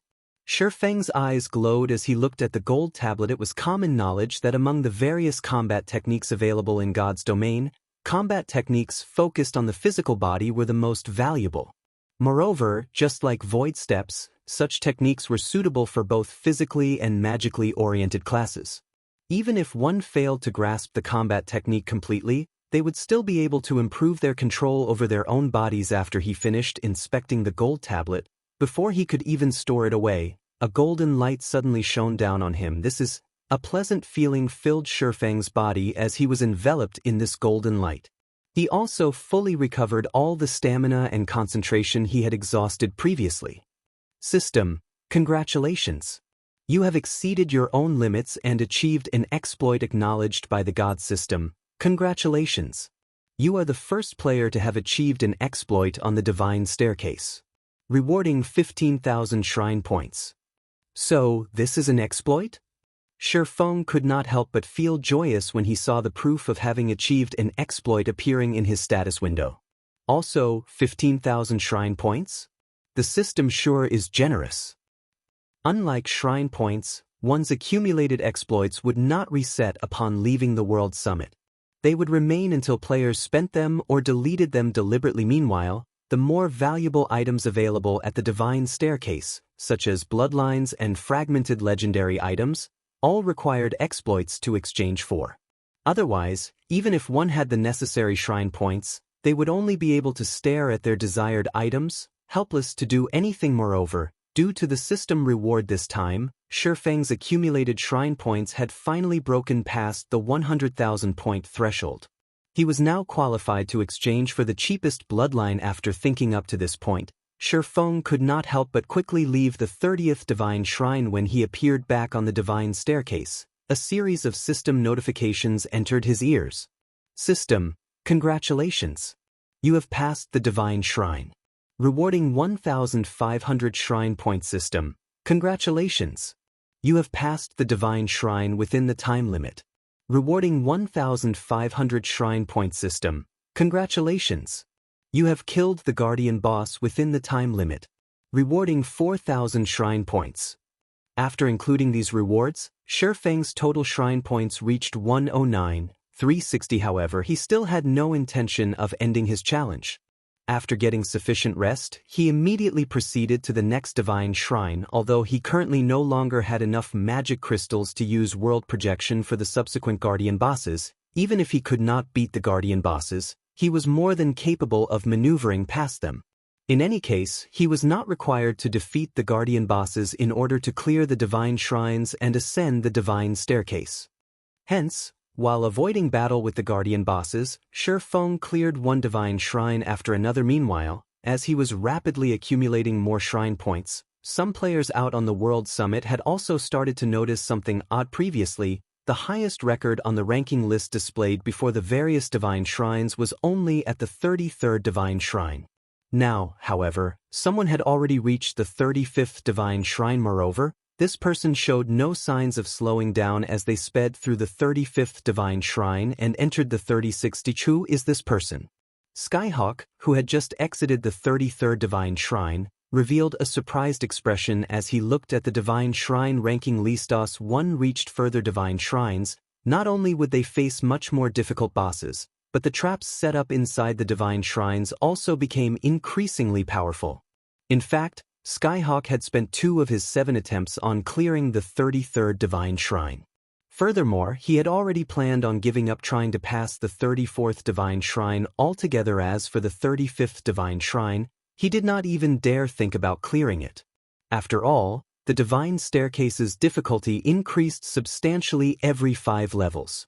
Despite that, there was actually someone who had successfully done so already and was challenging the 36th. Chapter 1579, Redeeming a Bloodline. After Feng entered the 36th Divine Shrine, the monsters he came across were mostly chieftains. Meanwhile, the monster patrol squads he encountered were mainly led by level 60 lords, with a few led by high lords. Even an expert player would not dare to pick a fight if they came across such monster patrol squads. Their only option would be to run away. In addition, the traps found inside the Divine Shrine had increased in both quantity and quality. Now, every trap was more than capable of killing a player instantly. If players lacked the strength to cope with the traps and patrol squads simultaneously, it was basically game over for them. To Feng, however, these monster patrol squads were no problem whatsoever. Only having to deal with both the traps and monsters at the same time consumed a lot of his time and stamina. Fortunately, he had life essences to help replenish his stamina. Hence, he still managed to arrive at the teleportation array of the 36th Divine Shrine relatively easily. From the 35th Divine Shrine onwards, the Guardian bosses had become Grand Lord-ranked archaic species. Even if Feng had enough magic crystals to execute threefold suppression, he was not confident of defeating such a foe. A casual hit from a Grand Lord-ranked archaic species could heavily injure Feng even if he succeeded in blocking the attack. If he failed, needless to say, he would be killed instantly. As a result, Feng had to resort to Heavenly Dragon's power and life domain to keep himself alive. He then used the doppelganger summoned through Phantom Kill to activate the teleportation array. After the teleportation array was ready, he swapped positions with his doppelganger and promptly left the 36th Divine Shrine. Although Feng failed to kill the Guardian boss, passing the 36th Divine Shrine still granted him a total of 4,000 Shrine Points. Through this method, he smoothly ascended the Divine Staircase all the way up to the 40th Divine Shrine, causing a huge commotion among the players in the World Summit. After all, the second-ranked player only managed to clear the 33rd Divine Shrine. Meanwhile, Feng directly chose to give up on the challenge after passing the 40th Divine Shrine. The reason for this decision was the Guardian bosses no longer being Grand Lord-ranked archaic species, but mythic monsters, instead, from the 40th Divine Shrine onwards. Whether it was in terms of strength, speed, or combat standards, a mythic monster surpassed a Grand Lord-ranked archaic species by a wide margin. Against a mythic monster, skills such as Abyssal Curse and Disintegration Field had minimal effect even after Feng had used Heavenly Dragon's power. The guardian boss of the 40th Divine Shrine still managed to overwhelm him. Had Feng made even the slightest mistake during the fight, he would have definitely been killed instantly. In the end, he was left with no choice but to resort to twofold Berserk. However, even after he did so, against an unsuppressed mythic monster, it had taken him everything he had just to keep his life.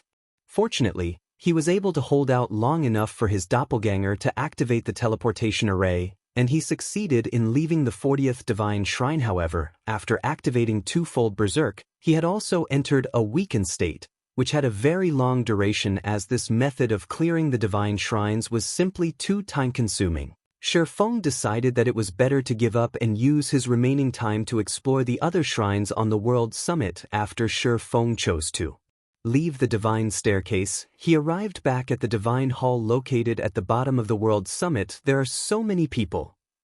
Upon arriving at the Divine Hall, he discovered that most of the demon players he encountered at the World Summit's main entrance were currently present in the Divine Hall buying demon potions, 150 gold per bottle, willing to use level 45 top-tier weapons and equipment to exchange as well. Purchasing set pieces for level 50 dark gold or fine gold set equipment. Price is negotiable. Among the players present inside the Divine Hall, very few were here to exchange for items using their shrine points. Instead, the majority of the players were purchasing items exchanged using shrine points.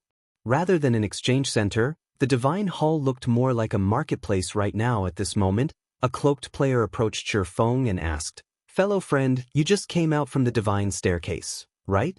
If you still have points remaining after you're done exchanging for the items you want, I'm willing to purchase those points at a high price.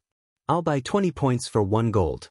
I'll buy 10 points for 1 gold if you have over 1,000 points, 10 points for 2 gold if you have over 3,000 points, and 10 points for 3 gold if you have over 5,000 points. How about it?" Hearing the cloaked player's words, Feng was inwardly astonished. The purchase price was simply too frightening. If players had over 5,000 points on hand, that meant passing the first Divine Shrine alone could already earn them 6 gold coins. If they defeated the Guardian boss as well, they could make a total of 21 gold from clearing the first Divine Shrine. "Sorry, but I don't have that many points to spare," Feng replied, shaking his head. He then headed straight for the exchange counter, showing no intention of trading away his points for coins. After all, he did not have a lot of shrine points on hand. Currently, he had accumulated a total of only 146,360 points. Given Feng's lack of interest, the cloaked player had no choice but to search for willing sellers. When Feng arrived before the exchange counter, a female demon NPC smiled at him and asked, "Hello, sir, may I know what item you wish to exchange for?" "Bloodlines." Feng replied, "Bloodlines?" The demon NPC revealed a shocked expression when she heard Feng's answer. Very quickly, however, she nodded and said, "All right. Here is a list of bloodlines available for exchange." Although Feng and the female demon NPC did not speak loudly, everyone present in the Divine Hall was an expert. They also possessed considerably good physiques. Moreover, they were very familiar with the high-ranking items available for exchange at the Divine Hall. Hence, upon hearing the word bloodline, they turned to look at Feng, who stood before the exchange counter, their ears immediately perking up. What? That person is actually trying to exchange for a bloodline. Even the cheapest bloodline requires 100,000 points. Previously, I heard that the monsters that managed to pass the 31st Divine Shrine only obtained 32,540 points. They are far from reaching 100,000 points. That guy should just be taking a look at the available bloodlines. No, that might not be the case. I checked the ranking list just now and saw that someone has already cleared the 40th Divine Shrine. He might be that person. Still, even if he cleared the 40th Divine Shrine, it shouldn't be possible for him to accumulate so many points. At this moment, everyone looked at Feng with eyes filled with curiosity. After all, to them, 100,000 shrine points was an astronomical amount. It seems nobody else has discovered it yet. From the hushed discussions Feng overheard, He couldn't help but pity these expert demon players. In order to save time, these players had chosen the fastest method to clear the divine shrines and missed out on the opportunity to obtain the points for killing the guardian bosses. However, he also wasn't so kind-hearted as to announce this fact. Following which, he focused his gaze on the list of bloodlines the NPC provided him. There was a total of 33 different bloodlines available for exchange. Among them, 23 were basic bloodlines, 8 were advanced bloodlines, and 2 were peak bloodlines. In his 2 lives playing God's Domain, this was the first time Feng saw so many bloodlines gathered in one place. Meanwhile, any single one of these bloodlines could cause any expert in the past to go crazy over it. Even Apex experts would have been willing to pay any price to acquire one of these bloodlines. Chapter 1580, Hidden Benefit. Sure enough, they are all amazing. It's no wonder so many experts were so crazy about bloodlines back then. Feng felt slightly emotional when he saw the list of bloodlines in the past. Even superpowers had an extremely tough time getting their hands on bloodlines. Information on bloodlines was also heavily restricted. Even though Feng had been the guild leader of a second-rate guild, he had not possessed any detailed information on bloodlines. All he knew was that bloodlines improved a player's life rating and that they were of great help when players got promoted to higher tiers. Meanwhile, although the list of bloodlines the demon NPC gave him did not reveal a lot of information, what he could see was already more than enough to thrill him. Even the most ordinary bloodline would allow players to undergo a qualitative transformation. Take the Frost bloodline, for example. It increased the owner's compatibility with ice-type skills and spells, improving their skill and spell completion rates and base power. In addition, players with bloodlines would gain some extra basic attribute points every time they leveled up. In the case of the Frost bloodline, its primary focus was intelligence, while strength, agility, endurance, and vitality were secondary. Moreover, the bonus basic attributes gained through leveling up would further increase with each tier promotion. Eventually, as players rose in levels, the gap in basic attributes between players with bloodlines and players without bloodlines would also grow increasingly wider, to the point where the disparity could instill despair. However, looking at the cost of the various bloodlines listed, Feng could not help but frown. Of the 2 peak bloodlines available, one needed 340,000 SPs, while the other needed 360,000 SPs. In addition, both of them required 3 exploits each. These peak bloodlines were even more expensive than the top-tier fragmented legendary items. As for the 8 advanced bloodlines, they, too, were far beyond Feng's reach, as even the cheapest among them cost 200,000 SPs and 2 exploits, while the most expensive one cost 260,000 SPs and 2 exploits. Even if he managed to kill the mythic-ranked guardian boss in the 40th Divine Shrine, accumulating 200,000 SPs was unlikely. It seems I can exchange for only a basic bloodline. Feng could not help but sigh. Revealing a bitter smile, he set his eyes on the 23 basic bloodlines. Even the cheap basic bloodline, which was named Boulder Bloodline, cost 100,000 SPs and 1 exploit. The Boulder bloodline improved a player's defense, and the main basic attribute it increased was endurance. It was a bloodline more suited for MTs rather than swordsmen. In the end, Feng narrowed his choices to 3 bloodlines. Hurricane bloodline increases compatibility with wind-type skills and spells. Mainly improves agility, followed by endurance, strength, vitality, and intelligence. Requires 115,000 shrine points and 1 exploit to exchange. Scorching Flame bloodline increases compatibility with fire-type skills and spells. Mainly improves endurance, followed by strength, agility, vitality, and intelligence. Requires 122,000 shrine points and 1 exploit to exchange. Earth Dragon bloodline increases magic resistance. Mainly improves strength, followed by endurance, agility, vitality, and intelligence. Requires 125,000 shrine points and 1 exploit to exchange. These 3 bloodlines were more suitable for a melee physical class like the swordsman class. Whether they were wind-type or fire-type skills, the swordsman class had a little of both. Hence, the Hurricane and Scorching Flame bloodlines would provide significant improvements to a swordsman's DPS. As for the Earth Dragon bloodline, it was suitable for practically every class in the game as players reached higher levels. the maps available for them to grind in would have increasingly poor environments. In the past, many players would even prepare multiple sets of equipment to cope with different environments. Hence, magic resistance was very helpful to players. All three bloodlines were considerably good. At the moment, Feng did not know which bloodline to choose. "Sir, should I recommend you a few bloodlines that are suited to yourself?" the female demon NPC asked, smiling as she looked at Feng's hesitant expression. "May I know what your recommendations are?" Feng could not help but ask curiously. Recommendations from NPCs were generally very accurate. However, it was not easy for players to get one from them. Usually, a player had to be lucky or have sufficiently high favorability with an NPC for such a situation to occur. As you are the heavens blessed that has progressed the furthest up the divine staircase, you get to enjoy a 10% discount on all exchanges.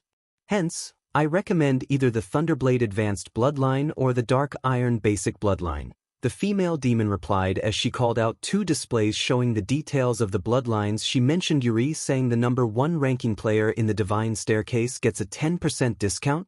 Feng was slightly surprised to hear this. He never thought that the divine staircase's ranking list also provided such a hidden benefit. The Thunderblade bloodline the female demon mentioned was an advanced bloodline.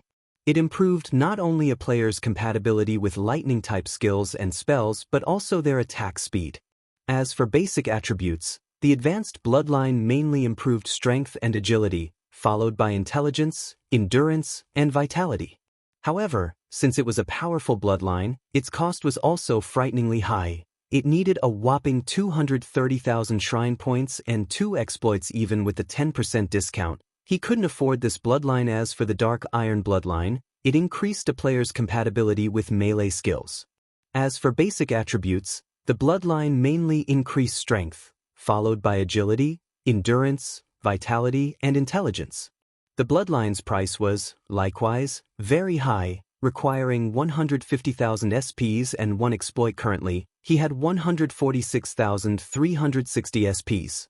If he included the 10% discount, he would have more than enough to exchange for the Dark Iron bloodline. "I'll exchange for this Dark Iron bloodline," Feng said, inwardly ecstatic as he looked at the Dark Iron bloodline. Among the many basic bloodlines available, the Dark Iron bloodline was the most suited to melee classes. Since he could afford it, he naturally wouldn't go choosing other basic bloodlines. "Alright.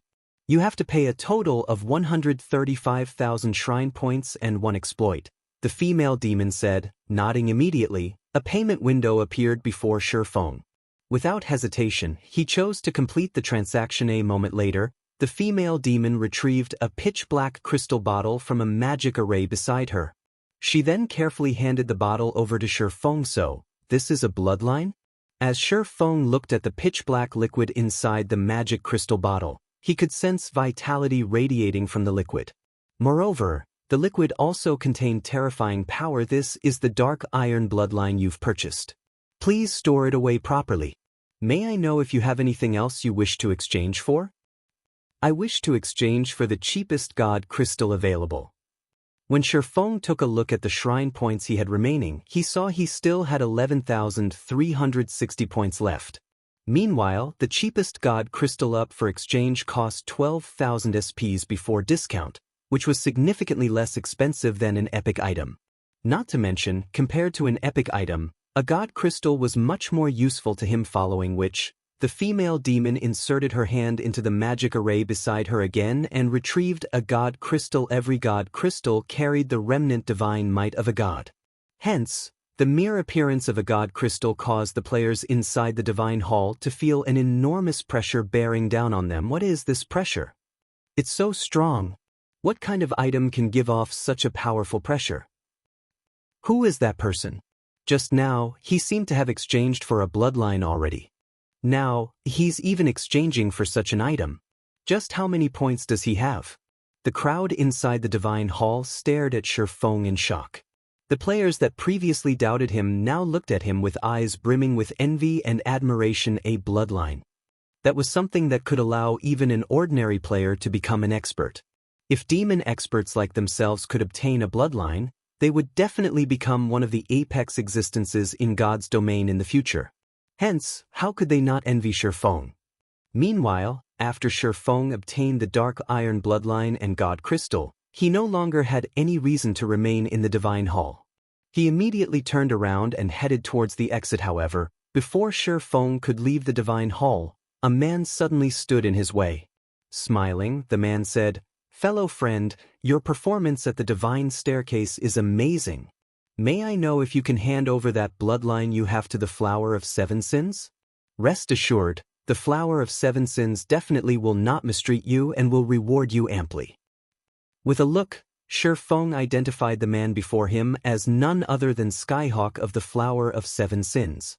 Chapter 1581. Disintegration Armor Recovers. Chapter 1581. Disintegration Armor Recovers. Overhearing Skyhawk's request, the players inside the Divine Hall could not help but turn to look at him with shocked expressions. What? That guy is actually someone from the Flower of Seven Sins? Sure enough, even a superpower like the Flower of Seven Sins is highly interested in bloodlines. I wonder if that person will agree to trade his bloodline away. Why wouldn't he agree? That's the Flower of Seven Sins we're talking about. It's the strongest assassination organization in the virtual gaming world. Who would dare defy them? The surrounding onlookers started a quiet discussion among themselves as they looked at Skyhawk. The Flower of Seven Sins was known by practically everyone in the virtual gaming world. However, the members of the Flower of Seven Sins always took action covertly, so most players had only ever heard about the organization and knew that it specialized in commissions for assassination. As long as one could afford the price, the Flower of Seven Sins would dare to take action even against super guilds. Moreover, every member of the Flower of Seven Sins was an expert among experts.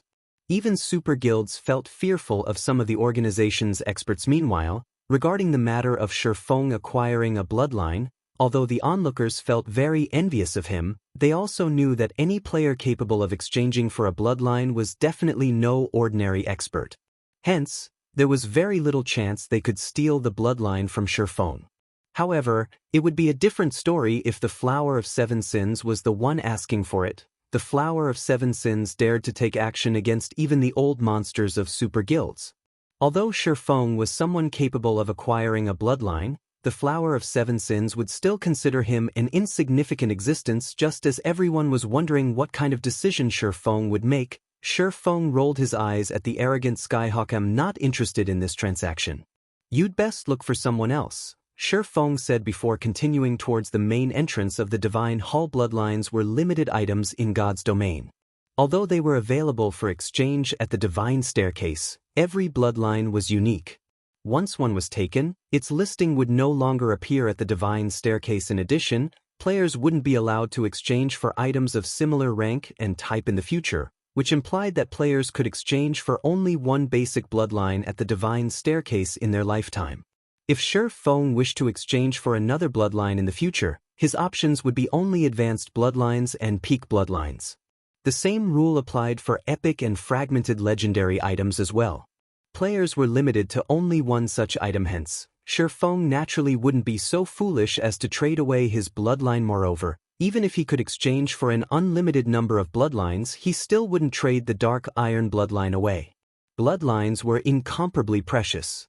Aside from the Divine Staircase, Feng had no idea where he could obtain a bloodline with absolute certainty.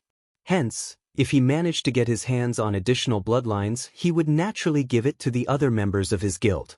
Only a fool would try to sell their bloodlines away. Upon Feng's departure, Skyhawk's complexion darkened immediately. "That guy's dead. He actually dared offend someone from the Flower of Seven Sins.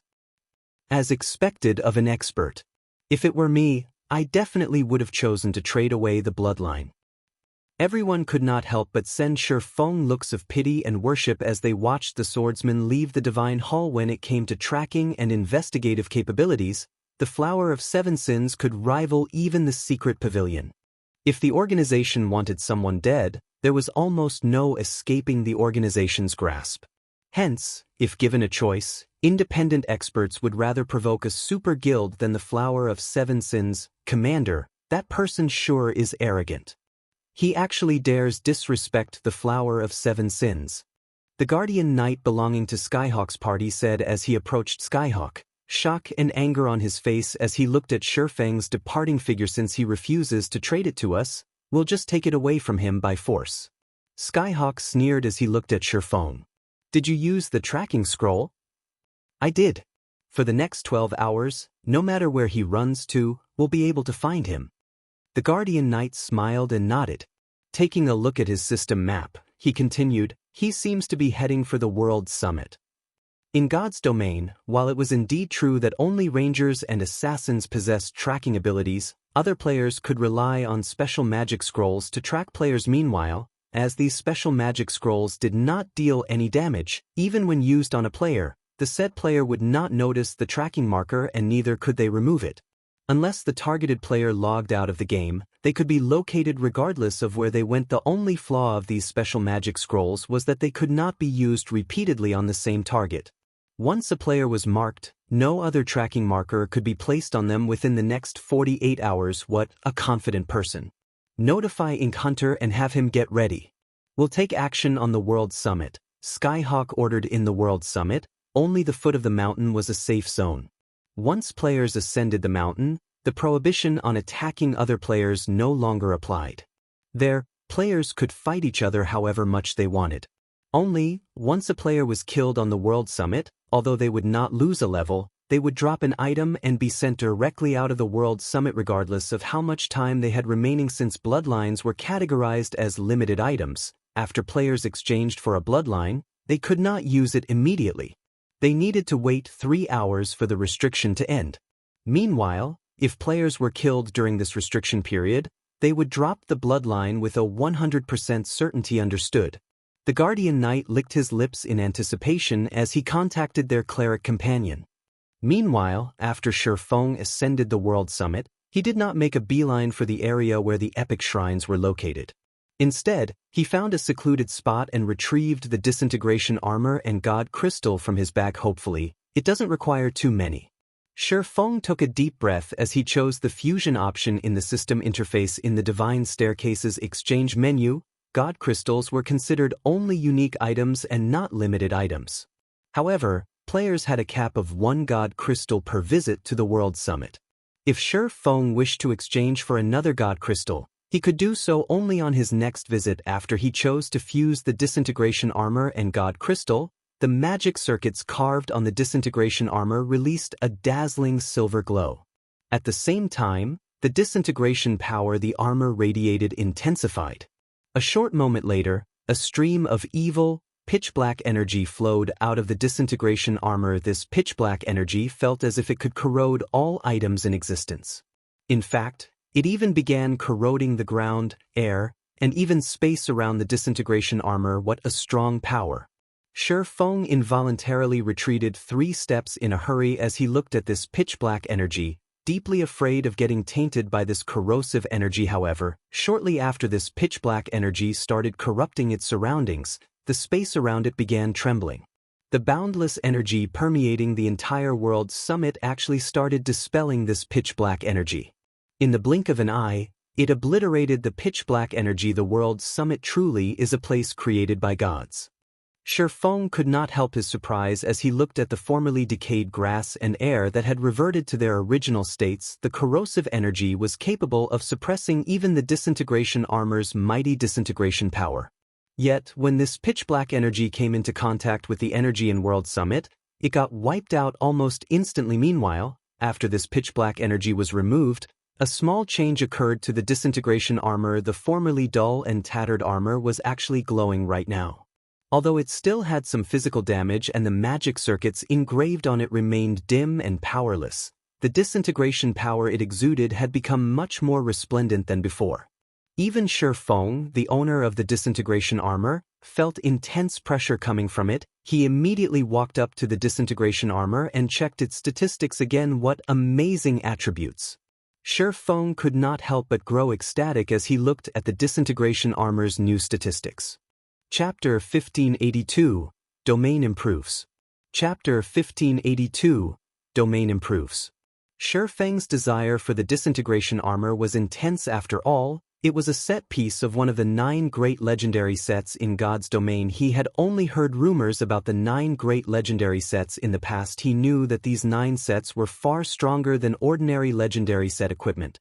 They could be considered the best among the various legendary set equipment in God's domain generally. Among the various pieces of a set equipment, the chest piece was the most important as long as he could repair the disintegration armor. Its benefits would be far beyond that of ordinary legendary equipment. Although the disintegration armor hadn't fully recovered, its statistics were frightening. Disintegration armor, one piece of the legendary set equipment the Orc Empire's founding emperor had crafted. The wearer of this armor will gain even greater strength than that of Titans. They will also fall into an endless cycle of madness. However, the disintegration armor had been damaged beyond repair during the Great War, and now leaks the disintegration power within. The disintegration power will taint any player that carries this item. It has also been tainted by an evil power, making it impossible to recast the armor. At present, 75% of the armor is still tainted by an evil power. Disintegration field disintegrates all skills and spells within a 100-yard radius. Skills and spells at Tier 2 and below will be nullified, while skills and spells above Tier 2 will be weakened by 70%. All entities within range of the disintegration field will sustain a 40% reduction to basic attributes, physique, and stamina, in addition to a 400% increase to their stamina and concentration consumption rates. No cooldown. Despite removing a quarter of the evil power, the disintegration armor's power had grown significantly. He didn't dare to imagine how powerful the disintegration field would become once he removed the remaining evil power. Disintegration field's ability to weaken skills and spells above Tier 2 by 70% was outrageous. Such suppression would basically cripple any skill or spell it encountered. The skill or spell would likely deal even less damage than a normal attack, and that's not even including the 40% reduction to basic attributes. Only 3 more to go. Feng could not help his grin as he looked at the remaining evil power in the armor. Although he had spent more time on the divine staircase than any other player, he had earned a lot of time in the entrance test. He still had 5,724 minutes he could use to explore the World Summit. If he spent this time wisely, he shouldn't have any issues acquiring 3 more God Crystals. Opening an epic shrine only cost 1,000 minutes, and excluding travel time between shrines, he could activate up to 5 epic shrines. As long as 3 of these epic shrines contained God Crystals, he could remove the remaining evil power that tainted the disintegration armor. Once he had a plan, Feng stopped wasting his time. After storing the disintegration armor, he dashed towards the epic shrine area. Feng ascended the World Summit's mountain far faster than he had during his previous visit, even though he was still suffering a weakened state from activating twofold berserk. After climbing the mountain for a little over an hour, he had made it past the bronze area and was already past the mysterious iron area. During his climb, he had spotted many players who tried to make the most of their remaining time as they entered as many low-rank shrines as possible. Unlike the Dark Gold and Epic shrines, which cost 400 minutes and 1,000 minutes to activate, respectively, lower-ranked shrines were relatively cheap to activate. The Bronze and Mysterious Iron shrines, in particular, only cost 50 minutes and 100 minutes to activate. Just as Feng was about to reach the secret silver area, 3 figures moved to intercept him. Leading this trio was none other than the Flower of 7 Sins, Skyhawk. What a coincidence! We meet again, Skyhawk said, smiling at the cloaked Feng. A coincidence? Glancing at Skyhawk and his 2 companions, who currently wore sneers, Feng said, I'm wearing a black cloak like many of the players in the World Summit. Quite a few of them are swordsmen as well. Aside from using a tracking scroll, I don't think you have any other methods of differentiating me from anyone else. Such a quick and astute observation is only to be expected from the expert that earned enough SPs to purchase a bloodline, Skyhawk praised and clapped. You are correct. To find you, I used one of the only 2 tracking scrolls I had on hand. Are you willing to sell us the bloodline now? Tracking scrolls were extremely rare and precious items in God's domain. They were treasures used to hunt players. If Feng had merely obtained an epic weapon or piece of equipment from the divine staircase, he would not have bothered to waste a tracking scroll on the swordsman. However, Feng carried a bloodline. Skyhawk would even willingly spend 10 tracking scrolls to hunt this swordsman down. What if I refuse? Feng asked. Refuse? Skyhawk could not help but laugh at Feng's question. You can refuse, but the Flower of Seven Sins always gets what it wants. Or do you think that you can actually escape our pursuit? Skyhawk's statement had been quite loud, and his words quickly caught the attention of nearby players who came and went from the secret silver area. What's going on? Members of the Flower of Seven Sins are actually robbing someone. Is this for real? That person sure is unlucky. The passing players sent Feng looks of sympathy, although they weren't certain that Skyhawk and his companions were actually from the Flower of Seven Sins. They outnumbered their target. Moreover, their weapons and equipment were exceptional. These three players definitely weren't ordinary experts.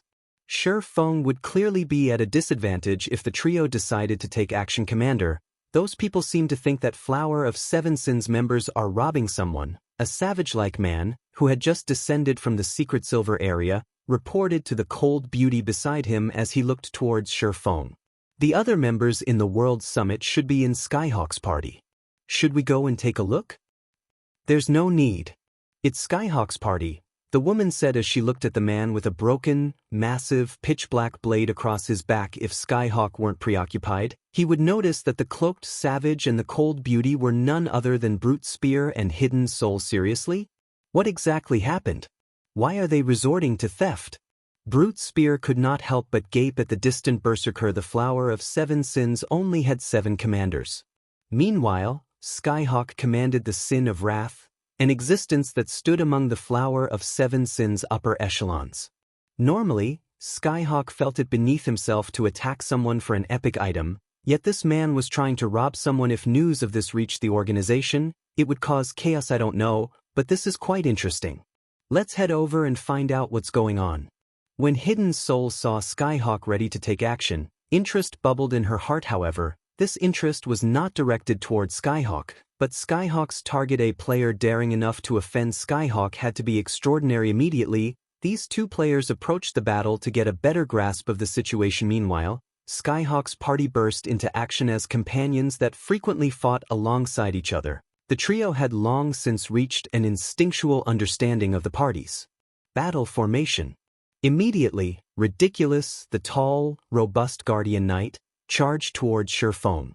Meanwhile, Skyhawk took advantage of the Ridiculous' large frame, shielding himself as he stealthily circled to Feng's side. As for the cleric, Ink Hunter cast a truth shield on Ridiculous. At the same time, he used Soul Cloud to assist in battle. Instantly, the trio formed a well-coordinated, three-pronged attack. If not dealt with properly, this attack would even instant-kill a peak expert die. Ridiculous shouted as he radiated a golden glow, activating Justice Roar and forcing Feng to attack him.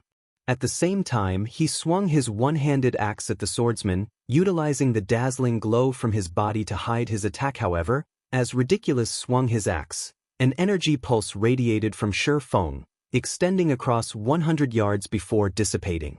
Everyone within range suddenly found themselves under an intense suppression. Skyhawk, Ridiculous, and Ink Hunter's basic attributes began to plummet as exhaustion settled in their bones. Disintegration field. Chapter 1583, Mana Cutter.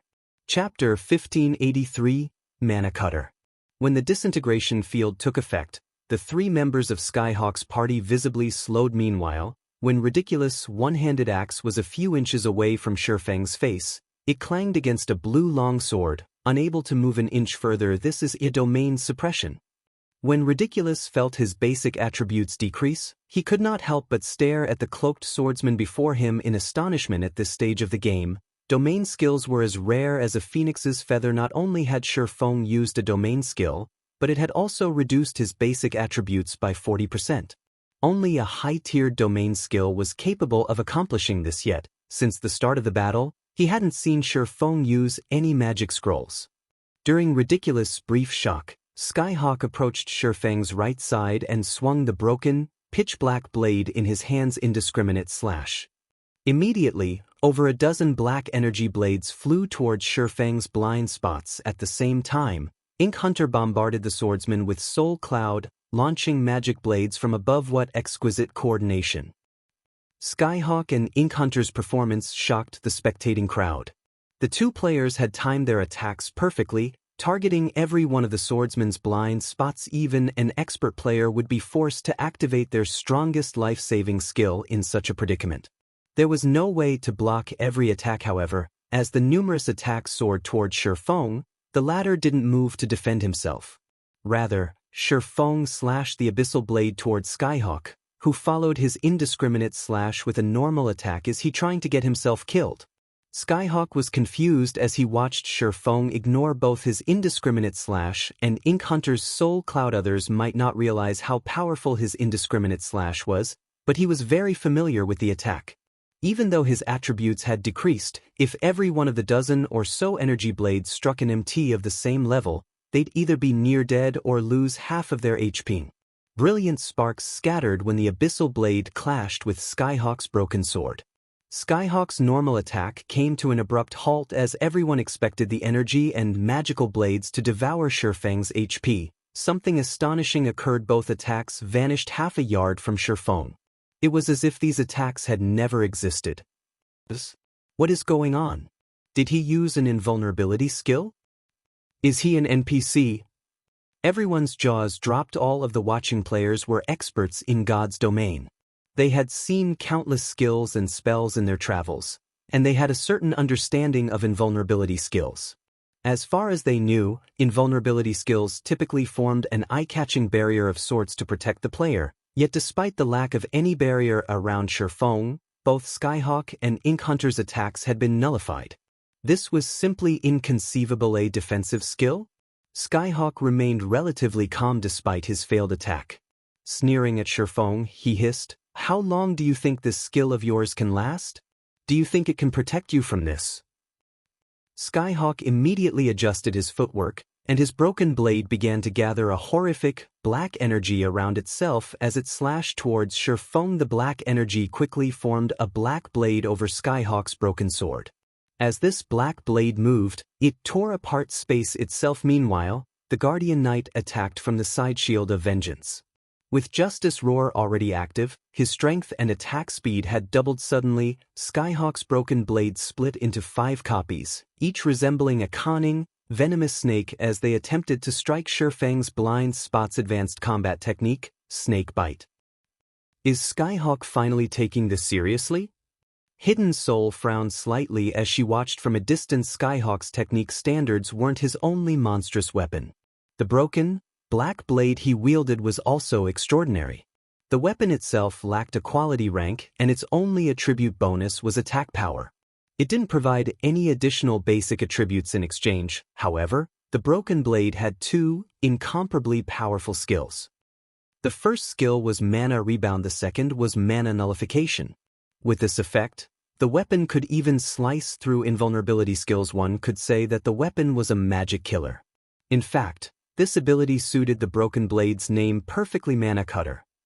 All defensive spells and skills were useless in the face of Skyhawk's attacks.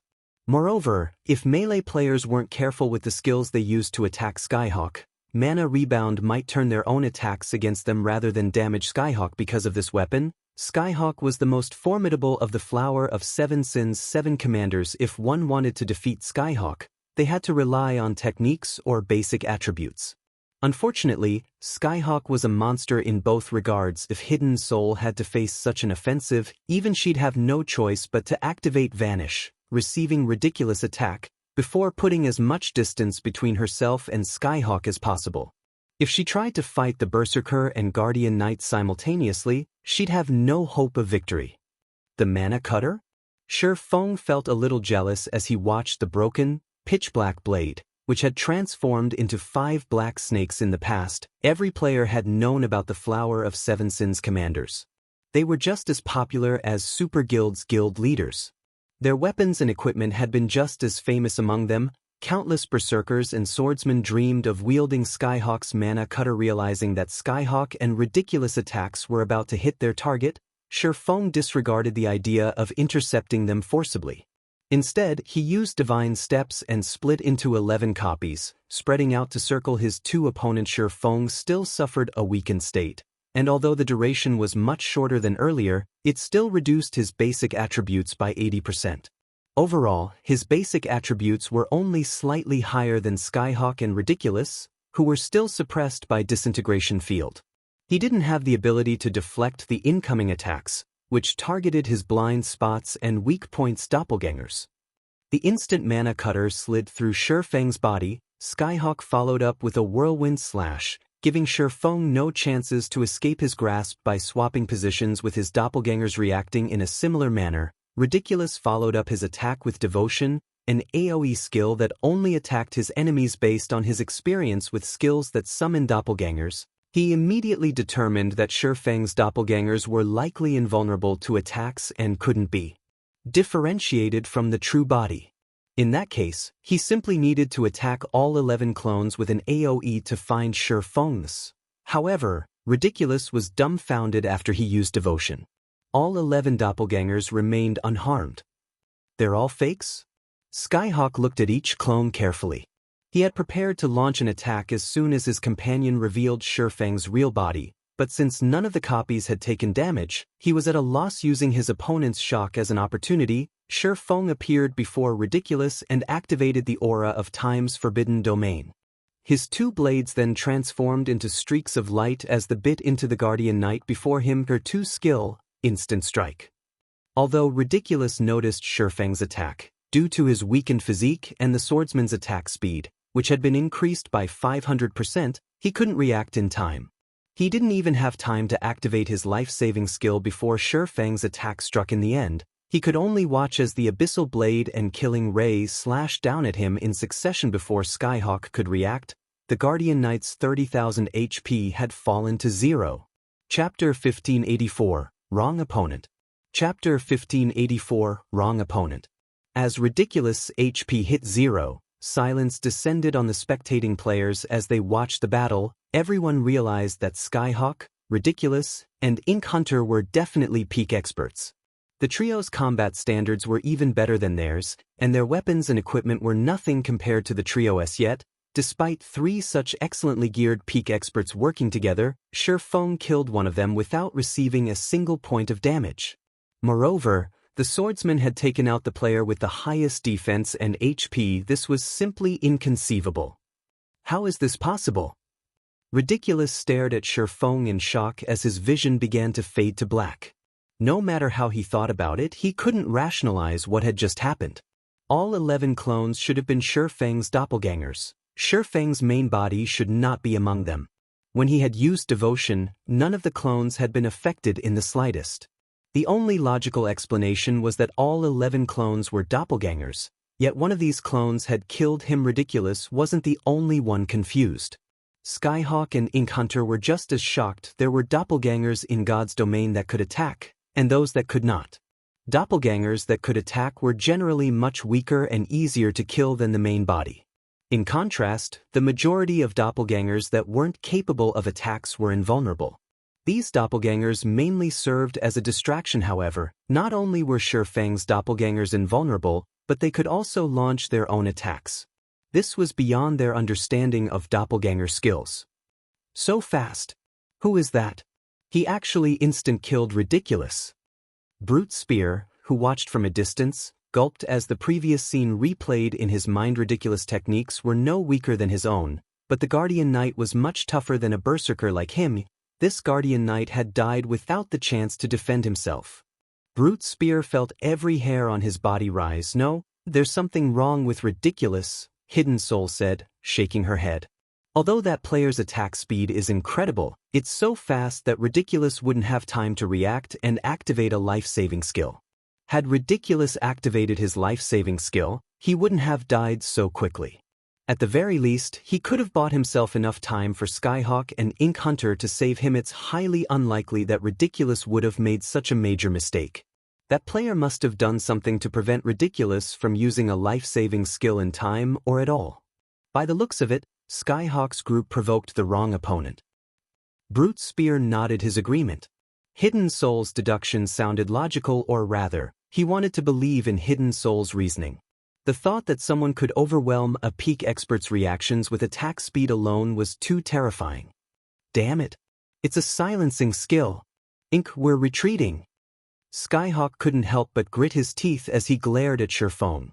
Decisively, he turned and fled. Skyhawk finally understood why Feng had dared to ascend the World Summit before the Bloodline's restriction period had lifted. Rather than arrogance and foolishness, Feng had done so because he was absolutely confident in his abilities while they could cope with the basic attribute suppression. It was an entirely different story if they had been silenced. Aside from the fact that they wouldn't receive any healing, the fact that they couldn't transform into their demon states or activate berserk skills put them at an overwhelming disadvantage. He was not afraid of powerful spells or skills, but if his opponent used a berserk skill, his basic attributes would be overwhelmed. Furthermore, his opponent was an incredibly calm, peak expert Ink hunter, who stood some distance away, reacted as well, fleeing. What? Skyhawk is actually retreating? Brute Spear gaped as he watched Skyhawk and Ink Hunter run away. Skyhawk was one of the Flower of Seven Sins commanders. Even when against 4 or 5 peak experts, he would likely fight until the bitter end and either wipe out his opponents or take as many lives as he could. Yet, against Feng, Skyhawk had decided to flee. In fact, Brute Spear wasn't the only one shocked. All of the spectating players were dumbfounded. Only, unlike Brute Spear, they weren't surprised by Skyhawk and Ink Hunter's retreat. They were shocked by the strength Feng had displayed. Not only had the swordsman killed a peak expert instantly, but he had also followed up by scaring away 2 other peak experts too strong. Is he an NPC? He actually killed a peak expert from the Flower of Seven Sins. I never knew that there was such a frightening expert among demon players. It would be great if I could get to know him. Everyone deeply admired Feng. They too were experts in God's domain, and they realized how powerful Skyhawk and his party members were. Ordinary experts couldn't compare to the trio, yet Feng had overwhelmed them despite being outnumbered. These players agreed with Skyhawk and Ink Hunter's decision to retreat. Only a fool would try to fight Feng after seeing the swordsman's display of strength. Although players would not lose any levels when they died in the World Summit, they would DOP one of their items. At their levels, every piece of equipment was worth a fortune. This was especially true for peak experts like Skyhawk. You want to escape? Watching Skyhawk and Ink Hunter flee, Feng thrust the abyssal blade into the ground. Abyssal curse. Suddenly, black mist began to rise from the ground in a 30-yard radius around Feng. The mist then transformed into countless, pitch-black chains that attempted to bind Skyhawk and Ink Hunter. Reacting quickly, Skyhawk swung the mana cutter at the incoming chains. While in Forbidden Domain, players couldn't use skills or spells, but both of mana cutter's skills were passive. Even in Forbidden Domain, the weapon could still slice through spells and skills. As the crowd watched, Skyhawk shattered every one of the pitch-black chains that moved towards him. Unfortunately, although Skyhawk had escaped Abyssal Curse, the cleric, Ink Hunter, had not. In the end, the chains bound the cleric, and his basic attributes began to decrease once again. Feng then left an afterimage behind him as he dashed towards Ink Hunter. Fight me if you have the guts. Skyhawk shouted, furious as he watched Feng charge towards his companion. Ink Hunter was a cleric. Without the ability to use spells and skills, he was powerless against Feng. Meanwhile, Feng's silencing skill was clearly a region-based skill. As long as they moved out of the affected region, they would be free from the silencing effect. However, if Ink Hunter died before they escaped, he'd be left without a healer to support him. He'd definitely have a difficult time against Feng alone. As Skyhawk declared his challenge, and before the watching players had realized it, Feng had appeared before the Berserker, his sacred sword descending on the commander from the Flower of Seven Sins Shadow Blade.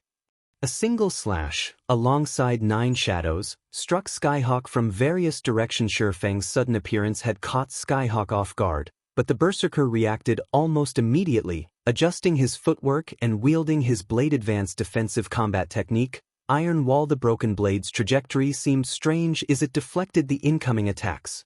As Mana Cutter countered more of the attacks, its speed seemed to increase. In the end, Skyhawk managed to deflect 9 of the 10 incoming attacks, receiving only 1. When the attack struck, he had lost a little over 2,000 HP and retreated several steps. Skyhawk had basically lost 1/10 of his suppressed HP. However, Skyhawk did not pay much mind to the damage. At the very least, he had lured Feng in. With this, Ink Hunter could escape the silencing AoE. Once they were free of the silencing effect, recovering his lost HP would be a piece of cake. However, before Skyhawk could celebrate his success, he realized that something was amiss. Originally, there had been 11 copies of the enemy swordsman on the battlefield, but now there were 12. The clone charging towards Ink Hunter had never deviated from its path. At this point in time, said clone had also arrived before the cleric and activated Shadow Blade. Already the cleric, with low HP and defense, died instantly as the 10 attacks bit into his body. How is this possible? Skyhawk shifted a bewildered look between the Feng that had claimed Ink Hunter's life and the one that stood before him. What he did not know was that Feng had never intended to let any of them get away. Feng had sent the doppelganger he had summoned with Phantom Kill after Ink Hunter, while his main body had used Void Steps to approach Skyhawk. Chapter 1585, Slaying Skyhawk. Chapter 1585, Slaying Skyhawk. Everyone was stupefied yet again when Ink Hunter had died. They were confused about how Feng had two main bodies on the battlefield and could actually attack Skyhawk and Ink Hunter simultaneously. Meanwhile, Skyhawk's complexion darkened considerably after he recovered from his momentary shock. Not only was he still stuck in the silencing AoE, but he had also lost his healer. If Feng used a berserk skill now, killing him would be very easy. However, what Skyhawk did not know was that Feng had recently used twofold berserk and was still in a weakened state, which prevented him from using berserk skills.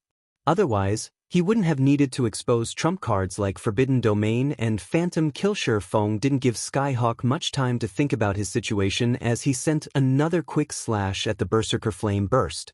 Although he had already killed Ink Hunter, Skyhawk wasn't an opponent he could take lightly. If he allowed Skyhawk to escape Forbidden Domain and activate a berserk skill, he would definitely be placed in a very passive state. Suddenly, the two swords in Feng's hands released a burning glow as they approached their target.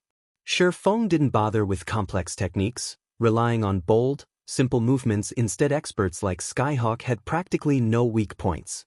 Skyhawk was more than capable of countering any technique he could use against the Berserker.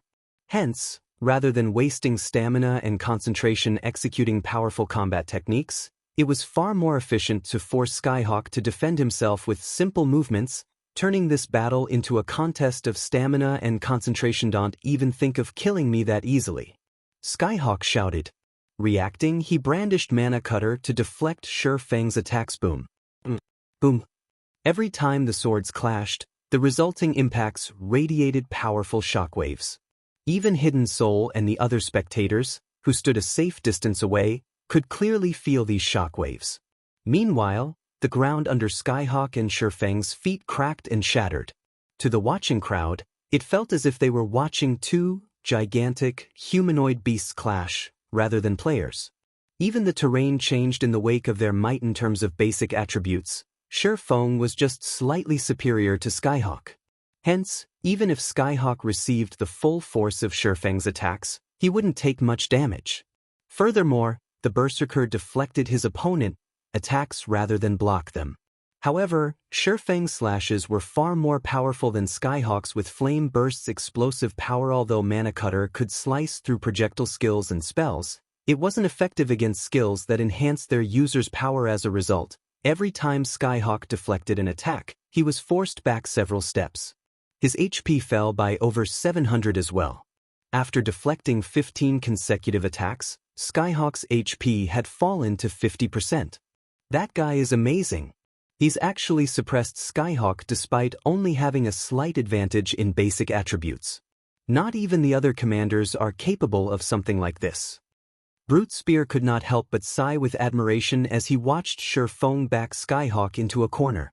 It's no wonder why the boss always warns us to be careful in the fields. If we accidentally provoke such a hidden expert while adventuring, we'll definitely be in for a painful lesson. Skyhawk's combat standard was extremely high, and Mana Cutter only bolstered his strength. He had never been suppressed in a melee duel against the Seven Sins' other commanders. Normally, he was the only one to suppress the others. Hidden Soul nodded in agreement, but as she watched Feng's figure, Something about the man felt familiar. Could he be Maple Leaf? The thought drifted through Hidden Soul's mind as she watched the battle. She thought it was unlikely that two unknown, monster-level experts had visited the World Summit at the same time. Moreover, the doppelganger skill Feng had used against Skyhawk was the same skill he had used against the Purgatory puppets. She also found the situation somewhat hard to believe. Every expert had strengths and weaknesses. For example, some experts focused on fighting monsters, and against monsters, they could display extraordinary strength. Meanwhile, some experts preferred to fight other players, and they could display much greater strength against players than they could against monsters. Feng had previously displayed incredible combat standards against the Purgatory puppets, proving that he put quite a bit of effort into fighting monsters. Even Hidden Soul had to admit that she wasn't as skilled as Feng in monster battles yet. Despite facing Skyhawk's three-man party, Feng had displayed the same extraordinary tactics and combat standards. His performance wasn't inferior to his fight with the Purgatory puppets in the least. This proved that he was just as familiar with PvP. As Hidden Soul pondered over Feng's identity, the battle between the swordsman and the berserker grew more intense. They began to exchange blows so fast that even many of the watching demon experts could no longer keep up with the battle. Damn it. Not being able to use my skills is too much of a problem.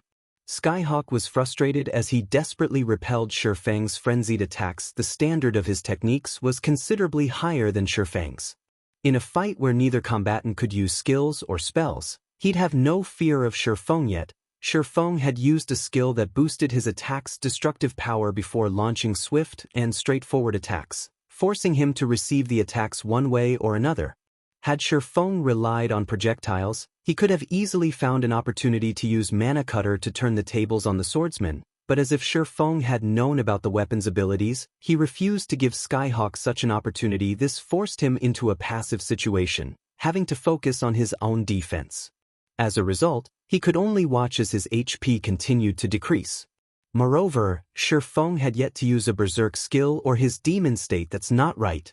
Considering the events up to this point, Skyhawk suddenly realized a possibility as to why Feng would bother to fight him for so long. With a sneer, he hissed, "I understand now. The reason you haven't used a berserk skill yet isn't that you don't want to, but because something is preventing you from doing so. You're trying to desperately to deplete my HP so you can kill me before I leave your silencing AoE, aren't you?" Feng didn't bother to reply to Skyhawk's accusation.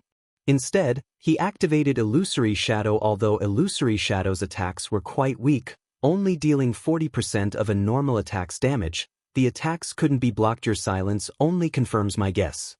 Since you can't use your berserk skill, I don't have to be careful around you anymore. Skyhawk smiled. Immediately, he executed a deceptive footwork technique, retreating at a much faster pace. He hadn't put much focus into escaping the silencing skill since he couldn't find any hope of victory. Even if he could use a berserk skill or transform into his demon state, so could Feng. But now, things had changed. Once he was out of range of the silencing AoE, he could use his berserk skill. Killing Feng would be a piece of cake. To put it simply, this battle's outcome depended on whether or not he could escape the silencing AoE safely. As Skyhawk inched towards the edge of the silencing AoE, his focus sharpened.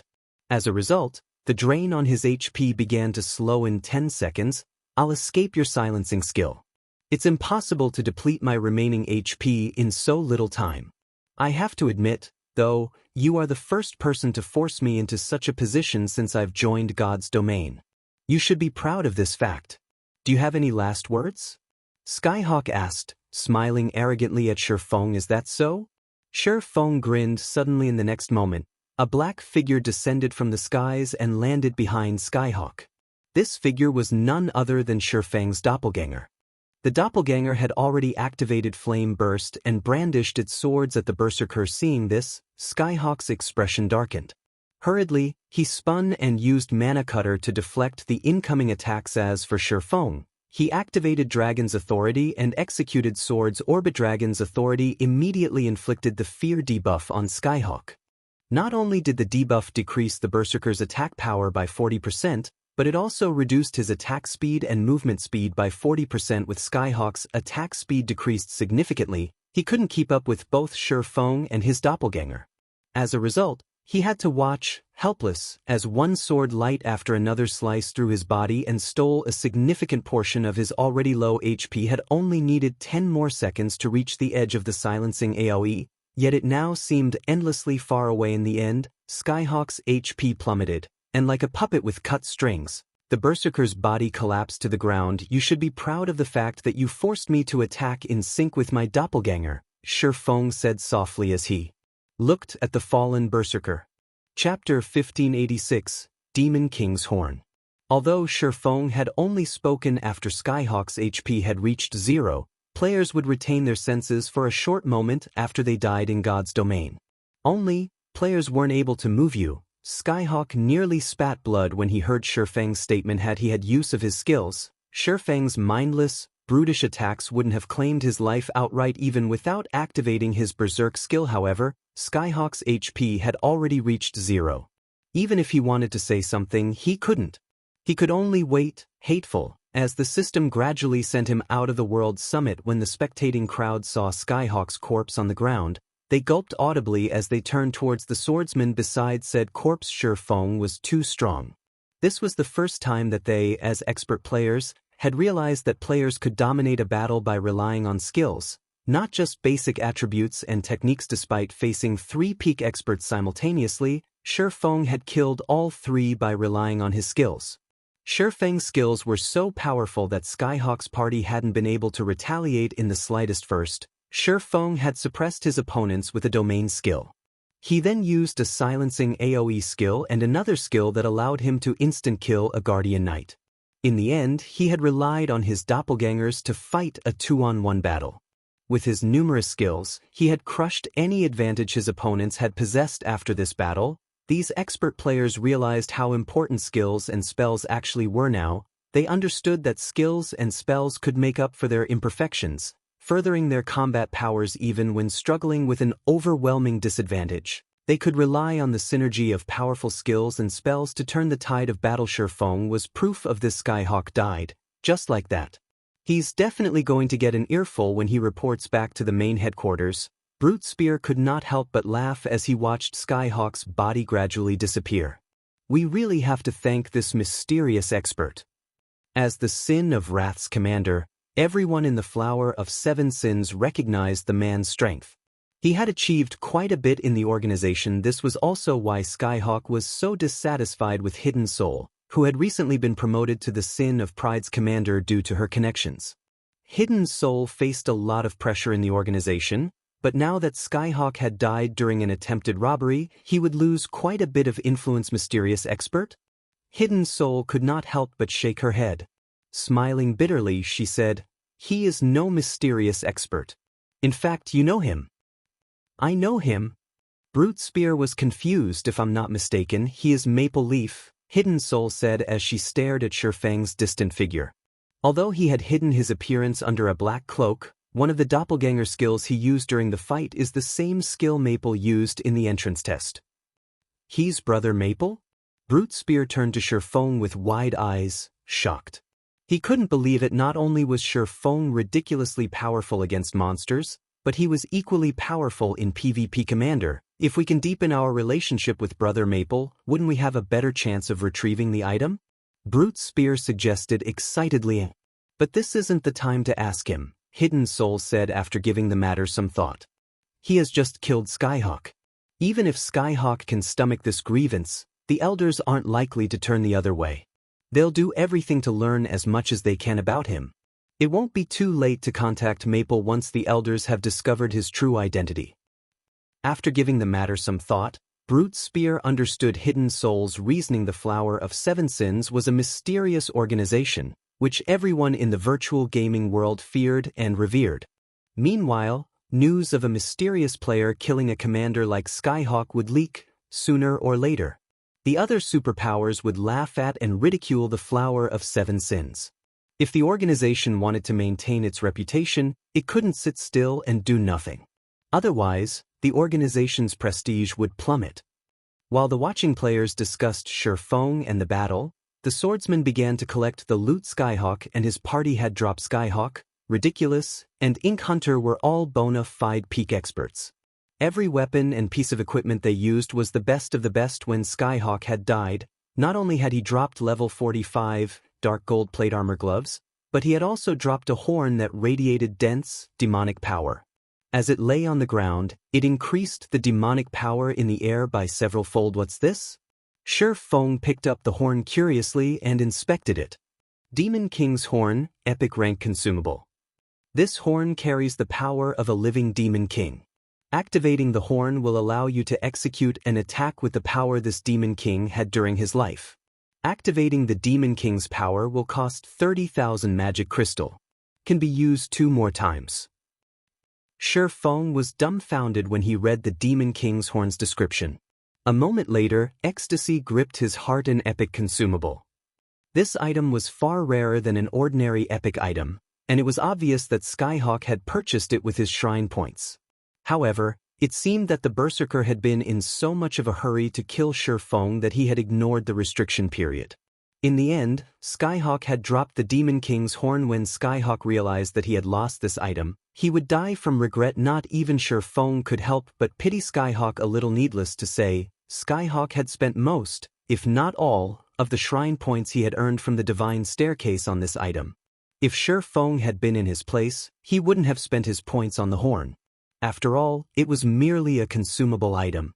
It would disappear once its usage counts had been spent. However, Feng had to admit that the item could exert an astounding amount of power due to its limited usage counts.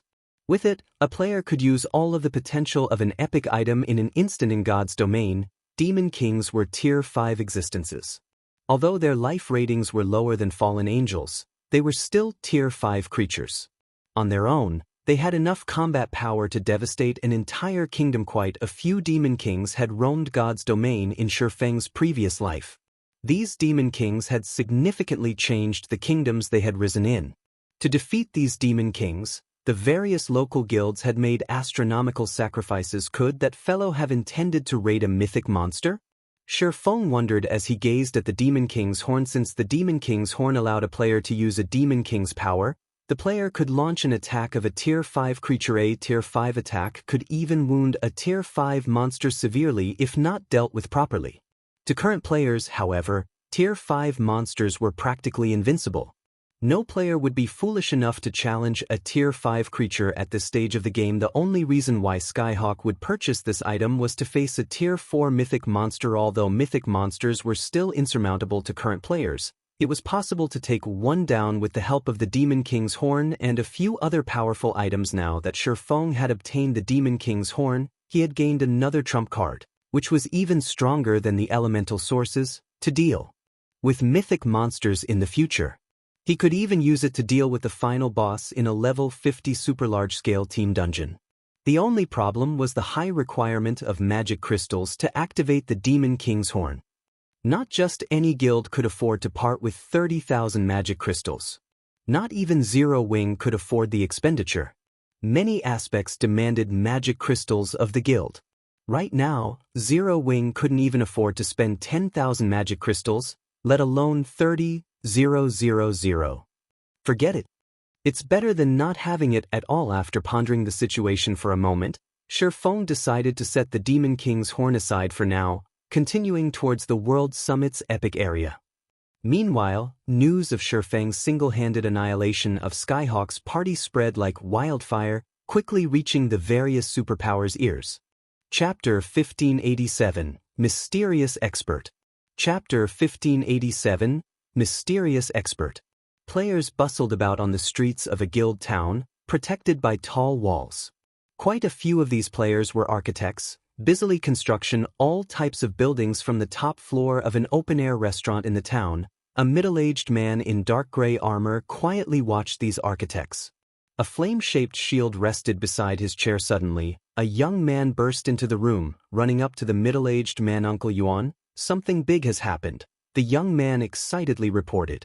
We just received news that Skyhawk, one of the Flower of Seven Sins commanders, has been killed. The middle-aged man in question was none other than the secret pavilion's Yuan Tiexin. He had already reached level 50 and wore the level 50 fine gold ranked landslide set, A set equipment for shield warriors which could only be obtained from level 50, 100-man team dungeon. Skyhawk has been killed? Yuan Tianxin turned towards the young man in astonishment. How is that possible? Did someone organize an expert team to ambush him? No, that can't be right. We're talking about one of the Seven Sins commanders here. The Flower of Seven Sins definitely won't take such a blow lying down. Skyhawk was one of only 7 commanders in the Flower of Seven Sins. His individual strength even ranked near the top in the assassination organization. Yuan Tianxin found it truly hard to believe that a handful of players could kill such an expert.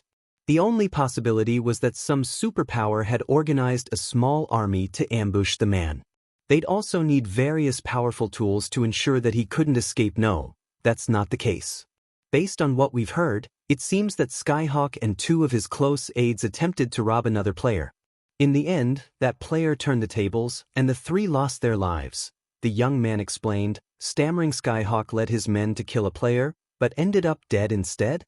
How is that possible? Yuan Tianxin was even more shocked. Not only had Skyhawk died, but he had also been killed by a lone player. The man had even had the numerical advantage in the situation. No matter how Yuan Tianxin considered the younger man's words, they sounded like a joke. It's true. Here's a video of the battle, the young man said as he hurriedly relayed the recording. The video had been recorded some distance from the battlefield, so the fight's details weren't clear. However, Skyhawk's mana cutter was. There was no doubt that the berserker wielding the broken blade was indeed Skyhawk. What powerful skills! Although Yuan Tianxin could not see the entire process of the battle clearly, he could, more or less, deduce the reason that Skyhawk's party had lost. Just who is that player? We're already doing our best to investigate this matter. Unfortunately, we can only glean a limited amount of information from the video.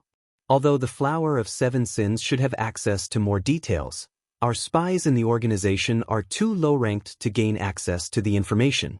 The guild leader has already asked us to find this expert as quickly as possible, and he has stated that we cannot allow the Flower of Seven Sins to reach the player before we do. I understand. I'll do my best to look into the matter. After Yuan Tianxin finished with the video, he became interested in the mysterious expert who had killed Skyhawk's 3-man party. He immediately ordered his subordinates to investigate the battle video. Meanwhile, God's Domain's other superpowers began their own investigations.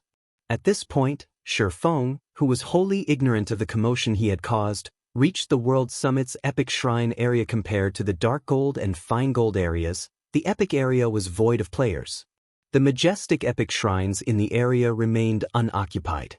Feng didn't need to worry about any competition over the shrines. The god crystals aren't as valuable as epic items, but the shrine's difficulty increases with altitude. Correspondingly, the shrines should offer more treasures. I may be able to find god crystals in the lowermost shrines. After a quick inspection of the epic shrines dotting the mountainside, Feng began his mission. The lowermost region of the epic area had a total of 21 epic shrines. Feng did not put too much thought into the matter and approached the closest shrine. When he reached the shrine's entrance, Feng placed a hand on the doors before him. System: Inferior Legendary Shrine Key detected. You are qualified to open the doors of the epic shrine. Do you wish to spend 1,000 minutes to open them? Feng clicked Agree. Without hesitation, immediately, the shrine doors swung open, allowing Feng to enter. The moment Feng stepped into the shrine, he felt as if he had entered a different world. He stood on a platform above the clouds, and from time to time, Feng spotted flying beasts soaring by. These monsters were all frighteningly strong, and even the weakest among them was a level 150 Great Lord. Some of these flying beasts were even level 180 mythic monsters. Any one of these monsters could easily extinguish Feng's life. Multiple humanoid statues had been erected in the center of the platform, and dazzling items in translucent, crystal boxes had been placed before each statue. Even from this distance, Feng could tell that every one of these items was extraordinarily valuable. When Feng tried to approach one of the statues to inspect the items before it, the sound of another system notification reached his ears. System: You may choose one item before the numerous statues. As long as you fulfill the requirements, you may obtain the item you desire. If you fail to complete the requirements within the given time limit, You will be teleported out of the shrine automatically. Sure enough, the system won't let players take these items easily. Feng wasn't particularly surprised. Although every shrine in the World Summit offered its own rewards, not every shrine granted players a reward upon entry. Some required players to pass certain tests.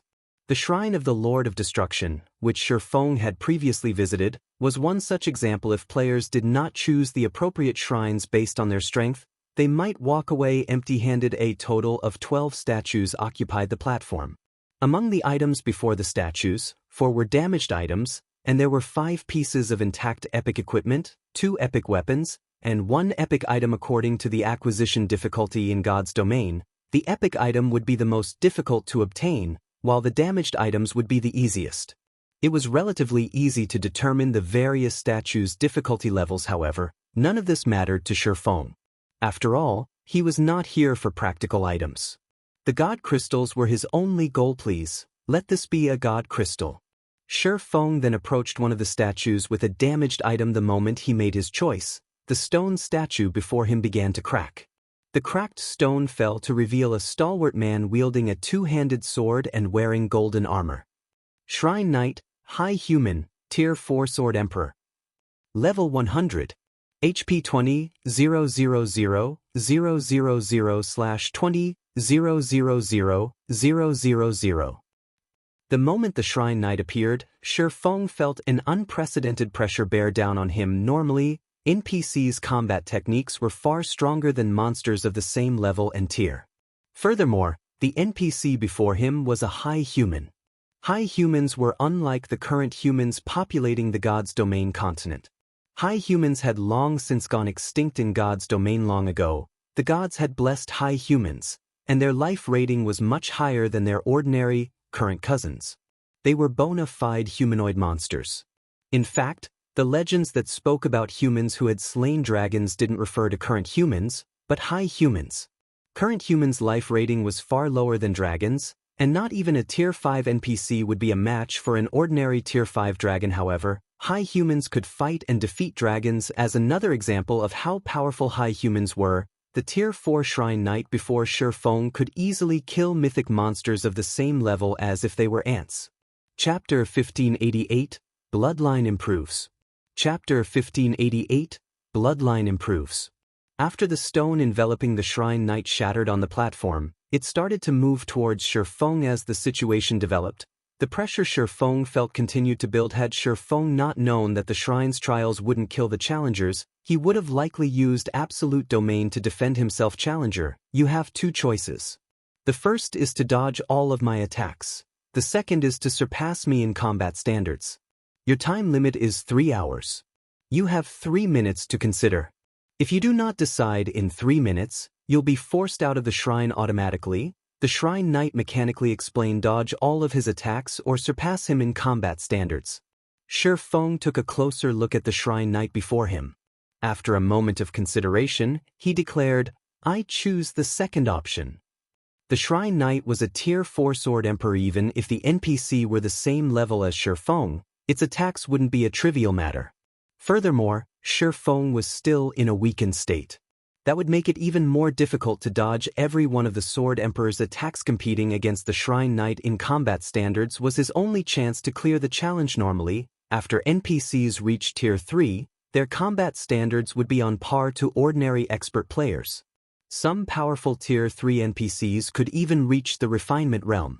Including NPCs' superior attributes, Tier 3 NPCs were generally far more powerful than Tier 3 players. Even the weakest Tier 4 NPCs' combat standards were at the refinement realm, and the more powerful ones could even reach the void realm. Not even Tier 4 peak experts would have dared to provoke Tier 4 NPCs in the past. As for the heroes who were summoned to protect towns and cities, those capable of reaching Tier 4 had no issue reaching the void realm. This was precisely why they could summon towns and cities. Although Feng bore a weakened state, his combat standards weren't affected. Moreover, competing against a Tier 4 NPC via techniques was a rare opportunity. Unlike players, an NPC's combat techniques were far more refined. Their application could even stun players. Excellent. Let's start the battle then. During this time, my basic attributes will drop to match yours. I will also be set at Tier 2. Neither of us will be allowed to use any skills or spells during this fight. You're also prohibited from using any tools. You will only complete the trial after depleting my HP completely, the Shrine Knight said, nodding. His aura then began to weaken as the Shrine Knight fell from a level 100 Sword Emperor to a level 61 Sword Master. For a brief moment, Feng felt restricted. A notification then appeared, telling him that he was temporarily barred from using skills, spells, or tools. Shrine Knight now had 1 million HP remaining. It was entirely possible for Feng to end this battle quickly, even while relying on his combat techniques. Before Feng could prepare, the Shrine Knight appeared before him, its golden greatsword transforming into a streak of golden light that struck at Feng repeatedly in quick succession so fast. Feng promptly executed Sword's Orbit as the Shrine Knight's blade descended. There wasn't a shred of hesitation in the Shrine Knight's movements. It seemed as if the NPC moved on instinct rather than rational thought.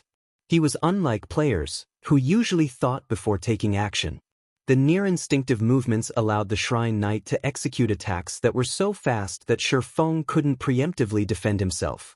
As a result, Feng had to rely on passive defense techniques like Sword's Orbit to protect himself from the incoming attacks. Dang. Dang. Metallic clangs echoed across the platform as dazzling sparks lit the air. If other players saw this, they'd be dumbfounded. As time passed, both fighters' movements became faster and smoother, and any ordinary expert would be overwhelmed by the scene. Although Feng and the Shrine Knight's swings were incredibly fast, their speed wasn't a result of high attack speed. Rather, it was due to their instinctive execution. Even after exchanging blows for several minutes, neither side had dealt any damage. As expected of a Sword Emperor, if I don't rely on Sword's Orbit to block his attacks, he'll likely kill me very quickly. Feng could not help his bitter smile as he deflected the NPC's frenzied attacks. Fighting the Shrine Knight reminded Feng of how powerful NPCs were despite their equally high attack speeds. The Shrine Knight overwhelmed Feng due to the difference in their reaction speeds. This won't do. I can't allow this to drag on. Realizing that none of his attacks reached the Shrine Knight, Feng retreated to search for more favorable terrain. Although the Shrine Knight had the same basic attributes as Feng, NPCs had far more stamina and concentration.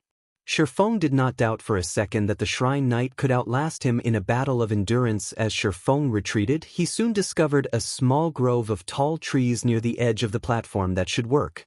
Feng immediately made his way towards the small grove. Unlike players, NPCs weren't good at taking advantage of their surroundings. This fact even held true for Tier 4 NPCs.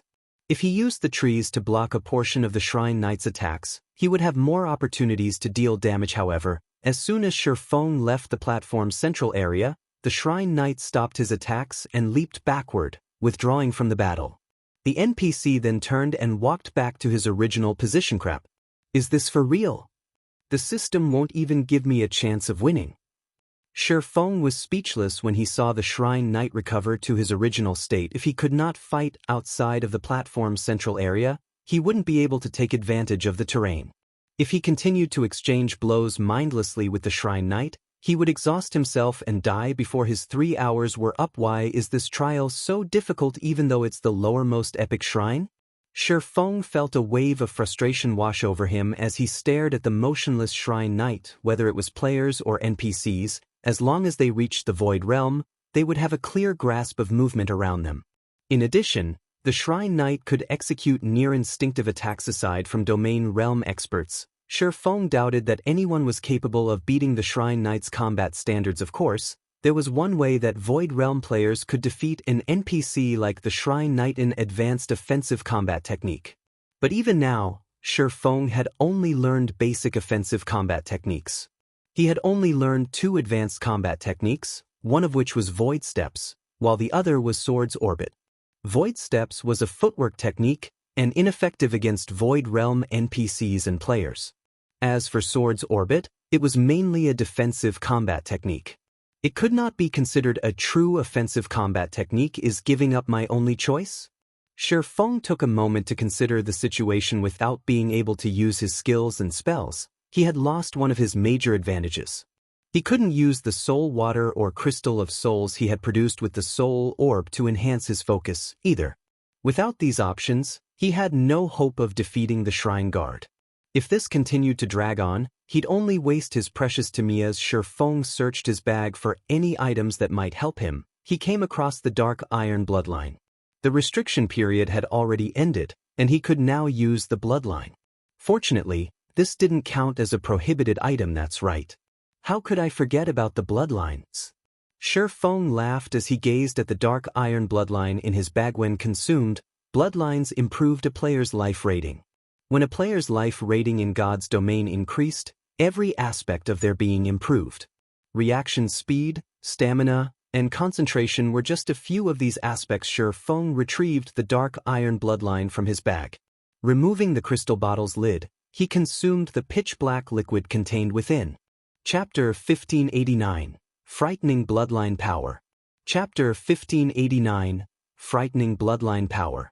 As Feng consumed the Dark Iron Bloodline, the mana on and around the platform began to gather around his body. Suddenly, two threefold magic arrays appeared above and below him. It looked as if the magic arrays had formed a barrier, enveloping Feng. The surrounding mana then poured into the threefold array above Feng, and golden, divine runes began to surround his body. As more divine runes appeared around Feng, his aura intensified. When the divine runes covered Feng entirely, a pillar of golden light emerged from Feng's body and shot into the sky. The golden pillar radiated an aura that was even stronger than the Shrine Knight. A few seconds later, the light pillar began to dissipate and calm returned to the platform. Once the platform returned to its original state, Feng slowly opened his eyes. His previously pitch-black pupils now contained a trace of silver. Meanwhile, his aura, which he usually suppressed, overflowed. If an ordinary player saw him now, they'd assume that Feng was an NPC, not a player. Not only did he radiate a domineering aura, but his gaze also carried an indescribable cold. It felt as if Feng could remain calm and rational, regardless of his situation. So, this is the power of the Dark Iron Bloodline. Feng was shocked as he tried to process the changes to his body. There was no doubt that he was extremely excited, but before this feeling could reach its peak, a wave of serenity assaulted his mind, giving him instant peace. Even his perception of his environment had changed. He had previously needed to allocate the majority of his mental power to monitor his surroundings if he wanted to grasp movement around him accurately. However, despite investing only a small fraction of his attention, he could now gain an acute understanding of his environment. This improvement had exceeded Feng's expectations. Every expert capable of reaching the Void Realm in God's domain was capable of holding a high rank in a super guild. Experts that had just reached the Void Realm still had to focus on observing their environment.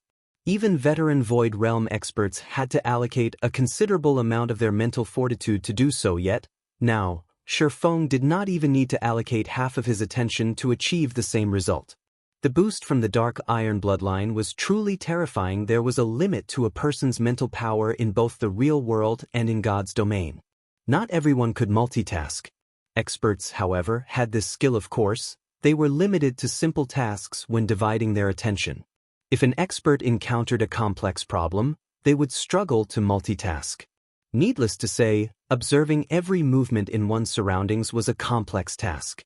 If a Void Realm expert only needed half of their focus to observe their surroundings and could allocate the other half to physical movement, their combat power would soar. Aside from the boost to his mental capacity, consuming the Dark Iron Bloodline had improved Feng's basic attributes. His strength had risen by 10%, agility by 7%, endurance, vitality, and intelligence by 5%. Although these were minor improvements, his total basic attributes would increase exponentially as he reached higher levels and tiers, following which, Feng executed a few slashes at the empty air. As he did, his swords drew soundless, beautiful arcs of light before him. Sure enough, not only had the bloodline improved my basic attributes, but it's also improved my reaction speed. Before this, my reaction time had peaked at 0.1 seconds. Now I should peak at 0.8 seconds. Bloodlines truly are amazing. It's no wonder why the various superpowers were so desperate for bloodlines in the past. Feng could not help his rueful sigh as he watched the lingering afterimages of his blade. Although it was only a 0.2 second improvement to his reaction time, to most expert players, It was like the difference between heaven and earth. Normally, only incredibly talented experts could cross the 0.1 second limit. He had only been able to react, at most, 10 times in 1 second in the past, but he could now react 12 times. Assuming that his physical limit wasn't a factor and his opponents only had a peak reaction time of 0.1 seconds, the 2 extra reactions would allow him to outmaneuver his opponents, utterly overwhelming them. Had he obtained a basic bloodline in his previous life, he could have easily succeeded with his Tier 4 promotion, even if his early development had been lacking. Unfortunately, bloodlines were even rarer than fragmented legendary items in God's domain, following which, Feng spent the next 10 minutes or so getting used to the new changes. By the time he was satisfied, he was more than eager to resume his battle with the Shrine Knight. As soon as Feng re-entered the platform's central ring, the Shrine Knight awakened and charged at him with his great sword raised. "Come. Let me test the Dark Iron bloodline's strength." Feng could not help but grin as the Shrine Knight ran towards him. He immediately advanced to meet the NPC in battle. This time, however, Feng did not execute Sword's Orbit to deflect the Shrine Knight's frenzied assault. Instead, he defended himself with normal swings of his blades. As the swords clashed, sparks and clangs filled the platform once more. Although Feng couldn't execute his attacks instinctively as the Shrine Knight did, he could make up for the missing attacks by relying on his superior reaction speed. As Feng exchanged blows with the Shrine Knight, he gradually became comfortable with his defense. After 3 minutes of battle, he had gone from a passive position to fighting the Shrine Knight on equal footing. Moreover, he had a lot more energy to spare than he had during the previous encounter as he executed void steps to dodge a portion of the Shrine Knight's attacks. The Shrine Knight, who had worn an indifferent expression thus far, now revealed his astonishment. "It seems that this is my current limit. Although I still have energy to spare, I haven't mastered enough combat techniques. I still can't exhibit the bloodline's full power. I'll have to find an opportunity to learn more techniques later." After fighting the Shrine Knight for some time, Feng fully understood what he still needed. Now that he had reviewed his strengths and weaknesses, he adjusted his swings and began to execute Sword's Orbit. Every attack with Sword's Orbit was nearly instinctive. As a result, the speed of Feng's slashes had reached its limit. Suddenly, a cut split the skin on the Shrine Knight's shoulder. The NPC's HP fell by roughly 3,000 after the first cut. It didn't take long for the second, third, and fourth to appear, as well as more cuts split the Shrine Knight's skin. His HP plummeted. Before 10 minutes had passed, the NPC's 1 million HP had fallen to 0. The NPC then collapsed, turned to stone, and shattered. In the blink of an eye, Feng was alone on the platform. Once the Shrine Knight was gone, Feng moved forward to collect his reward. Fortunately, the damaged item turned out to be a God Crystal. However, when Feng plucked the God Crystal from its crystalline prison, he noticed that the God Crystal radiated far more divine might than any he had obtained before. An advanced God Crystal? When Feng inspected the item, he realized why the trial had been so challenging. The power of God in an advanced God Crystal was far denser than in ordinary God Crystals. One advanced God Crystal was the equivalent of 2 ordinary God Crystals, and naturally, it wasn't any less valuable than a piece of ordinary epic equipment. Now, he only needed 1 more God Crystal to remove the mysterious power suppressing the disintegration armor. System, congratulations! You have completed the Shrine's trial. You now have 2 options. 1. Exit the Shrine. 2. Challenge another trial at the cost of 1,000 minutes. Feng chose option 2 without hesitation when he saw the system notification. After all, he needed another God Crystal this time. However, the trial was much less difficult. This Shrine Knight had only reached the flowing water realm, and as a result, he defeated the NPC very easily. After Feng secured his 3rd God Crystal from the Epic Shrine, he received a notification that he had reached his challenge limit for Epic Shrines and was teleported out of the shrine without having any say in the matter. If you find any errors, ads pop up, ads redirect, broken links, non-standard content, etc. Chapter 1590, Feng returns. Chapter 1590, Feng returns. Outside of the Epic Shrine Feng had previously entered, the space before the shrine's door shattered. A figure began to emerge from the spatial tear, clumsily falling to the ground. 3 challenges is the limit? Feng gave the Epic Shrine's doors a bitter smile. This World Summit is really stingy. He had thought that he could challenge the Epic Shrine's trials as long as he still had enough time remaining, but it seemed that that wasn't the case. Even if he had enough time, he could only enter 3 Epic Shrines per visit. In addition, there was a 10-day cooldown after he used his 3 changes, which would only decrease while he was in the World Summit and included all Epic Shrines. But after giving the matter some thought, Feng found it reasonable. The World Summit was a land of treasure. Even fragmented legendary items were available here, let alone epic items. As players reached higher levels, they'd grow stronger, and in turn, they'd be able to earn more time from the entrance test. If the system allowed players to visit the epic shrines without limit, they'd ruin God's domain's economy. It was only normal for the system to create limitations. These restrictions were particularly important when dealing with players who wielded special items. Take Feng's Moloch's Ring for example. While demon players had to complete a large number of rare and challenging quests to earn visitation rights to the World Summit, Feng could simply teleport here. With Moloch's Ring, Feng had to face far fewer challenges to obtain the World Summit's treasures. Forget it. In any case, I've achieved my goal. It's about time that I return, Feng thought as he gazed at the 3 god crystals in his bag. He then took out a White River City return scroll and activated it. Although he still had more than enough time to visit a few dark gold shrines, he had spent quite a bit of time away from the God's Domain continent already. Now that he had achieved his goal and gained an unexpected windfall, he had no reason to linger in the World Summit. It was far more important for him to complete the the Disintegration armor quest. Otherwise, he'd have to deal with the constant annoyance of the mutated orcs that would target him in the fields, restricting his movement. With a flash of light, Feng vanished from the World Summit. Star Moon Kingdom, White River City. When Feng opened his eyes, he stood in White River City's teleportation palace. Feng moved along the city streets. He noticed that White River City had far more players than several days ago. Many of the new arrivals were merchant players, and plenty of well-known adventurer teams had traveled here from other kingdoms and empires. Players' average level had also visibly increased. Now, many of the players exploring White River City had reached level 45.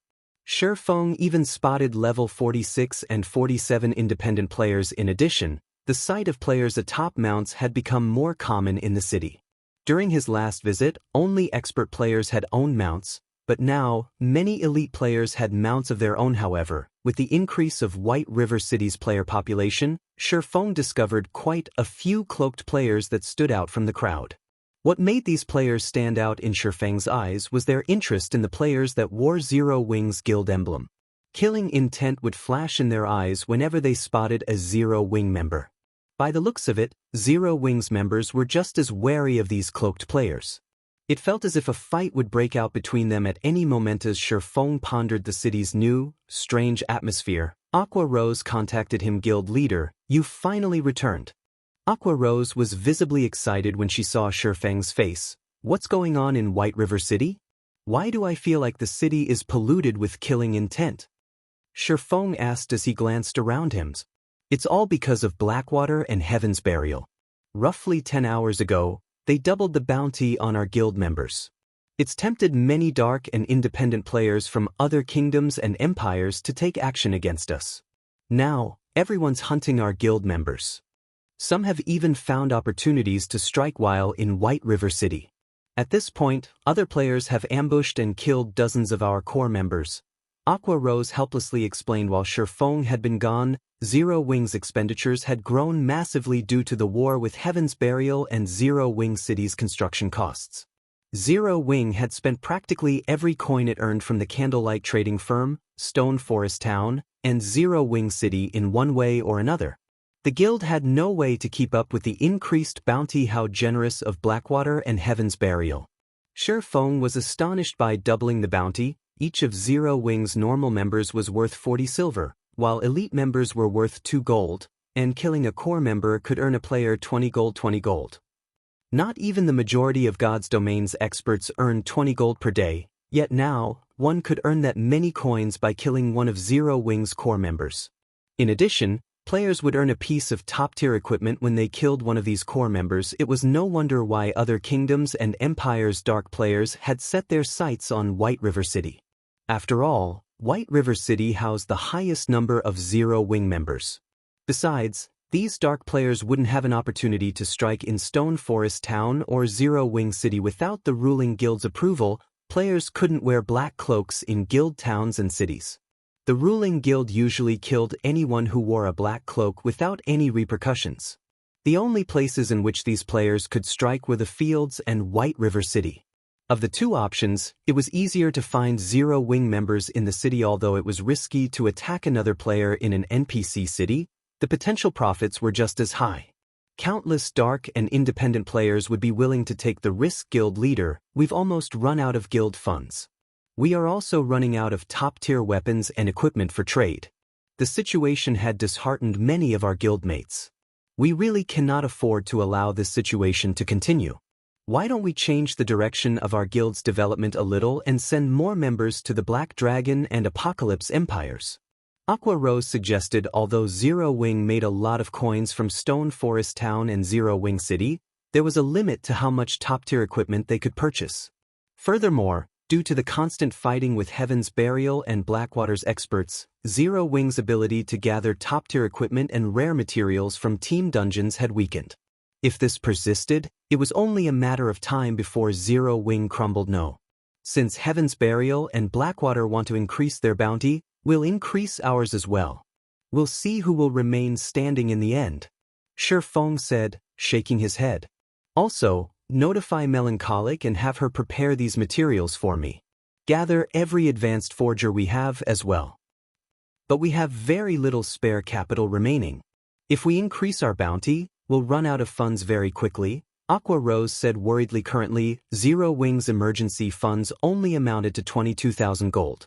This even included the rent they had received from merchant players in Zero-Wing City. If they increased the bounty on Heaven's Burial's members, that might not even last them one more day. If Zero-Wing couldn't pay the bounties, its reputation would suffer. Relax. I have a way to deal with the money problem. Just make the announcement. Sure, Feng simply smiled in response to Aqua Rose's question. He then disconnected the call and made his way towards the candlelight trading firm. Chapter 1591. Producing the Conqueror's Armor. Chapter 1591. Producing the Conqueror's Armor. After Sure Feng disconnected the call, Aqua Rose stared at the dark screen before her in stunned silence. Increasing their bounty on Heaven's Burial's members was easier said than done. The additional expenditure would easily reach tens of thousands of gold. The guild did rake in quite a bit of money from Zero-Wing City. Currently, it earned more than 5,000 gold through the entrance fees alone. However, due to the war of attrition with Heaven's Burial, Zero-Wing struggled to make ends meet. Unless the guild gained an additional 100,000 gold, it couldn't feasibly afford to double the bounty on Heaven's Burial. Where, exactly, were they supposed to get another 100,000 gold? Big Sis Aqua, are we really going to double the bounty? Yaya asked carefully from beside Aqua Rose. Zero-Wing only had a little over 20,000 gold set aside for emergencies. If they used these funds, the guild would be in an even more precarious situation should something unexpected occur. Make the announcement, Aqua Rose said, releasing a deep, powerless sigh. Even if we don't raise the bounty, our remaining stock of top-tier equipment in the guild warehouse won't last long. If we don't increase the bounty, we'll only burn through our stock. If we're doomed either way, we might as well duke it out with Heaven's Burial and Blackwater. Following which, Yaya posted the increased bounty on Starmoon Kingdom's official forums. As the news spread, it attracted the attention of every player in Starmoon Kingdom. Yaya's post quickly garnered over 1 million views. Is Zero-Wing really trying to fight it out with Heaven's Burial? It actually followed Heaven's Burial's lead and doubled its bounty. It seems that Zero-Wing is finally getting serious. Heaven's Burial has Blackwater's support, so it's expected that the guild has a massive amount of funding. But how has Zero-Wing secured so much money? Maybe Zero-Wing's putting up a final struggle, trying to scare Heaven's Burial into backing off? Based on what I've heard, Blackwater mobilized a bunch of experts to help Heaven's Burial and offered the guild an additional 200,000 gold. With the income from Ancient Rock City, How can Zero Wing possibly beat Heaven's Burial in wealth? Indeed. I've heard that Ancient Rock City's player population has already exceeded 6 million. Although Heaven's Burial isn't charging entrance fees, it's still making a ton of money through repair and accommodation fees. Let them raise their bounties on each other. The higher, the better. That way, I can earn enough money to buy my mount. In the public eye, Zero Wing was at an overwhelming disadvantage in its war with Heaven's Burial. And yet, everyone celebrated the war. It wasn't every day that players had such a golden opportunity to make money. Orc Empire, Heaven's Burial's residence in Ancient Rock City. Guild Leader Singular, it seems that Zero Wing has quite the budget as well. Are you sure that you won't have any issues? Lei Jingyang could not help his frown as he read the latest forum post from Zero Wing to whittle down Zero Wing's strength as quickly as possible. Heaven's Burial had doubled its bounty on the other guild's members. This increased the number of bounties they had to pay by several times. Each day, they had to shell out roughly 60,000 gold in bounties. That was the equivalent of several days of Ancient Rock City's income. Despite what the public thought, Heaven's Burial wasn't as secure as it seemed. Young Master Lei, rest assured, I am very familiar with what Zero Wing is capable of. Based on the reports from my spies in the guild, Zero Wing doesn't have much money left. It's already struggling to maintain its current expenditures. This is merely Zero Wing's final act of defiance, Singular Burial said, not particularly surprised to hear that Zero Wing had doubled its bounty. I've also reached an agreement with Blackwater. Not only have they invested 200,000 gold in Heaven's Burial, but they also intend to send another 300,000 gold later. 500,000 gold coins is more than enough to crush Zero Wing. Besides, we've also located a new mine in the Orc Empire. That mine has a magic iron vein and a certain chance of producing magic crystals. As long as we capture the mine, Zero Wing has no hope of outlasting us, even if it gains the Dragon Phoenix Pavilion's full support. Magic iron veins were one of the few veins that produced magic crystals, and the vein Heaven's Burial had discovered was only a dozen or so hours' walk away from Ancient Rock City. Although other superpowers had discovered the vein as well, their guild towns were much farther away. As a result, these superpowers couldn't compete with Heaven's Burial. I guess you're right. But as a precaution, we should move up our timetable. The other superpowers have already shown interest in the magic iron vein, and although we have the terrain advantage, securing the vein won't be easy. Lei Jingyang nodded his agreement. He was starting to think that he may have overestimated Zero Wing a little. Although Zero Wing was powerful, the guild lacked the support of a major corporation. It relied on its own power.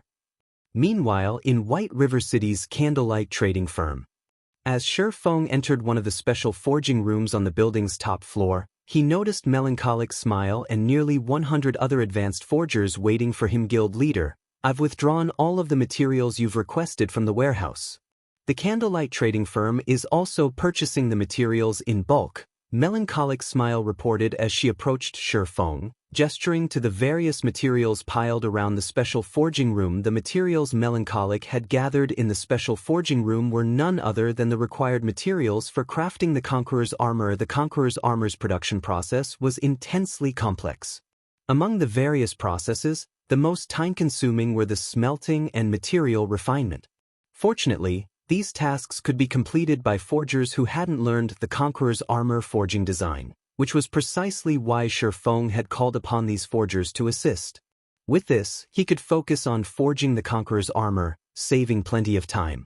However, when Feng considered the material's purity, he decided that it'd be best if he left the smelting and refinement to advanced forgers. Good. Put whatever tasks you're currently working on hold for now. I need all of you to smelt these materials. Feng addressed the advanced forgers. He then turned to Melancholic Smile and asked, how is the market for lunar potions right now? Lunar potions? Shaking her head, Melancholic Smile said, although the lunar potion is common, demand has skyrocketed due to the increase in players exploring ruins, yet the Moonlight Flower, the lunar potion's main material, is quite rare. As a result, the Moonlight Flower's market price has increased drastically. Now, each flower sells for 6 silver. As for the lunar potion, it sold for 12 silver. Although we've tried to purchase the flowers to produce lunar potions, we've only crafted a little over 2,000 bottles thus far. The various large guilds urgently needed lunar potions, but due to the moonlight flower's rarity, it was impossible to acquire in large quantities. The fact that the candlelight trading firm had accumulated a stock of over 2,000 lunar potions was impressive, so it's finally begun. Feng smiled.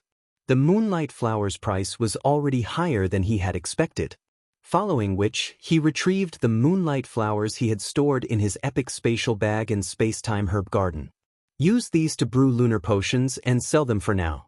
Send all of the money to Aqua to cope with our current predicament. Feng had used the space-time herb garden to grow moonlight flowers ever since he obtained it. With the herb garden's increased survival rates, the moonlight flowers he planted had a 25% survival rate. As a result, each harvest netted around 15,000 moonlight flowers. He had already collected over 350,000 in total. Since each stack consisted of 100 flowers, he had 3,521 stacks of moonlight flowers. When Melancholic Smile saw the stacks of moonlight flowers Feng had revealed, her jaw dropped. It was difficult enough to purchase a few dozen moonlight flowers from the market, yet Feng had pulled over 3,000 stacks from his bag, almost filling hers. If they used all of these moonlight flowers to brew lunar potions, they'd definitely make a fortune. Chapter 1592, Frantic Purchase. Chapter 1592, Frantic Purchase. After receiving Feng's instructions, Melancholic Smile promptly left the special forging room and contacted every advanced alchemist in the candlelight trading firm, passing on the order to begin the lunar potions mass production at the same time. Melancholic Smile retrieved the stockpiled lunar potions from the trading firm's warehouse and had her subordinates sell them in Zero Wing's advanced auction house and White River City's auction house. In addition, she sent a few other players to the Black Dragon Empire and other kingdoms to sell the potions. Not only could they sell the lunar potions quickly by doing so, but they could also maintain the market value. Meanwhile, in another of the candlelight trading firm's special forging rooms, Feng took out the Philosopher's Stone, which he had retrieved from his private warehouse earlier, and began to synthesize mana barrier crystals from the mana barrier crystal fragments. Feng had obtained a total of 45 mana barrier crystal fragments from his latest trip to the World Summit.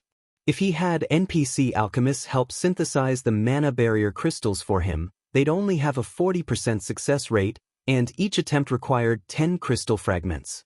He'd be lucky to end up with 2 mana barrier crystals.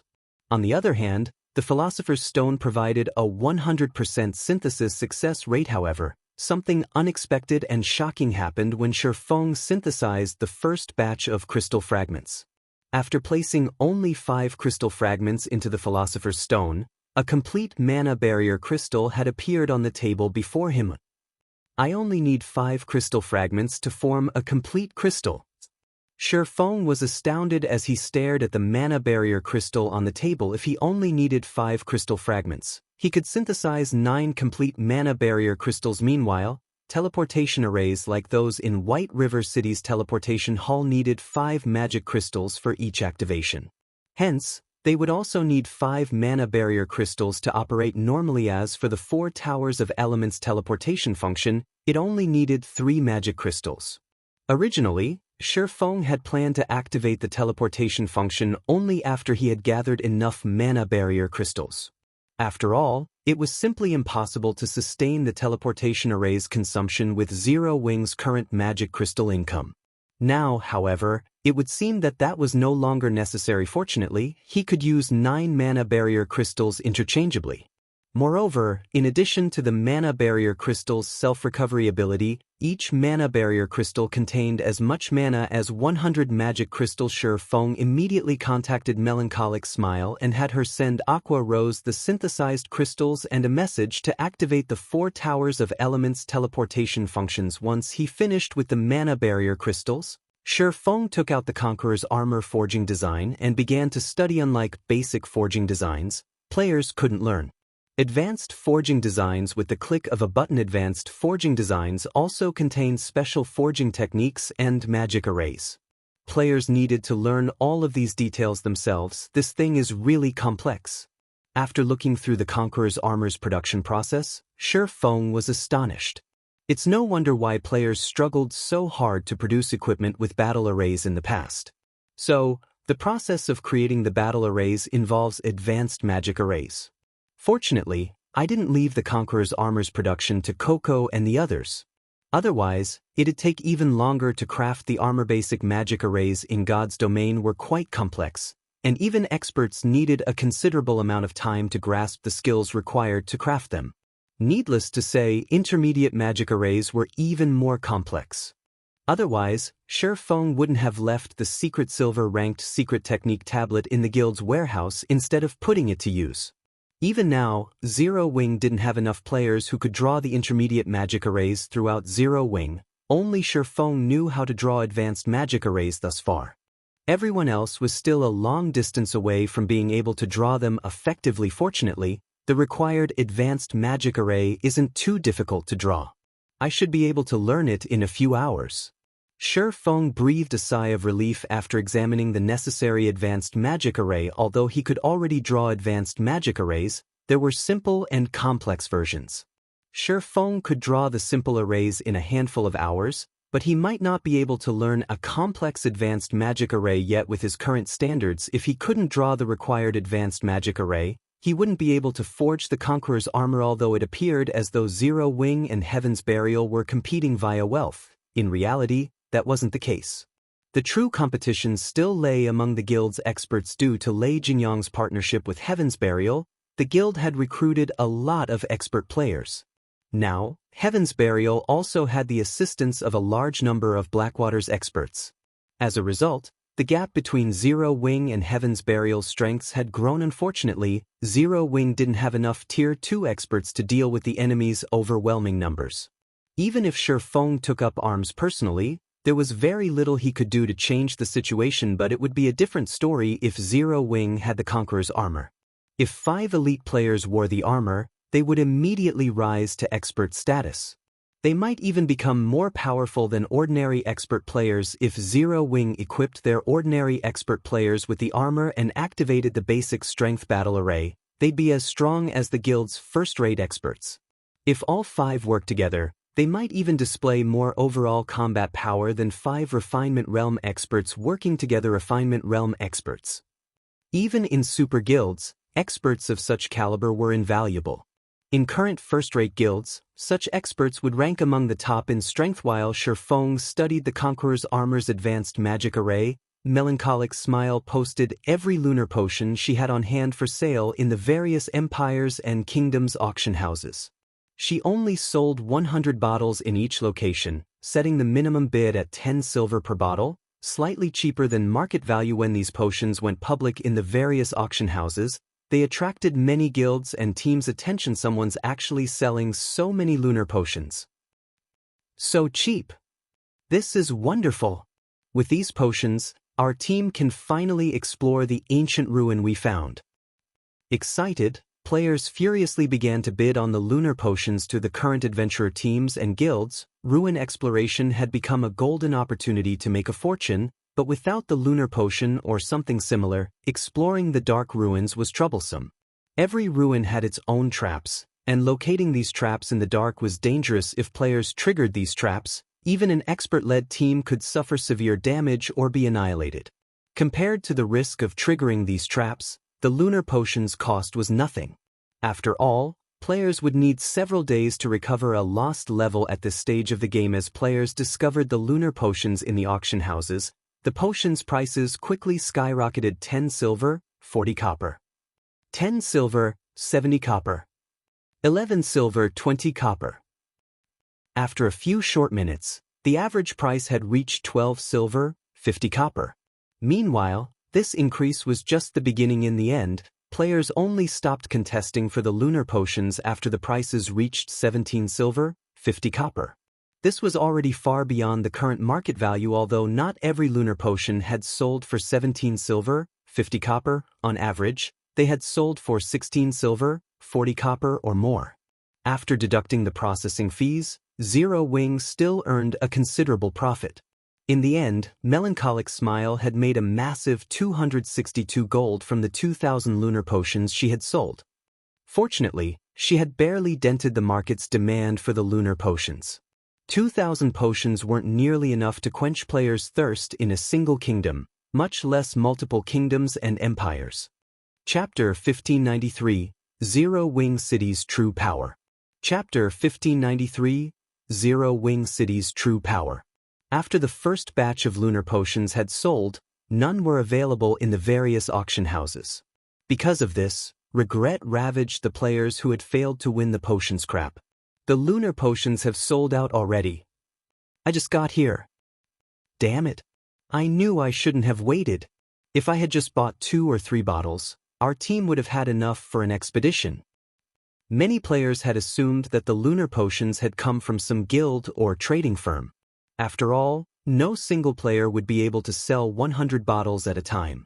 If that were the case, there was a high likelihood that another batch would show up in the auction houses sooner or later. However, even after over half an hour, no one had posted any new lunar potions.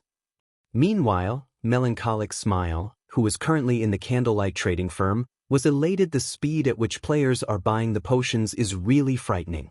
With this, we won't need to worry about not being able to sell the potions in bulk.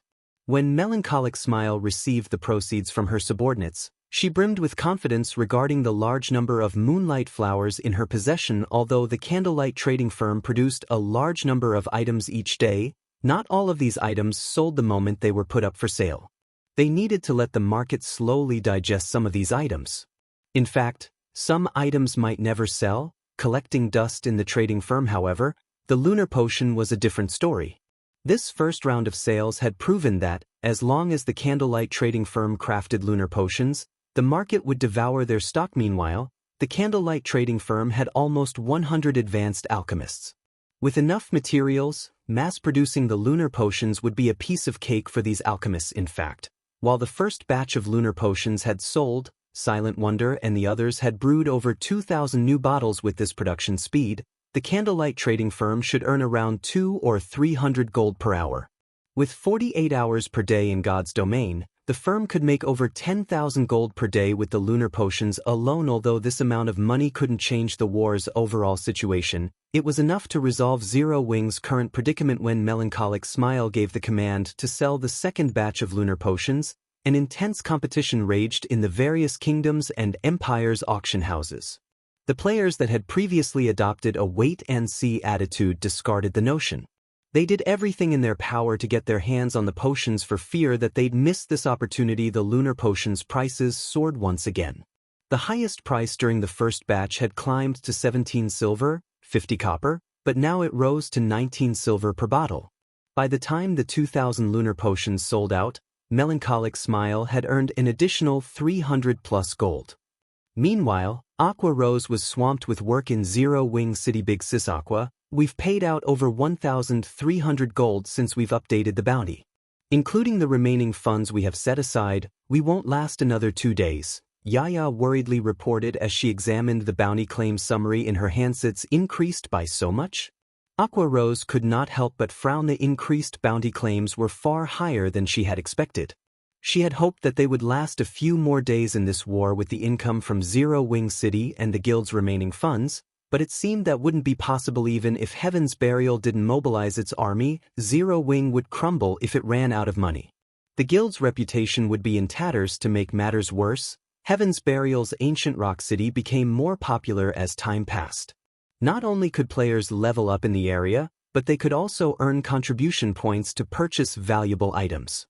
In contrast, Zero-Wing City's location was only suitable for leisure right now. Big Sis Aqua, under the guild leader's orders, the candlelight trading firm has sent a representative with coins and items. Apparently, these should help us hold out for a little while longer. Yaya suddenly announced they've sent funds? Good. I'll head over to meet them immediately. Aqua Rose breathed a sigh of relief when she heard that Feng had sent additional funds. She ran to the guild hall's lobby to receive the coins and items. Although she didn't know how Feng had obtained the additional funding, another 40 or 50,000 gold would help Zero-Wing endure this war for a few more days. During that time, they could organize an auction to sell some of Zero-Wing City's private housing. That might allow them to continue this fight with Heaven's Burial. They might even be able to put an end to this war. Heaven's Burial invested quite a bit of money each day as well, and no one wanted to see this drag on. However, when Aqua Rose saw the coins Melancholic Smile's subordinate had traded to her, she was dumbfounded. For a moment, she wondered if she had misread the total 500 gold. To a small guild or adventurer team, 500 gold might be a considerable amount of money, but to Zero Wing, this was nothing more than pocket change. It was far from enough to pull Zero Wing from its current predicament. Is this supposed to help me hold out for another half an hour? Aqua Rose was speechless as she stared at the 500 gold, but when Aqua Rose noticed the 9 mana barrier crystals in her bag and inspected their attribute panels, her eyes began to glow. Everlasting magic crystals? Aqua Rose couldn't believe her eyes.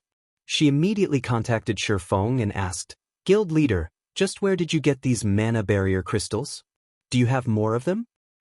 God's Domain's various guilds and players were all in desperate need of magic crystals, and Zero Wing was certainly no exception. Yet not only were these mana barrier crystals the equivalent of 100 magic crystals, but they could also be used repeatedly. This was akin to having a miniature magic crystal vein. Furthermore, these mana barrier crystals only needed 48 hours to replenish their energy. They basically gave Zero Wing a stable income of 900 magic crystals per day. If they stored the mana barrier crystals in a location with sufficient mana density, their cooldowns would be even shorter. Although the mana barrier crystals could not be used in places like the Divine Colosseum, they were extremely valuable. You've already received them? Seeing Aqua Rose's excitement, Feng smiled bitterly as he said, "Mana barrier crystals are extremely rare items. Obtaining more is impossible at the moment." Naturally, Aqua Rose was a little disappointed to hear this. If they had 50 or 60 mana barrier crystals, Zero Wing would be set for life. However, after giving the matter some thought, she found it reasonable. If it were possible to obtain something as valuable as mana barrier crystals in large quantities, it would throw God's Domain's market into chaos. Use the 9 mana barrier crystals to operate the 4 Towers of Elements teleportation array for now. With the mana barrier crystals and some additional magic crystals, we should be able to sustain the teleportation array's consumption easily. Feng could sympathize with Aqua Rose's desire for the mana barrier crystals, but they simply weren't that easy to obtain. Let the public know that Zero Wing City will activate a teleportation function that can transport players anywhere within 4 million yards of the city. The cost will be 5 silver coins per 1 million yards per person. At the same time, set up a membership system for the teleportation function. Those who wish to become members can pay a one-time membership fee of 20 magic crystals. In return, they'll get a 20% discount when using the teleportation function. Currently, Stone Forest Town and Team Dungeons were Zero Wing's main income source for magic crystals, but both Stone Forest Town and Zero Wing City needed a lot of magic crystals to operate. Furthermore, the guild had to sustain the daily magic crystal allocation for its members. It was practically impossible to sustain the 4 Towers of Elements' teleportation function with the guild's current magic crystal income. Although not every player would pay 20 magic crystals to become a member, Zero Wing would be fine as long as it earned enough magic crystals to sustain the 4 Towers of Elements teleportation function. Alright, I'll get it done right away. Aqua Rose nodded excitedly. She had waited to launch of the 4 Towers of Elements' teleportation function for a long time. Unfortunately, Zero Wing hadn't had enough magic crystals to sustain the teleportation array until now. Now that they had the mana barrier crystals, they could finally show off Zero Wing City's true power. Chapter 1594, Surging Towards Zero Wing City. Chapter 1594, Surging Towards Zero Wing City. Star Moon Kingdom, Star Moon City. Light flashed in the teleportation hall as a team of 20 players arrived in the lively Star Moon City. When these players appeared, many players in the hall turned to look. All of these 20 players' levels were impressively high, and they were well equipped. The lowest level among them was level 47, while the most inferior equipment was level 45 fine gold rank. The pair leading the team, a man and a woman, were even more awe-inspiring. Both were level 49 and wore nothing but level 45 dark gold equipment. Not even first-rate guilds experts could compare to this team. Most surprisingly, none of these experts wore a guild emblem, showing that they were all independent players. What a powerful team. For the Don't you see the Flaming Fox logo sewn on their cloaks? They're members of Firecloud Fox, one of the top 50 adventurer teams in the Black Dragon Empire. That shield warrior in the lead is Remnant Cloud, Firecloud Fox's commander. He is one of the Black Dragon Empire's top 100 shield warriors. I've heard that several first-rate guilds in the Empire have offered high prices to recruit him, but he's refused everyone. Since they're from an adventurer team in the Black Dragon Empire, why are they here in Star Moon Kingdom? Because of Stone Forest Town. The town's battle arena is a perfect place for experts like them to train. I've also heard that Firecloud Fox plans to move its headquarters to Zero Wing City. Although Zero Wing City's battle arena isn't as effective as the one in Stone Forest Town, the city's mana density is much higher. When the players in the hall saw Firecloud Fox's members, they all fell into heated discussions. Some players, members of other adventurer teams, gazed at Firecloud Fox's members with envy and admiration. Even first-rate guilds fought to recruit these experts. It was an honor that few adventurer teams received. It really is annoying to travel to and from the Orc Empire every time. Commander, can't we grind somewhere else next time? Graceful Moon, Firecloud Fox's vice commander, suggested, paying no attention to the gossip around her. Turning to Remnant Cloud, she continued, the Orcs' invasion is getting worse, and over the past few days, we've come across more and higher quality Orcs. It'll definitely affect our leveling speed. In your dreams, if we don't continue questing in the Orc Empire and kill Heaven's Burial's members, how are we supposed to earn the money for our mounts?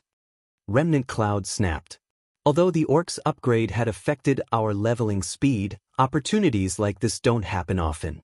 Alright, enough complaining. Let's head to Zero Wing City to claim our bounties. I get what you're trying to say, but you've seen the difference for yourself. Those Orcs are growing more powerful. At first, we usually only encountered elite-ranked Orcs, but now, we've run into chieftains left and right. Their combat standards have improved as well.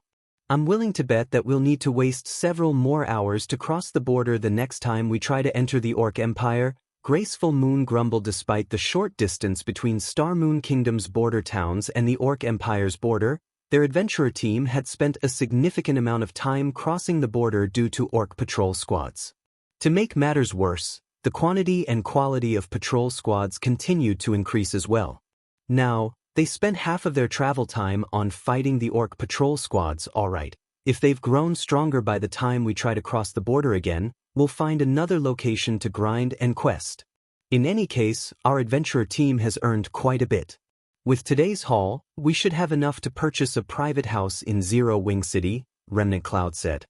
After giving the matter some more thought, he saw the logic in Graceful Moon's concerns. While earning money was important, it wouldn't do them any good if it came at the cost of their leveling speed. If the Orcs guarding the border grew even stronger, leveling in the Orc Empire would no longer be worth it.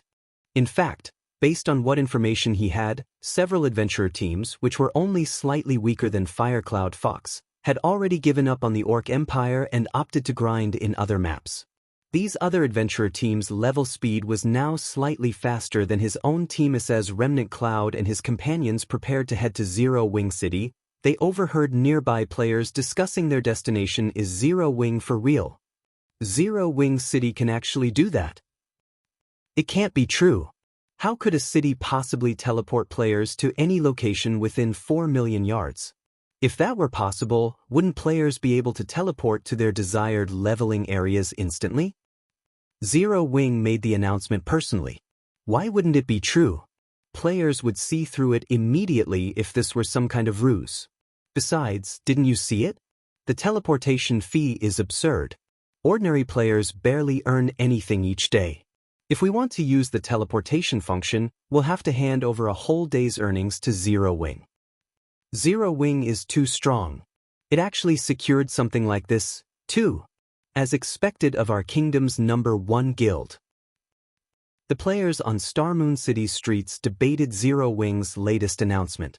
Meanwhile, the numerous adventurer teams in the city burned with excitement over the news. Zero Wing City's location was no longer news to Star Moon Kingdom's players. The city wasn't far from the front lines of this war between the Orc Empire and Star Moon Kingdom. For the most part, only a large forest separated the city from the front lines. Being able to teleport to any location within 4 million yards of the city would allow players to travel beyond the kingdom's border, bypassing many of the orc patrol squads. This would save players plenty of travel time and allow them to avoid quite a bit of danger. The teleportation's cost was the only downside. If players teleported across the maximum range, one trip would cost 20 silver per person. However, the price was definitely worth the trip for capable adventurer teams. They could easily earn back several times the money they had spent with the time they saved. After all, Zero Wing had placed a bounty on Heaven's Burial's members. They could earn back the teleportation fees by killing a bunch of the guild's members easily. Moreover, the Orc Empire's maps had far more resources than most of Star Moon Kingdom's. They'd also be able to increase their leveling speed. Commander, it seems that we'll have to save a bit more coins to buy a private house in Zero Wing City, Graceful Moon said, chuckling after she read Zero Wing's announcement. Zero Wing isn't giving us a chance. How wonderful would it have been if they had sold their private housing before this announcement? While Remnant Cloud celebrated the news, he also felt a sting in his pocket. Zero Wing City had already offered amazing benefits, but now it also informed the public of its teleportation function. Needless to say, adventurer teams and experts who wanted to level in the Orc Empire would flood Zero Wing City. To players like them, the teleportation function was a major resource, and 20 silver coins wasn't a significant expenditure. As long as they obtained 1 or 2 pieces of equipment to sell, they would easily earn back what they spent. Furthermore, players could purchase a membership to receive a 20% discount. In fact, Star Moon Kingdom's players wouldn't be the only ones interested in Zero Wing City's teleportation function. Players from other kingdoms and empires would likely visit Zero Wing City to travel to the Orc Empire. As it was, the orcs guarding all of the Empire's borders were growing stronger as Remnant Cloud fussed over how to earn enough money to purchase a private house in Zero Wing City. The adventurer teams and players in said city were in an uproar. These players who had initially planned to walk to the Orc Empire changed their minds immediately and made their way to the nearest 4 Towers of Elements. They then spent 20 silver to travel across Star Moon Kingdom's border as more players proved the power of the 4 Towers of Elements teleportation function. More adventurer teams and expert players applied for the teleportation membership. 1 short hour after Zero Wing announced the teleportation function, 1,042 players had become members, contributing over 20,000 magic crystals. In total, over 2,000 players had used the teleportation function. Naturally, not everyone wanted to pay a portion of their teleportation fees in magic crystals. After subtracting the maintenance and energy costs, Zero Wing had earned 12 silver coins off of every player that had teleported over the maximum distance. In a single hour, Zero Wing had made over 240 gold in pure profit. However, the truly frightening result of Zero Wing's latest announcement was the number of players who visited Zero Wing City. In just 1 hour, Zero Wing City's player population had shot past the 2 million threshold. Many of these players belonged to adventurer teams from other kingdoms and empires, and in the end, Zero Wing had also earned a fortune from the entrance fees. Chapter 1595.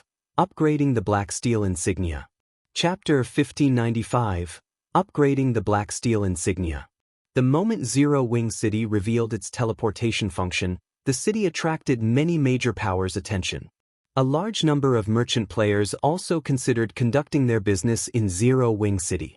Some of the guilds in the several kingdoms and 2 empires bordering the Orc Empire even tried to ally with Zero Wing in secret. The situation had completely exceeded Aqua Rose's expectations. All of these guilds offered to sell Zero Wing level 45. Top-tier equipment at below market price in exchange for the right to establish a guild residence in Zero Wing City and a 20% discount on the teleportation fees.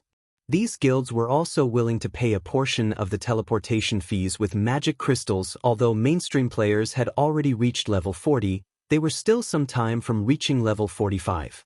Only the various guilds' elite members had reached such a high level, and because of this, level 45 fine gold equipment and above was still extremely rare.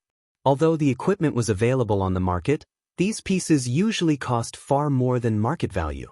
Moreover, there weren't many pieces available. Even if Zero Wing were willing to purchase the overpriced equipment, it wouldn't secure many pieces yet. These large guilds had offered level 45, top-tier equipment as payment. Aqua Rose had never expected this. If she accepted their offers, she'd solve the guild's shortage of funds and top-tier equipment. Furthermore, even after giving these guilds a 20% discount on teleportation fees, Zero Wing would still make quite a bit of profit. Guild leader, 3 first-rate guilds and 11 second-rate guilds have expressed interest in partnering with us thus far. If we agree, replenishing our top-tier equipment in the guild warehouse won't be an issue anymore, Aqua Rose said excitedly as she read the report in her hands rather than coins. Zero Wing urgently needed top-tier equipment for its war against Heaven's Burial. Every time their players died, they'd lose a piece of equipment. Occasionally, Heaven's Burial's members even used some special methods to force players to drop more than one piece when they died. Generally, Zero Wing compensated its members with GCPs, and these members would then trade their points for replacement weapons and equipment from the warehouse. Because of this, Zero Wing's members were rapidly depleting the guild's stock of weapons and equipment. If Zero Wing's guild warehouse ran out of top-tier weapons and equipment for its members, Zero Wing's GCPs would lose their value. If that happened, it would only be a matter of time before the guild crumbled. However, if Zero Wing could replenish its stock, Aqua Rose was confident that the guild could continue to duke it out with Heaven's Burial. There are so many guilds seeking an alliance? Aqua Rose's report surprised Feng. He hadn't thought that the 4 Towers of Elements teleportation function would be such an effective advertisement. Alright. However, they have to pay 25% of their teleportation fees with magic crystals. Otherwise, no deal. While the 4 Towers of Elements' teleportation function was powerful, its operation cost a lot of magic crystals. If he allowed these guilds to mass teleport their members, the 9 mana barrier crystals would drain in the blink of an eye. Zero Wing did not have many magic crystals to spare. If these guilds paid a quarter of their teleportation fees in magic crystals, they'd offset the additional cost. Zero Wing might even earn some magic crystal profit. I understand. I'll begin the negotiations right away. After Feng agreed, Aqua Rose disconnected the call and contacted the various large guilds' guild leaders. Meanwhile, the atmosphere among Zero Wing's members had lightened considerably due to the city's sudden popularity. Everyone's confidence of defeating Heaven's Burial renewed. They could easily imagine the future that awaited their guild city, and there was no way it would lose to Heaven's Burial's ancient rock city in any aspect. Similarly, Starmoon Kingdom's players had begun to change their minds about Zero Wing falling prey to Heaven's Burial. They now thought that Zero Wing had some hope of victory. While Aqua Rose negotiated the contract's terms with the various guild leaders, Feng had finally learned how to craft the new advanced magic array and had begun to forge the Conqueror's armor. Although Zero Wing had solved its money and equipment problems, it still wouldn't be easy to defeat Heaven's Burial, and Blackwater. Feng didn't even think that his current guild could do anything to the 2 guilds. The difference between their expert counts was just too massive, not to mention financial strength. If Zero Wing wanted to end this war of attrition, it would have to rely on the strength of its guild members. In fact, this was God's domain's infallible truth. Otherwise, guilds wouldn't pay so much attention to nurturing their experts. Now that I've learned how to draw the magic array, I need to find a way to improve my success rate. Although it is somewhat wasteful, I'll have to upgrade the Blacksteel Insignia. When Feng had tried to forge the Conqueror's armor and saw his theoretical success rate, he steeled himself and made his way to White River City's bank. Forging the level 50 fine gold ranked Conqueror's armor would be even more challenging than forging level 50 dark gold equipment. Despite his status as a master forger, he only had a theoretical success rate of 18%. Even with his various support tools, he only increased that success rate to around 28%. Although it seemed relatively high, he'd be fortunate to succeed once out of every 5 attempts to produce the armor. This was due to the Conqueror's armor's complex forging process. Unfortunately, the required materials weren't cheap, and each attempt would cost around 50 gold. With that kind of money, he could already purchase a piece of level 45 fine gold equipment. Because the required materials were also rare and difficult to obtain, he also had a limited number of attempts. Feng simply couldn't bear to forge the Conqueror's armor with such a low success rate. If he had to craft the armor, He'd have to reach a 30% success rate at the very least. His only solution was the Holy Grail's power of evolution, which he could only use once every 10 days. Feng quickly arrived in his own large private warehouse and carefully retrieved Zero Wing's greatest secret weapon, the Holy Grail. He had planned to save the power of evolution to upgrade items with special abilities to epic rank, but he couldn't care less right now. He immediately retrieved the Blacksteel insignia and scanned it with the Holy Grail. Suddenly, purple fog leaked from the Holy Grail and enveloped the Blacksteel insignia. The system soon notified Feng of the evolution cost. System, are you willing to permanently lose 1000 HP to evolve the Blacksteel insignia? What? This thing actually requires 1000 HP? Feng was astonished. The Blacksteel insignia was currently fine gold rank. Even if he evolved the item, it would only become dark gold rank, yet the evolution cost was as high as the cost of evolving the Holy City's emblem. Losing 1000 HP was no trivial matter. It was the equivalent of losing 50 endurance permanently. Even a Tier 2 player would have to level a few times to make up for this loss. Moreover, the evolution's success wasn't guaranteed. There was still a chance of failure, but Feng did not hesitate long before he clicked agree. He might have decided against evolving the Blacksteel insignia in the past, but now that he had the Dark Iron Bloodline, things had changed. The Bloodline provided some additional basic attribute points with each level up. Moreover, the bonus would grow as he reached higher levels. He could recover the lost 50 endurance very quickly. After Feng agreed to the evolution, the Holy Grail's purple fog wrapped around him. Immediately, Feng's maximum HP fell by 1000. Meanwhile, the Holy Grail radiated a purple glow as it absorbed the life force. Following which, plumes of purple fog seeped into the Blacksteel insignia. Suddenly, the Blacksteel insignia released a blinding glow that enveloped the private warehouse. This should mean it succeeded, right? Feng's heart pounded as he stared at the Blacksteel insignia in his hand. Chapter 1596, Budding Threat. Chapter 1596, Budding Threat. The Holy Grail's power of evolution did not have a 100% success rate. Moreover, the success rate would drop as Feng chose higher-ranked items. The cost would also increase. Even if the evolution failed, the Holy Grail would still have a 10-day cooldown. Although the Blacksteel insignia was only fine gold rank, it was an extremely precious support tool for forgers. It was far more valuable than ordinary dark gold items. Hence, in Feng's opinion, the success rate for evolving the Blacksteel insignia would be on par with evolving a dark gold item to epic rank. If the evolution failed, not only would he permanently lose 1000 HP, but he'd also have to wait another 10 days before he could attempt to evolve the Blacksteel insignia again. This was not a desired outcome, following which, Feng took a deep breath as he clicked to inspect the Blacksteel insignia's attribute panel. Blacksteel insignia, dark gold rank. Unique equipment. User restriction, Yi Feng. The Blacksteel insignia is the highest medal of honor amongst the Blacksteel dwarves. After equipping it, forging success rate increased by 10%, proficiency has a 15% chance to increase by 1 extra point. When forging, there is a 3% chance to increase the forged item's attributes. Feng breathed a sigh of relief when he saw the Blacksteel insignia's attributes. Ecstasy then gripped his heart. The dark gold ranked Blacksteel insignia is amazing.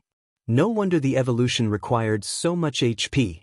The Blacksteel insignia's upgraded attributes shocked Feng. Not only had the bonus forging success rate risen from 5% to 10%, but the chances of increasing a forged item's attributes had also increased from 1% to 3%. Now, he'd have a considerably higher chance of improving his crafted items' attributes in God's domain. Producing higher rank items would become exponentially more difficult. Although it wouldn't be a direct rank increase, the Blacksteel insignia could raise a fine gold item's attributes to be only slightly inferior to a piece of dark gold equipment of the same level. This meant that the Blacksteel insignia's wielder could forge items 1 rank stronger than their intended rank. After dealing with the Blacksteel insignia, Feng returned to the candlelight trading firm to forge the Conqueror's armor. Meanwhile, an army of over 3,000 players, all level 46 or higher, assaulted an orc fortress within the orc empires. Although the orcs defending the fortress were around level 60 and ranked between elite and grand lord, they fell, one after another, under the players' fierce assault. Unfortunately, the players also suffered casualties. Focus on dodging the boss's skills. Ranged players, destroy the fortress's defense turrets. Singular Burial commanded from the rear of the army. As the orcs worked to strengthen their empire's defenses, they had constructed temporary fortresses as resting points for the armies. Because of this, more orcs operated around these temporary fortresses, troubling the players in the area. Meanwhile, the orcs' mines were usually surrounded by several temporary fortresses. If players wanted to secure an orc mine, they'd have to deal with the fortresses first. Singular Burial was confident that he could secure the orc mine, which many of God's domain's superpowers drooled over. Once Heaven's Burial dealt with the temporary fortresses. Once they succeeded, Heaven's Burial wouldn't have to worry about coins or magic crystals. Daybreak Fog, who wore a cyan mage robe, suddenly approached Singular Burial and quietly reported, "Guild leader, our spies in Zero Wing have reported that the guild has somehow obtained a teleportation function that allows players to teleport from Zero Wing City to the border between the Orc Empire and Star Moon Kingdom. With this teleportation function, players can save a massive amount of time. In fact, many players have already used the service, contributing to Zero Wing's wealth. Moreover, we've received news that plenty of guilds have begun negotiations to ally with Zero Wing. By the looks of it, they plan to sell level 45 top-tier equipment to the guild. I'm afraid this will affect our plans severely at this rate." According to previous reports, Zero Wing should have been on its last leg, yet due to Zero Wing City's teleportation function, Zero Wing had pulled itself out of its predicament. In fact, the teleportation service had become so profitable that Zero Wing was now able to continue its war of attrition against them. This was not good news. The long-term attrition war was a painful burden on Heaven's Burial's finances and development. They had already suffered significant casualties thanks to Zero Wing's bounty. This had impacted the guild members' leveling speed. Moreover, guild members had to stay alert for ambushes in the fields. Many players who had originally wanted to join Heaven's Burial had begun to change their mind. If they did not deal with Zero Wing quickly, their guild's development would stagnate, and they wouldn't be able to keep up with God's domain's other superpowers. Even with Ancient Rock City, Zero Wing is a tenacious cockroach. Singular Burial could not help but frown.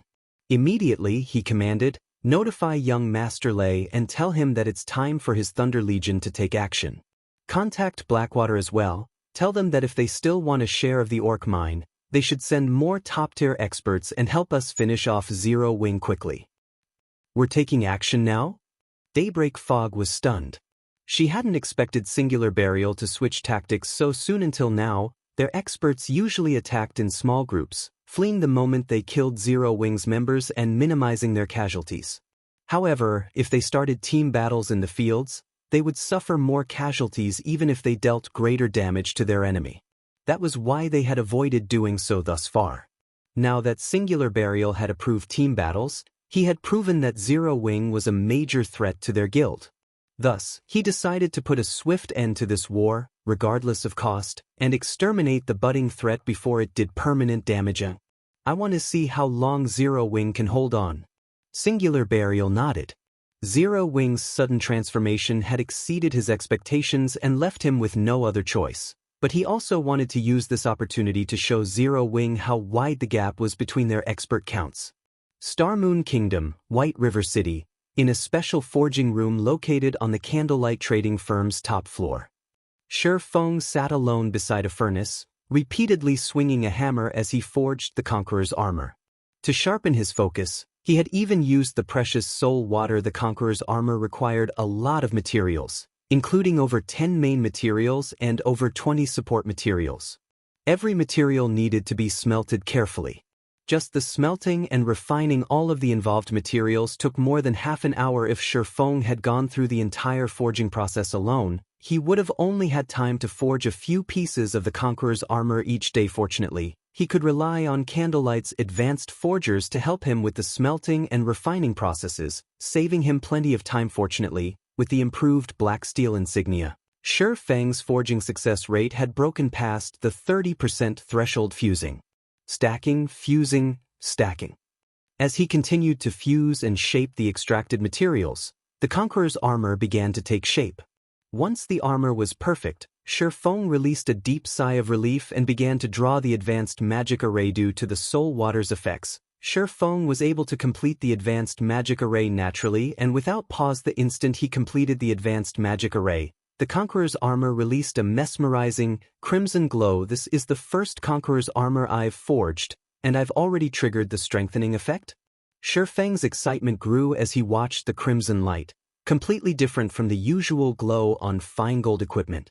Chapter 1597, Improved Conqueror's Armor. Chapter 1597, Improved Conqueror's Armor. Despite being a master forger, Feng didn't have a particularly high success rate with forging the Conqueror's armor. Although God's domain had plenty of support tools, these tools would become less effective with more complex items. In fact, most support tools were nullified when producing an epic item. Only a small number of support tools could help a player craft an epic item. Feng hadn't expected. Despite having barely over a 30% success rate, he would actually forge a successful Conqueror's armor on his first try. Moreover, he had triggered the Blacksteel Insignia's strengthening effect. After gazing at the armor for a moment, Feng clicked to inspect its attributes. Immediately, the system analyzed the Conqueror's armor's statistics. System, Blacksteel Insignia's effect triggered. Attributes increased. System, Conqueror's armor has been forged successfully. Forging proficiency increased by 4 points. Obtained 3 million EXP. Conqueror's armor, chest piece, plate armor, fine gold rank. Level 50. Equipment requirement, strength 730 and agility 730. Defense plus 2350. Strength plus 75. Endurance plus 84, agility plus 72. Additional passive skill dash. Life sacrifice. The wearer will receive more power as their HP decreases to a maximum of 15% strength and 25% attack speed. Additional active skill dash. Basic strength battle array. Activation requires 5 or more players wearing the Conqueror's armor. Upon activation, wearer's strength increases by 25%, agility by 15%, endurance by 15% and physique by 10%. Grants basic perception sharing buff. Stamina and concentration consumption rates increase by 400%. Maintaining the battle array costs 1 magic crystal every 5 minutes. The Blacksteel Insignia is really quite amazing. Not only did it improve the armor's basic attributes, but it also boosted one of the armor's skills slightly.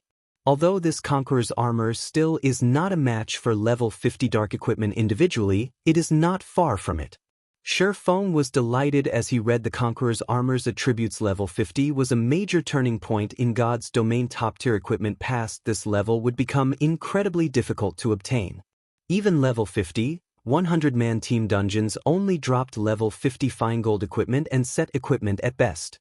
Generally, players could only obtain level 50 dark gold equipment from super large-scale team dungeons on its own. The improved Conqueror's armor was only slightly less valuable than a piece of epic equipment of the same level, but if he had 5 pieces of the improved version of this armor, each piece would be worth as much as a piece of ordinary epic equipment. Unlike the improved Conqueror's armor, epic equipment only provided powerful boosts to basic attributes and a few powerful skills.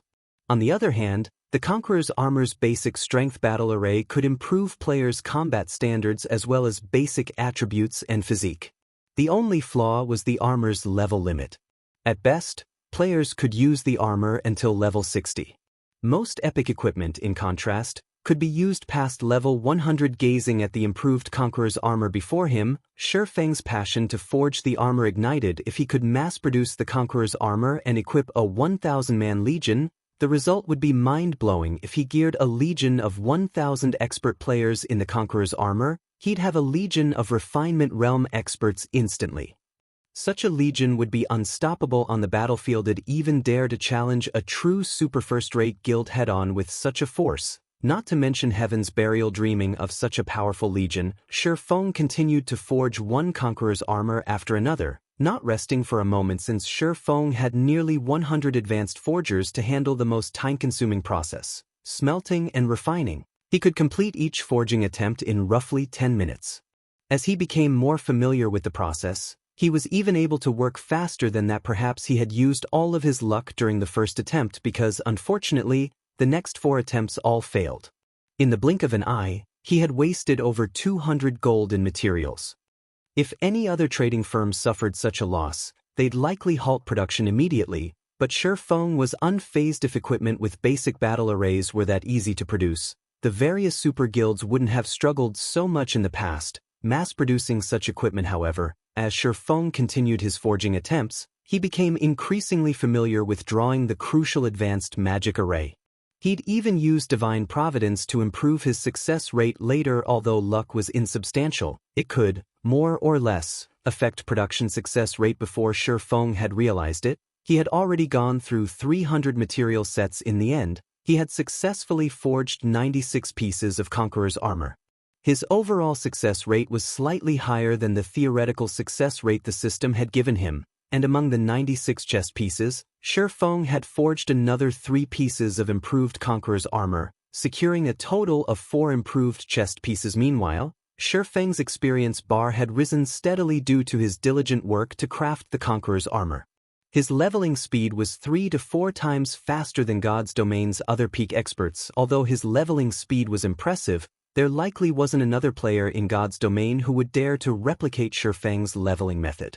The 300 material sets Feng had used were worth 15,000 gold in total, and this was only the current market value.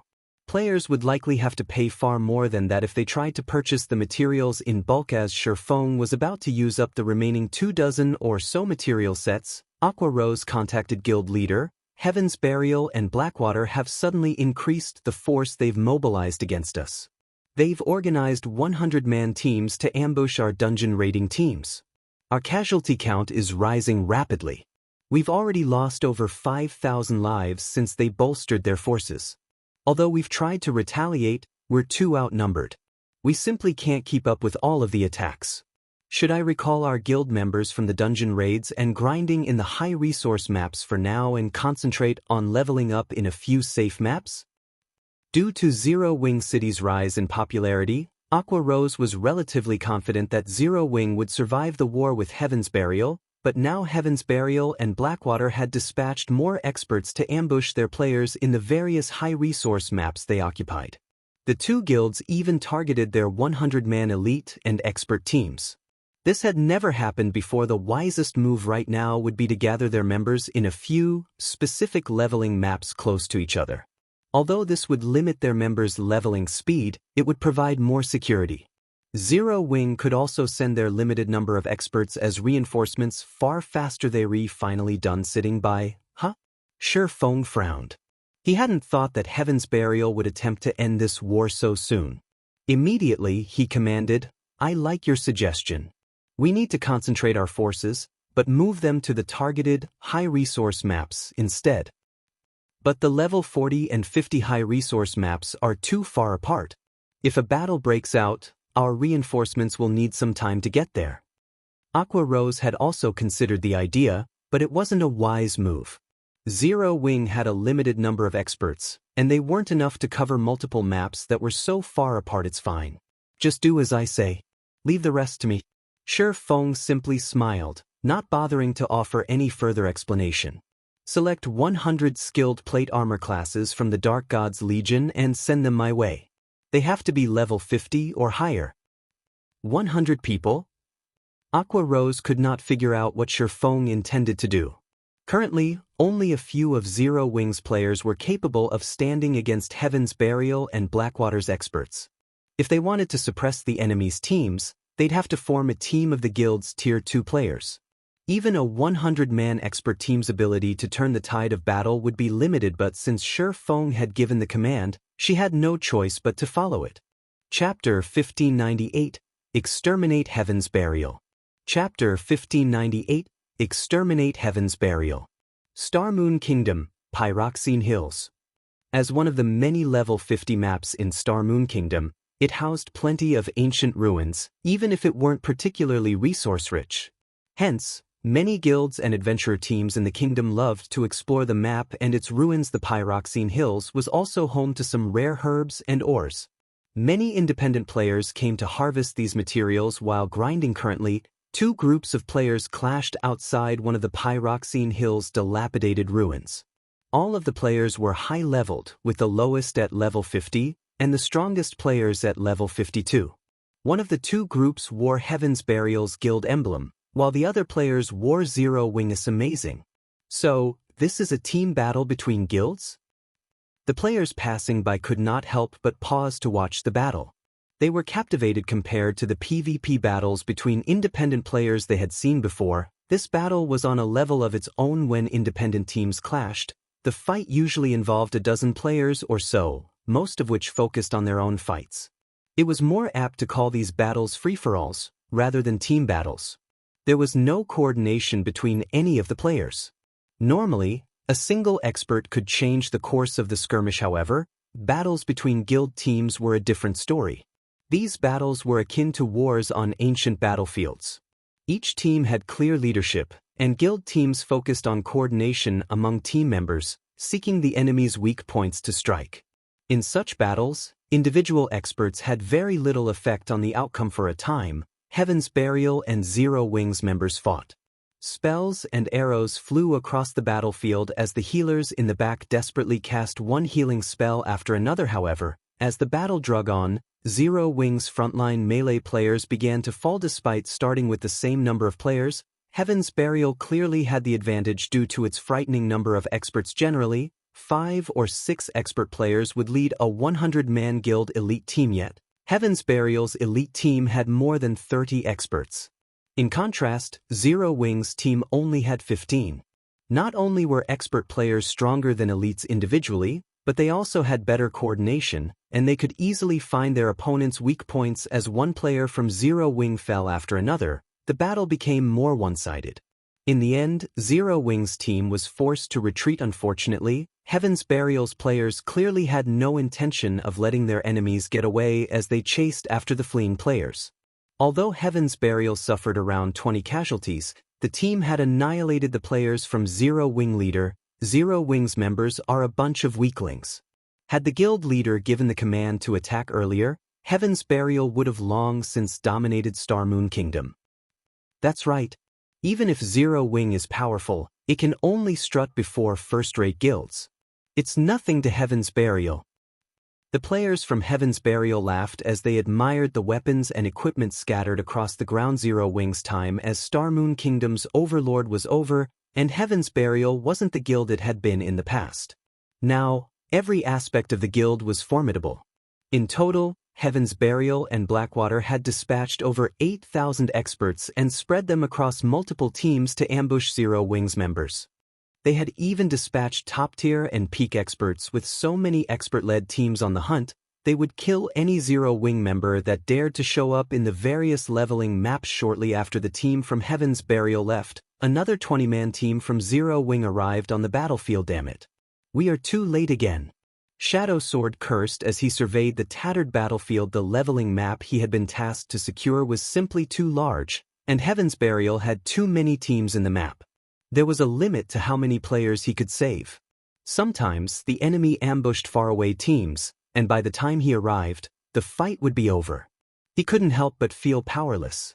Moreover, his leveling speed had sharply decreased since he had focused on hunting down Heaven's Burial's team's commander. Shadow Sword, we just received a message from Vice Guild leader Aqua. She wants all members who want to level to gather in these 4 high-resource maps. She's also ordered these specific Dark Gods Legion members to gather in White River City's guild residence immediately, a level 50 ranger reported as he handed Shadow Sword a list. Gather in these 4 maps?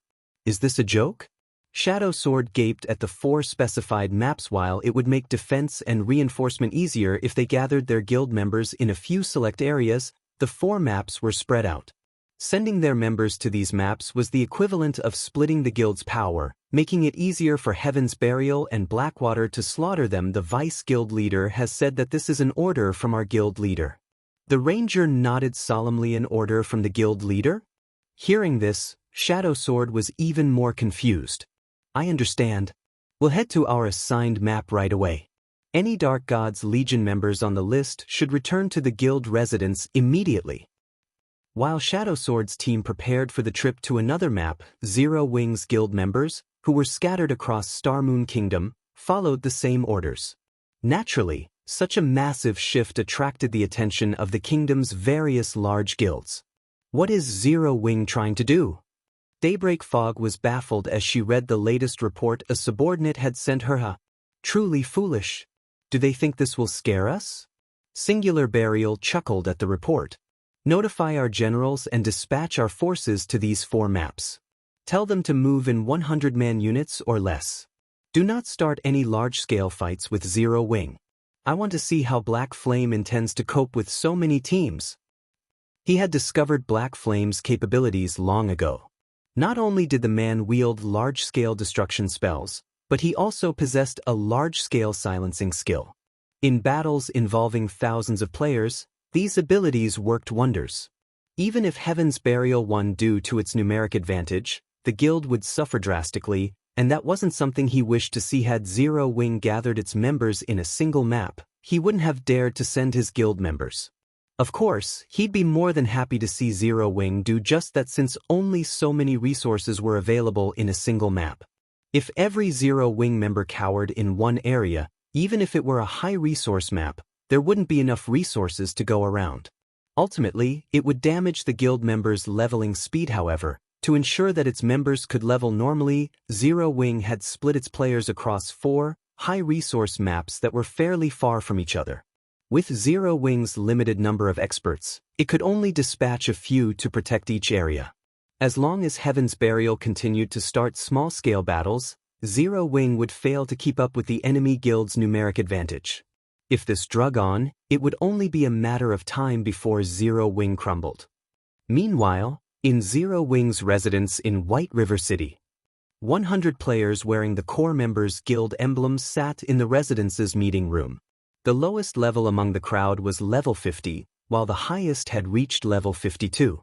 All of these players could rank among the top regarding levels in any guild.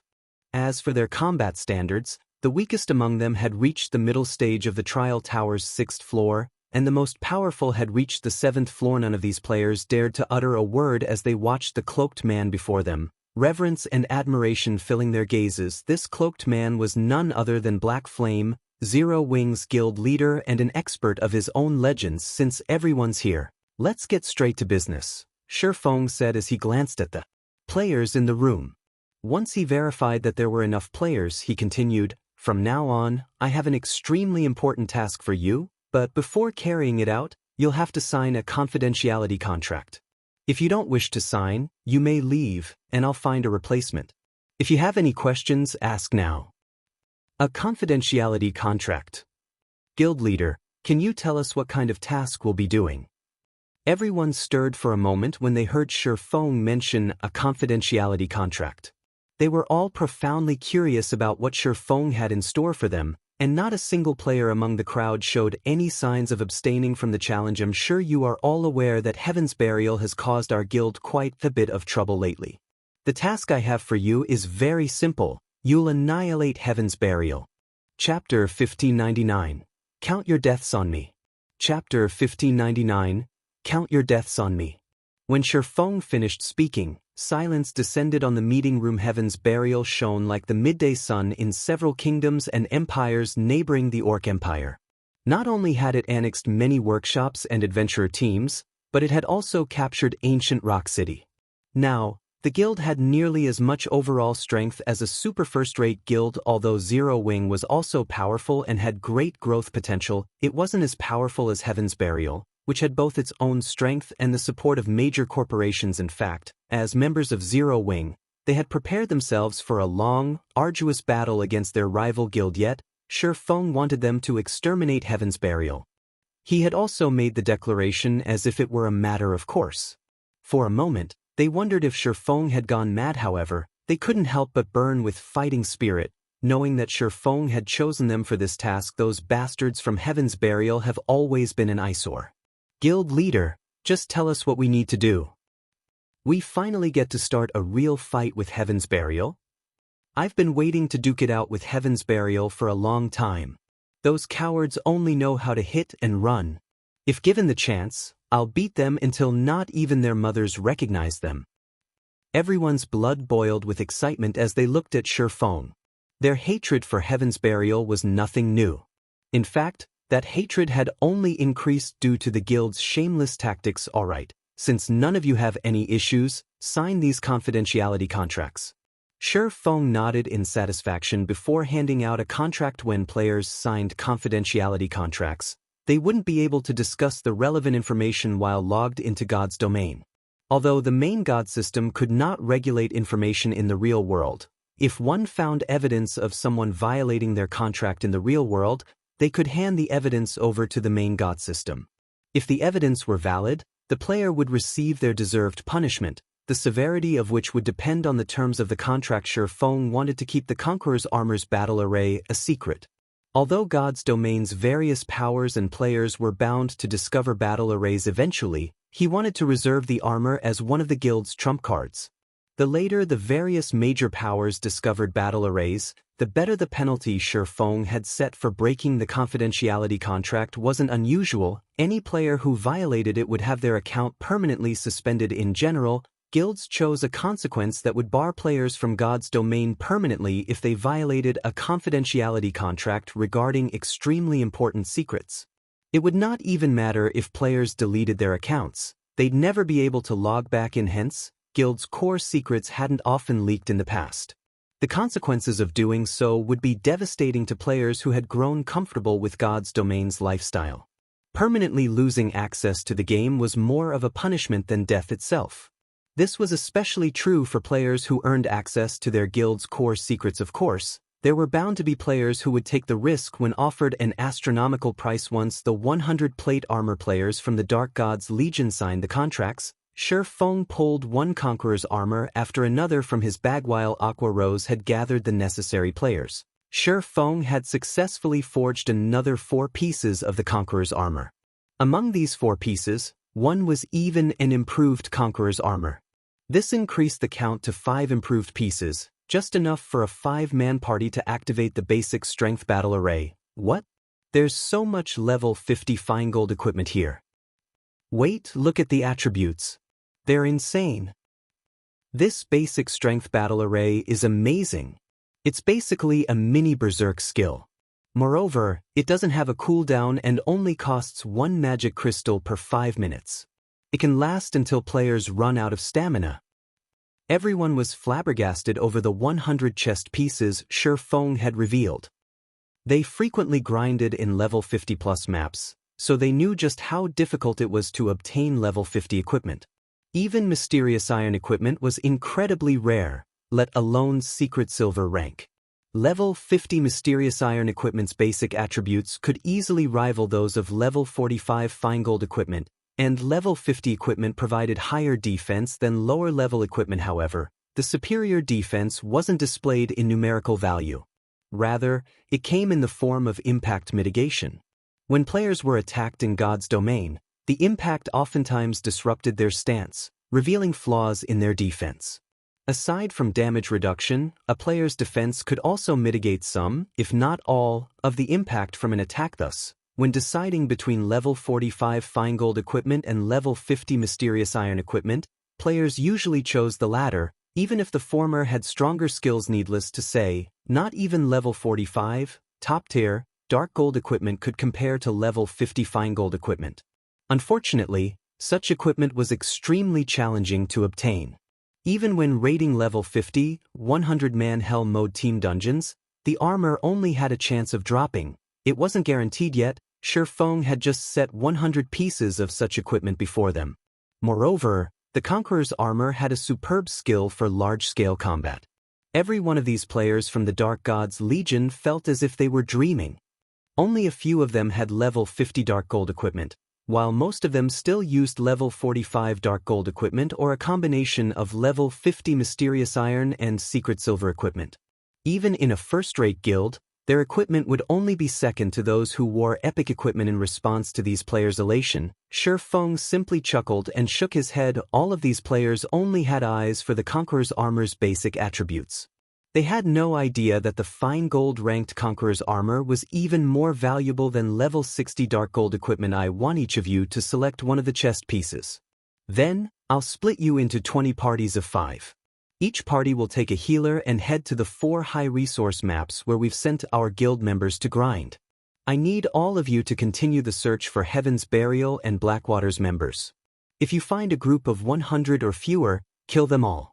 If the enemy overwhelms your team with numbers or peak experts are among their teams, notify the commanders responsible for the region, then send you reinforcements. If that is the case, you just need to keep an eye on the enemy. If they chase after you, try to kite them and regroup with the reinforcements. Feng strictly explained the details of their task as he eyes the players before him. By having the Dark God's Legion members move in 6-man parties, they could move swiftly and stealthily. Although splitting these Dark God's Legion members into 6-man parties, rather than 100-man teams, would limit the Legion's combat power, the smaller parties would seem like less of a threat to their enemies. This would make it easier for the Dark God's Legion members to evade the enemy's detection. When Feng fell silent, everyone in the meeting room was dumbfounded. They even wondered if they had heard wrong. Feng actually wanted them to form 6-man parties to take on Heaven's Burial's 100-man teams. If they targeted ordinary 100-man teams, they'd be confident of their victory, but Heaven's Burial's teams were anything but ordinary. Each team was normally led by dozens of experts. If they assaulted such a force, they'd be attempting suicide, not starting a battle. Relax. I'll take responsibility for any of your deaths. Feng could see these players' confusion regarding his decision. However, he simply chuckled and said, "Or don't you have the courage for a task like this? So, what if these 100-man teams are from Heaven's Burial? Guild leader, just you wait. Even if we don't kill them all, we'll definitely make them suffer." Initially, worry had gripped everyone's hearts, but after Feng had told them off in such a way, their fighting spirit began to burn anew. As Feng had implied, if they weren't even brave enough to do this, they might as well stop calling themselves experts. Good. Also, the 3 parties with the highest kill counts will receive a large number of GCPs and gain 1 opportunity to learn an advanced combat technique. Whether or not you earn the opportunity will depend on your effort, Feng said, nodding in approval at everyone's high spirits. Immediately, he organized his players into parties before sending them off to the 4 high-resource maps. When they had heard that they might be able to learn an advanced combat technique, these players couldn't help their growing excitement. Advanced combat techniques were the guild's core secrets. It was extremely difficult to earn the opportunity to learn one. Normally, they'd only have the chance to earn the opportunity if they achieved some impressive feat or were selected by the guild for training, yet all they needed to do was rank among the top 3 for kill counts. Why wouldn't they be excited?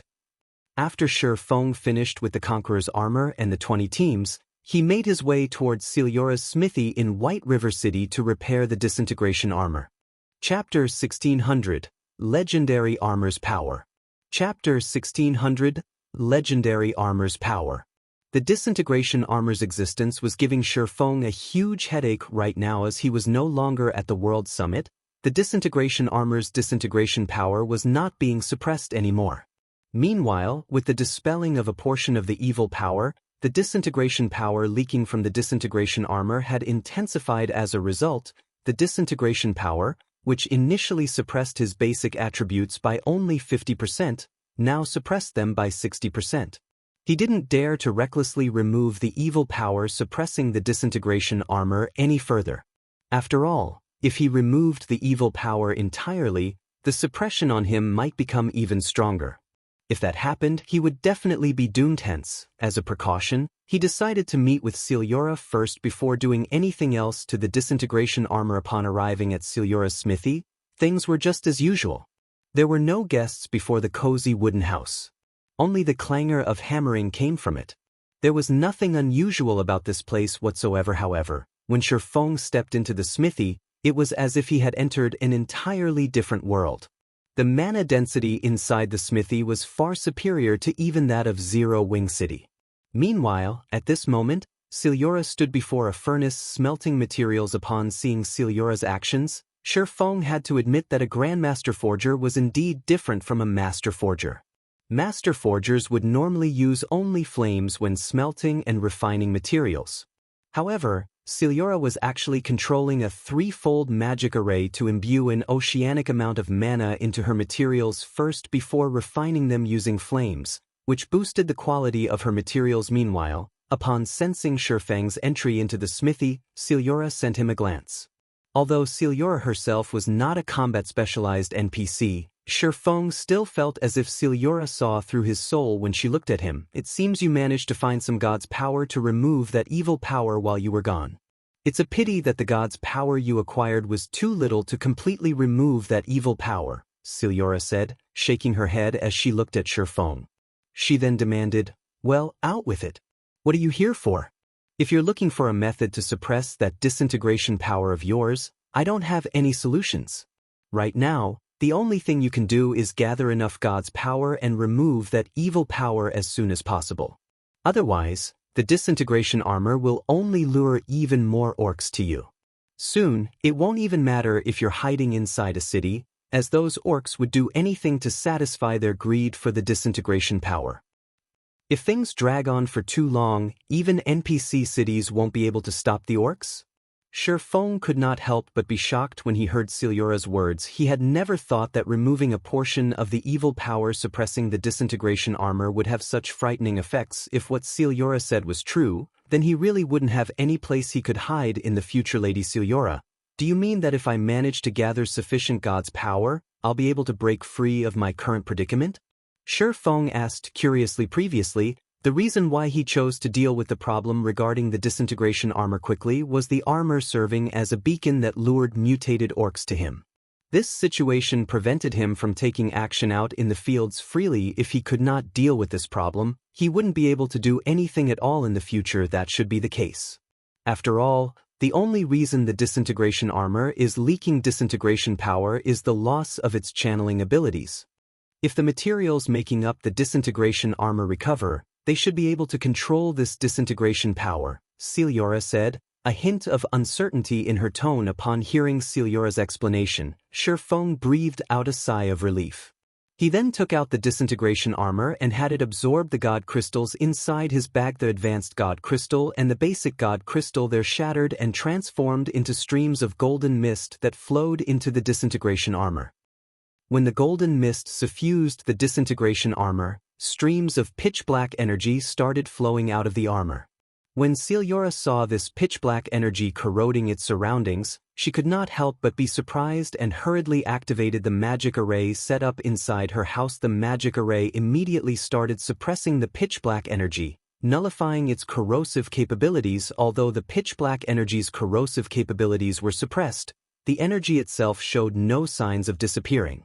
Instead, it actually started condensing. After 5 seconds passed, the mist-like energy transformed into a pitch-black energy bead that hovered quietly in midair, releasing a terrifying aura. "What is this thing?" Feng was indescribably shocked as he looked at the pitch-black energy bead before him. The aura the bead radiated made him feel as if a gigantic beast had just opened its bloody maw before him. At this moment, he could not even move his body in the slightest and could only look helplessly at the energy bead. Aside from the pitch-black energy bead, a change had also occurred to the disintegration armor, which he had placed on the table. As if the armor itself had gained life, Feng could clearly feel a surge of vitality from it. Rather than an inanimate object, the disintegration armor before him felt like it was some kind of life form.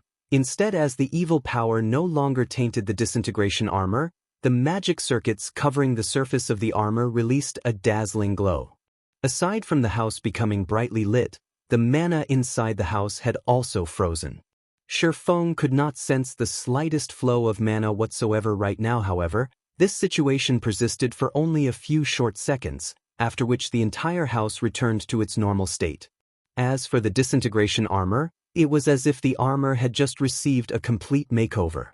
Both the armor's external appearance and aura had changed significantly. Despite the armor merely sitting atop the stone table, it radiated a power that made even Feng's soul shudder in fear.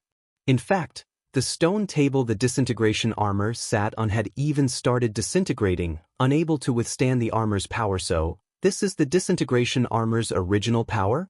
Feng was at a loss for words as he looked at the stone table decomposing at a speed visible to the naked eye. It should be known that Celiora was a bona fide grandmaster forger. Although the furniture placed inside her house appeared normal, in reality, that was far from the case.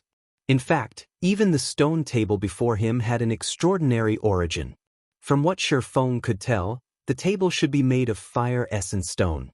Not only was fire essence stone incomparably tough, but it was also one of the top-tier magic resistance materials in God's domain. Yet, now, it actually couldn't withstand the disintegration armor's power despite the armor being in a passive state right now. This was simply inconceivable. However, before the stone table could fully disintegrate, Celiora quickly made her move, line after line of divine runes appearing before her. A moment later, a fourfold magic array formed around the disintegration armor. With the appearance of the magic array, the stone table stopped disintegrating.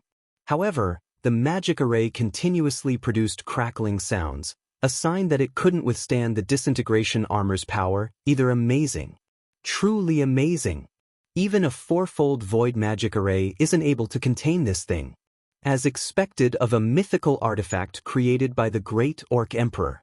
Celiora's eyes glowed as she looked at her crumbling magic array.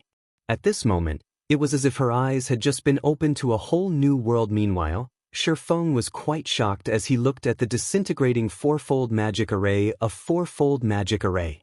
That was a magic array that even mythic monsters could not destroy. Yet, a piece of equipment in its passive state was destroying such a magic array. It was no wonder the disintegration set was considered as one of the 9 great legendary sets in God's domain. Despite the disintegration armor being damaged, it still possessed such frightening capabilities. One could just imagine how powerful the founding emperor of the Orc Empire was when he wore the complete disintegration set. Based on this, the legends of the founding emperor fighting against gods were not exaggerations. That Ali don't have the ability to suppress the power this disintegration armor is releasing. Do you wish to take this armor away, or let me recast it for you right now? Celiora asked, smiling as she looked at Feng. Take it away? Feng smiled bitterly. If Celiora couldn't suppress the disintegration armor's power, he would be a fool if he thought even for a second that he could.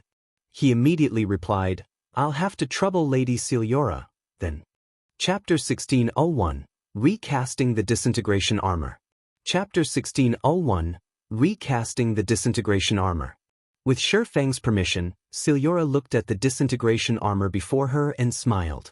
She then stretched out her hand and grabbed the armor directly. The disintegration armor's frightening disintegration power could destroy even a table made out of fire essence stone. Yet, now, the armor had no effect on Celiora's gloved hand whatsoever. Amazing. Sure enough, a Grandmaster Forger really is an extraordinary existence. Feng was indescribably shocked as he looked at the leather gloves Celiora wore. The fact that the gloves remained unaffected by the disintegration power the disintegration armor radiated could only mean that the pair of gloves was legendary equipment. In God's domain, legendary items were likewise items that NPCs could obtain only by chance. Even among Tier 4 NPCs, very few of them would have a legendary item. Meanwhile, those who did were no doubt powerful individuals in kingdoms and empires. Moreover, Celiora did not have just one legendary item. When the disintegration power tried spreading to Celiora's body, a layer of invisible power blocked it abruptly. Meanwhile, the only possibility Feng could think of to explain such a phenomenon was that the leather armor Celiora wore was also legendary rank 2 legendary items. In the past, even players who obtained only one legendary item could challenge opponents of a higher tier. Meanwhile, players that managed to acquire 2 legendary items had been as rare as a phoenix's feather in God's domain, and every one of them was a Tier 6 God-ranked player. Just as Feng was admiring the legendary items on Celiora, the latter picked up the disintegration armor and placed it in the heart of the magic array protecting the smithy. She then began drawing runes and chanting an incantation, following which, line after line of divine runes flew rapidly to surround the disintegration armor. After just a short moment, hundreds of lines of divine runes encircled the disintegration armor. These runes then transformed into magic arrays. In the blink of an eye, a five-fold magic array formed around the disintegration armor. The frightening pressure that the five-fold magic array radiated made even Feng extremely uncomfortable. When the five-fold magic array's formation was complete, the magic array thoroughly suppressed the disintegration power the disintegration armor was leaking. Seeing this, Celiora took out a crystal, which glowed with a golden hue, and inserted it into the five-fold magic array boom. The moment the golden crystal came into contact with the magic array, the entire magic array ignited with dazzling, golden flames. Unlike ordinary flames, these golden flames gave off a sacred and gentle feeling. Meanwhile, the disintegration armor trapped inside the magic array started transforming. The incomparably tough materials making up the armor turned bright red and even showed signs of melting. What? This is sacred fire. Feng could not help but gape in shock when he saw the golden flame's sacred fire was something he had only seen depicted in the ancient texts of God's domain. This kind of flame was known as a refining treasure. However, sacred fire did not exist naturally in the continent of God's domain. It only occurred in certain special spaces. Aside from ancient gods, nobody else could truly control it. Meanwhile, the sacred fires that could be found in God's domain were all sealed in special crystals left behind by the ancient gods and could be used only once. Even so, sacred fire was still a flame countless forgers dreamed of obtaining. It was fervently sought after because this flame was the best flame for forging legendary items. In Feng's previous life, a crystal-encased sacred fire had appeared in the Blackwing auction house. Back then, many wealthy players and NPCs had contested over the item. In the end, though, the Super Guild Battle Wolves had purchased it for an astronomical price of 310,000 gold, shocking the entire God's domain. Back then, many superpowers had ridiculed the Battle Wolves for being foolish. After all, the Super Guild had spent 310,000 gold for a one-time use item, which was a massive expenditure even for a Super Guild. However, in the end, one had to admit that it had been money well spent. Using the sacred fire, the Grandmaster Forger working for the Battle Wolves had created a legendary item. Although its performance was below average, it was still a legendary item at the very least. Fragmented legendary items could not compare to it. This outcome had also further whetted the various superpowers' desire for sacred fire. Feng had never imagined that Celiora had actually managed to get her hands on a sacred fire. Moreover, she even used it on the disintegration armor without asking for payment. If he was required to cover the cost, even if he sold himself now, he wouldn't be able to gather enough money. While Feng was lost in his thoughts, the disintegration armor inside the five-fold magic array had turned white-hot. Meanwhile, Celiora started writing another series of divine runes and merging them into the disintegration armor.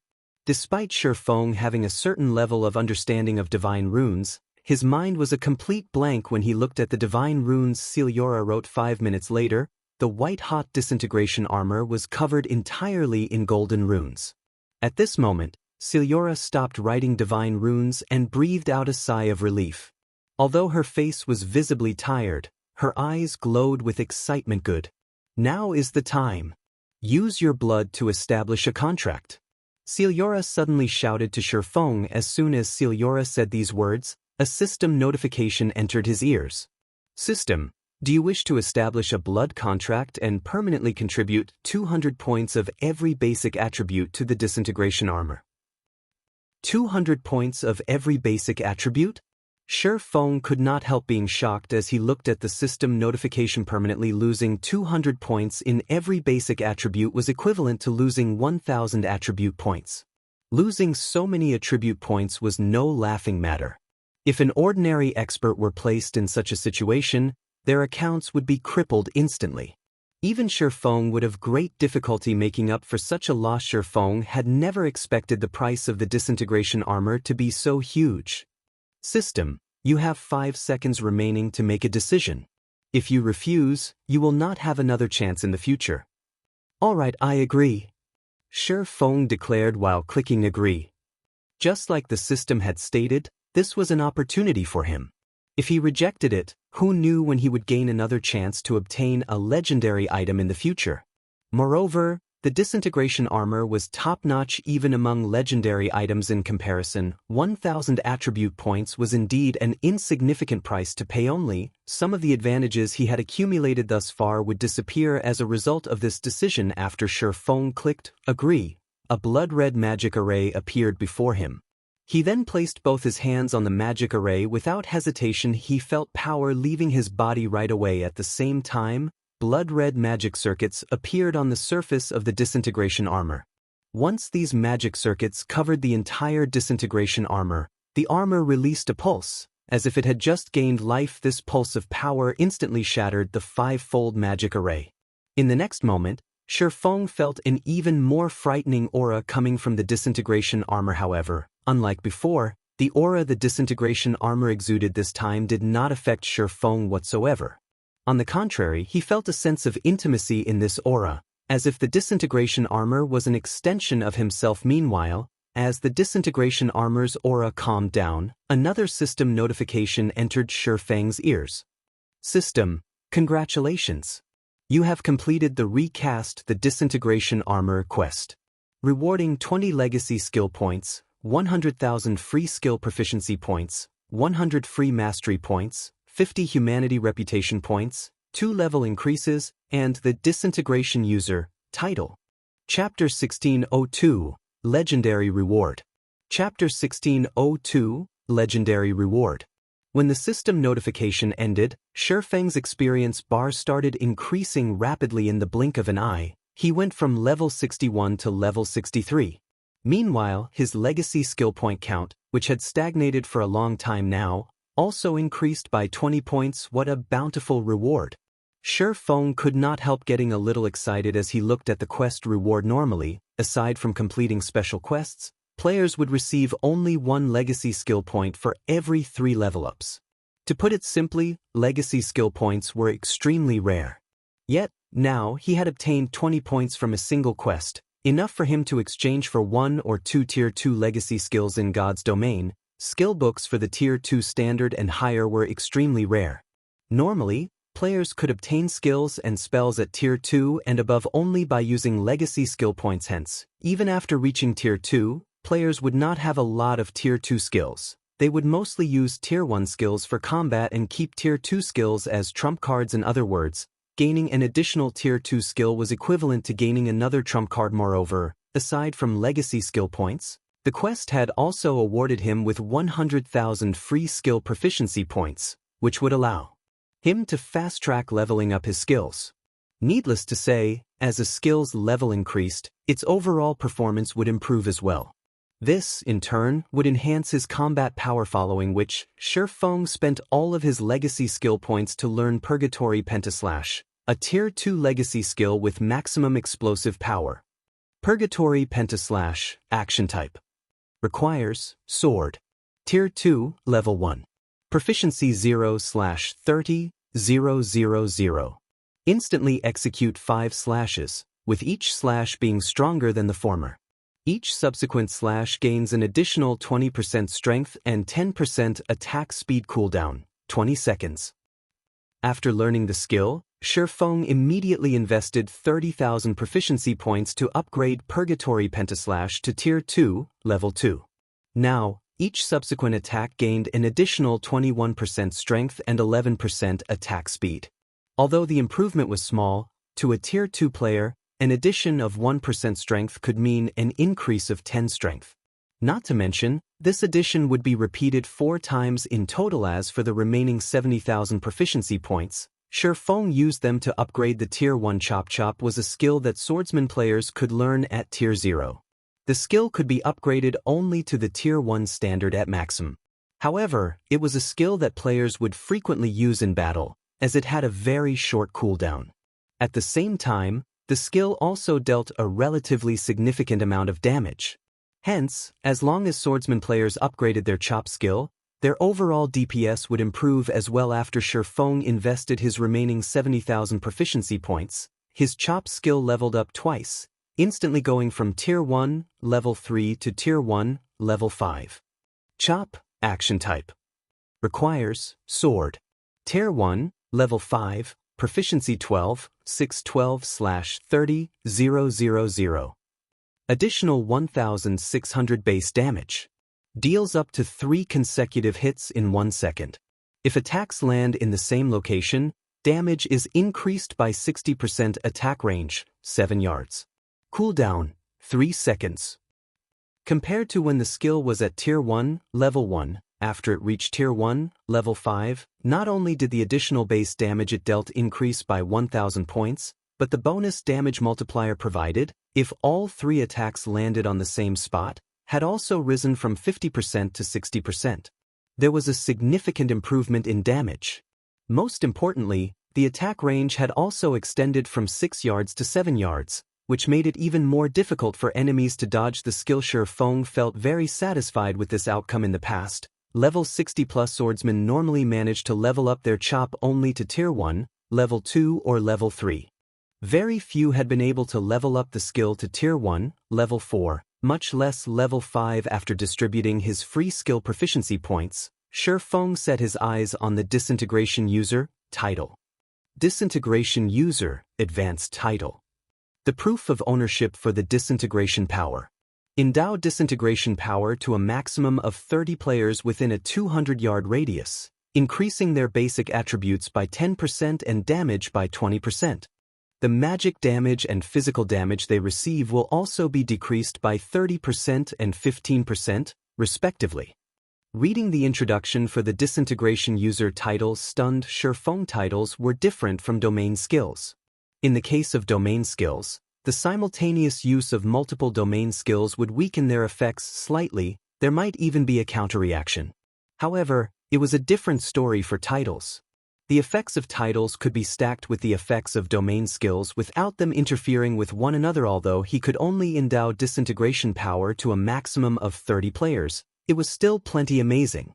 The Disintegration User title would work wonders in team battles and dungeon raids. Meanwhile, although the Disintegration User title's effects were wonderful, Feng had noticed an even more exciting matter, and that was the increase to his basic attributes due to the improvement of his life rating. Each time he leveled up, he would gain more basic attributes than he did before. After leveling up twice in a row, not only had he acquired a large number of free attribute points, but his basic attributes had also received a significant boost overall. He now gained 20 more attribute points each time he leveled up. So, this is the power of the Dark Iron Bloodline? Feng was at a loss for words as he looked at his improved basic attributes. Currently, he was still only a level 63, Tier 2 player, yet the Dark Iron Bloodline was already providing him with an additional 20 attribute points with each level up. Moreover, this number would increase as he reached higher levels and tiers. He might even be able to recover the 1,000 attribute points he lost today before he got to level 100. Just as Feng was feeling shocked by the power of his bloodline, Siliora turned her gaze to him. Yuri, very lucky. The recasting this time was extremely successful. However, as you are too weak right now, despite having established a blood contract with the Disintegration Armor, you still cannot fully control the Disintegration Armor. Right now, all the blood contract is doing is preventing you from being affected by the armor's power. If you wish to fully control the armor, you'll need to become stronger, Siliora said as she turned her gaze back to the Disintegration Armor, which was still sitting in the center of her smithy's magic array. However, you don't need to feel dejected. Although you cannot use the Disintegration Armor now, since you've already established a blood contract with it, you can utilize a small portion of its power. Although she had managed to recast the Disintegration Armor, at the end of the day, she was not the armor's creator. She only managed to shoddily re-establish the armor's magic circuits using her limited knowledge of divine runes. The divine runes she drew simply could not compare with those of the Disintegration Armor's creator. The final magic circuit she ended up forming still had many problems. The flow of energy in the armor also wasn't perfect. Without a considerable amount of power, one would not be able to control the armor at all. Upon hearing Siliora's words, Feng could not help but take a look at the Disintegration Armor's attributes. Indeed, just like Siliora had said, the Disintegration Armor was still considerably unstable after being recast. It needed him to reach Tier 3 before he could equip it. Aside from that, there was no other information stated in the armor's attribute panel. However, The disintegration field skill granted to him had strengthened considerably. Disintegration field disintegrates all skills and spells within a 100-yard radius. Skills and spells at Tier 2 and below will be nullified, while skills and spells above Tier 2 will be weakened by 60%. All entities within range of the disintegration field will sustain a 40% reduction to basic attributes, physique, and stamina, in addition to a 400% increase to their stamina and concentration consumption rates. No cooldown. This is the real disintegration field? After looking at the new disintegration field, Feng finally understood why legendary items could allow players to challenge opponents of higher tiers currently. He could use only a small portion of the disintegration armor's power, yet the armor was already providing him with such great benefits. If he could equip the armor now, he would simply be invincible among the current players of God's domain. However, Feng only toyed with this thought. Legendary equipment was not that easy to equip, all the more top-notch legendary equipment like the disintegration armor. He should just be grateful that the disintegration armor no longer suppressed him and provided a stronger disintegration field. After storing the disintegration armor, Feng finally shifted his sights to the pitch-black energy bead floating in midair. Although the energy bead's aura had already disappeared, the energy bead had also formed a zone completely void of mana around itself. Just by entering this void zone, Feng felt his entire body becoming incomparably heavy. At the same time, his mind also became sluggish like never before. Chapter 1603, Destruction Crystal. Chapter 1603, Destruction Crystal. What is this thing? The closer Feng got to the hovering energy bead, the heavier his body felt. He even felt somewhat dizzy, his mind growing fuzzy. He felt as if his control over his own body had dulled, as if it no longer belonged to him. This was the first time he had ever experienced such a sensation in God's domain, both in this life and the previous one. If players merely lost some attributes, they'd, at most, feel physically powerless, but their mind wouldn't be affected yet. Despite his unchanged basic attributes, his overall combat power had decreased by at least 80%. At this point, even an ordinary Tier 2 player could easily kill him. It's best if you don't get too close to this thing. When Feng was less than a yard from the energy bead, Celiora raised her hand to stop him. Hearing Celiora's warning, Feng obediently retreated from the energy bead. He only regained control of his body after he had left the void zone. He couldn't help but stare at the energy bead in shock. It was too strong. If he could wield this power, using it on the battlefield against other players, he'd become truly invincible. While the energy bead didn't suppress basic attributes, it significantly reduced players' control of their bodies, and regardless of how high a player's attributes were, they'd become a helpless child when subjected to the energy bead's mental suppression. This isn't something you can withstand at your current power. If you try to touch it, you'll lose your life on the spot. Even if you are a heaven-blessed individual, it'll still be some time before you can resurrect, Celiora explained when she noticed Feng's dumbfounded expression. Death upon touch? And the resurrection time is so long? Feng couldn't help his growing curiosity over the bead's identity. Lady Celiora, what is this item? He had heard of many items that could kill players upon contact, but he had never heard of items increasing players' resurrection time. As far as he knew, only certain skills and high-tiered NPCs could do such a thing. The ability to absorb a player's soul was one such example. Yet, even after using omniscient eyes on the energy bead, the bead's inscription still said, unknown. He couldn't even get a name. This is a destruction crystal, formed from the power of destruction. Not only can it destroy physical material, but it can also destroy souls. If even a strand of this power of destruction taints an immortal soul, it will need a long time to recover, Celiora explained as she watched the hovering, black bead. Although the destruction crystal is currently inactive, even the weak energy it's radiating is dangerous to you. After her explanation, Celiora began to chant an incantation, writing several lines of divine runes in the air. As she did so, in seconds, the divine runes encased the destruction crystal. With a wave of her hand, Celiora sent the hovering crystal to Feng. You can consider this destruction crystal as an unexpected reward. Use it during a crucial moment to save your life, but be careful when you do. If not handled properly, you might sacrifice your own life during the process, Celiura gravely warned Feng. Alright, you can leave now. I've gained a significant boon from recasting the disintegration armor, so I need to rest and process the information. Since I don't wish to be disturbed, I'll be leaving White River City for some time. Feng stored the destruction crystal and nodded to Celiura before taking his leave, although it seemed as if Celiura hadn't done much. As a master forger, Feng was familiar with the delicacy of re-establishing the disintegration armor's magic circuits. The process would even exhaust a grandmaster forger like Celiura. After leaving Celiura's smithy, Feng could no longer bottle his curiosity as he inspected the destruction crystal in his bag. Destruction crystal, consumable. Sealed by Celiura. When unsealed, unleashes the power of destruction in a 1,000-yard radius. A 1,000-yard AoE? Feng's jaw dropped when he read the introduction text.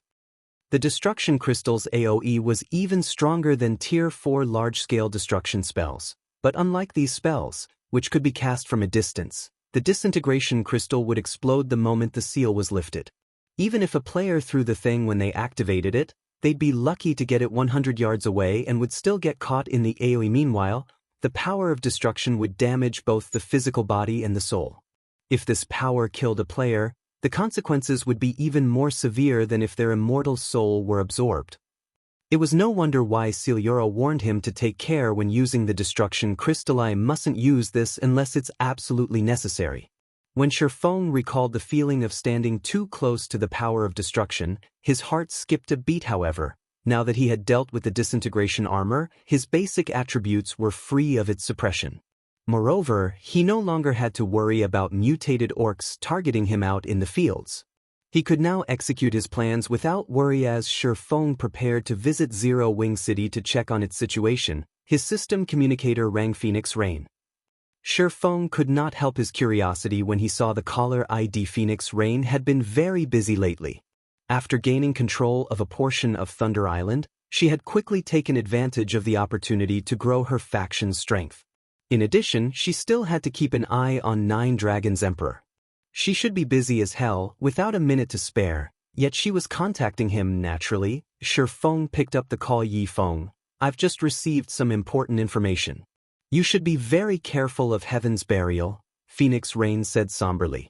Since Nine Dragons Emperor gained nothing on Thunder Island due to our partnership, he's secretly colluded with Beast Emperor.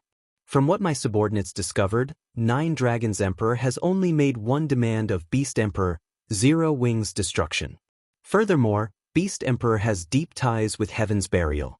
Now that your two guilds are at war, Beast Emperor won't miss this opportunity. Beast Emperor?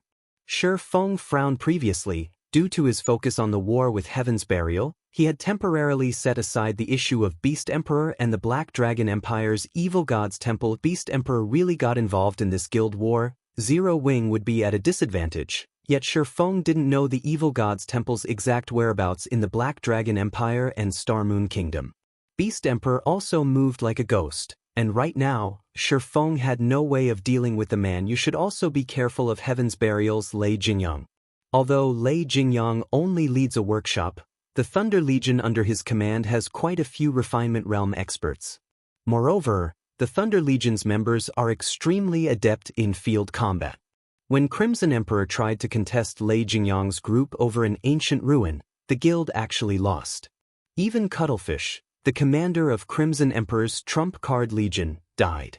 It's best if you avoid small-scale field battle with Lei Jingyang's people, Phoenix Rain warned. Even Cuttlefish lost? Feng was surprised. Crimson Emperor was a super first-rate guild and in no way weaker than the Dragon Phoenix Pavilion. Naturally, Cuttlefish, who commanded the guild's trump card legion, was a powerful individual. Although he was not a domain realm expert, he had a wealth of combat experience. He was also the Guardian Knight and ranked 77th on the God's Domain Experts list, earning the nickname Iron Wall. In a one-on-one fight, even domain realm experts would struggle to kill him. Furthermore, Cuttlefish was constantly surrounded by his own experts. Feng found it hard to believe that Lei Jingyang had actually killed the main. In any case, just be careful, Phoenix Rain reiterated. If you lack manpower, I'll send Blue and a group of experts to help. I'm sure that Heaven's Burial will hold back from doing anything drastic with the Dragon Phoenix Pavilion's members around. Thank you for the offer, but we'll handle this ourselves. After all, I'm sure that you have your own issues to deal with. I've heard that Nine Dragons Emperor has been causing quite a bit of trouble for you lately, Feng said, smiling as he rejected Phoenix Rain's offer. While Heaven's Burial wasn't an easy foe, Zero Wing was no pushover. Phoenix Rain sighed. She felt that Zero Wing was too stubborn. Although Zero Wing had grown quite strong, it still wasn't a match for Heaven's Burial. Moreover, its enemy had the support of Blackwater and Beast Emperor. If this war weren't dealt with properly, it might mean the fall of Zero Wing. After Feng disconnected the call, he contacted Aqua Rose and instructed her to gather the guild's internal members and the disciples from the White Tiger Dojo in White River City's guild residence. He had been preoccupied with his own matters, but now that he was free, it was time to introduce some new blood to the guild. Chapter 1604, Raising Levels. Chapter 1604, Raising Levels. Guild Leader, do you intend to include them in the guild's war of attrition? When Aqua Rose received the order to gather the experts the guild still nurtured, she could only assume that Feng wanted to use them in the war against Heaven's Burial. Currently, Zero Wing severely lacked expert players. Moreover, both the guild's internal members and the disciples from the White Tiger Dojo had improved their standards considerably. Some of the more powerful players had already reached the Trial Tower's 6th floor. Even in a super guild, these players would be considered experts. If they could send these players to the field, they could help make up for Zero Wing's lack of experts. In any case, they need training to improve their techniques. They'll grow much faster in live combat. Feng nodded. Although that is true, their levels aren't high enough. The highest leveled among them is only level 39, while most of them aren't even level 35 yet. With such a huge gap in equipment and levels, their techniques won't add to the guild's combat power regardless of how good they are, Aqua Rose said, shaking her head. The various large guilds' elite members were, on average, level 45. There was easily a 10-level gap between these elite players and Zero Wing's internal members. Meanwhile, every 5 levels was a minor turning point when it came to weapons and equipment in God's domain. Techniques couldn't make up for such a massive difference that easily. I know. That's why I'm taking them out to level, Feng said, smiling. He still wasn't satisfied with these internal member standards, and since he had been busy with his own matters, he had set aside the issue of helping them level. But now that their combat standards had reached a sufficient level, he had to help them level up, transforming them into usable combat power for the guild. Zero Wing had nearly 200 internal members, and the White Tiger Dojo had sent him 500 disciples. Although the White Tiger Dojo's disciples weren't Zero Wing members, they were under his command while they trained with the guild. It'd be a waste not to put them to good use with this. He could add nearly 700 experts to the guild's forces as they fought Heaven's Burial. Thus far, Zero Wing had only accumulated a little over 2,000 experts who had reached the Trial Tower's 5th floor or beyond. Another 700 experts would increase the guild's overall combat power by a massive 1/3, taking them out to level. Aqua Rose's eyes lit up when she heard Feng's plan. She was very familiar with Feng's leveling capabilities, knowing that his leveling speed was at least 2 or 3 times faster than other peak experts. He was also more than capable of helping others level up as quickly as he did. If he took command, it wouldn't be long before Zero Wing had another 700 experts, which would make it much easier to defend the 4 high-resource maps. However, after giving the matter some more thought, Aqua Rose shook her head and said, "Guild Leader, I'm afraid helping them level up will be difficult right now. Heaven's Burial is constantly watching our people. If we send our internal members to the fields to level, Heaven's Burial will certainly ambush the group. They might lose levels, rather than gain them." "Relax. That is only true if Heaven's Burial can follow us," Feng said, chuckling when he had decided to take Zero Wing's internal members out to level. In truth, it had been a passing thought. Obtaining mana ore was his true goal. Although the Boneless Land was rich with ores, it was also a good leveling area.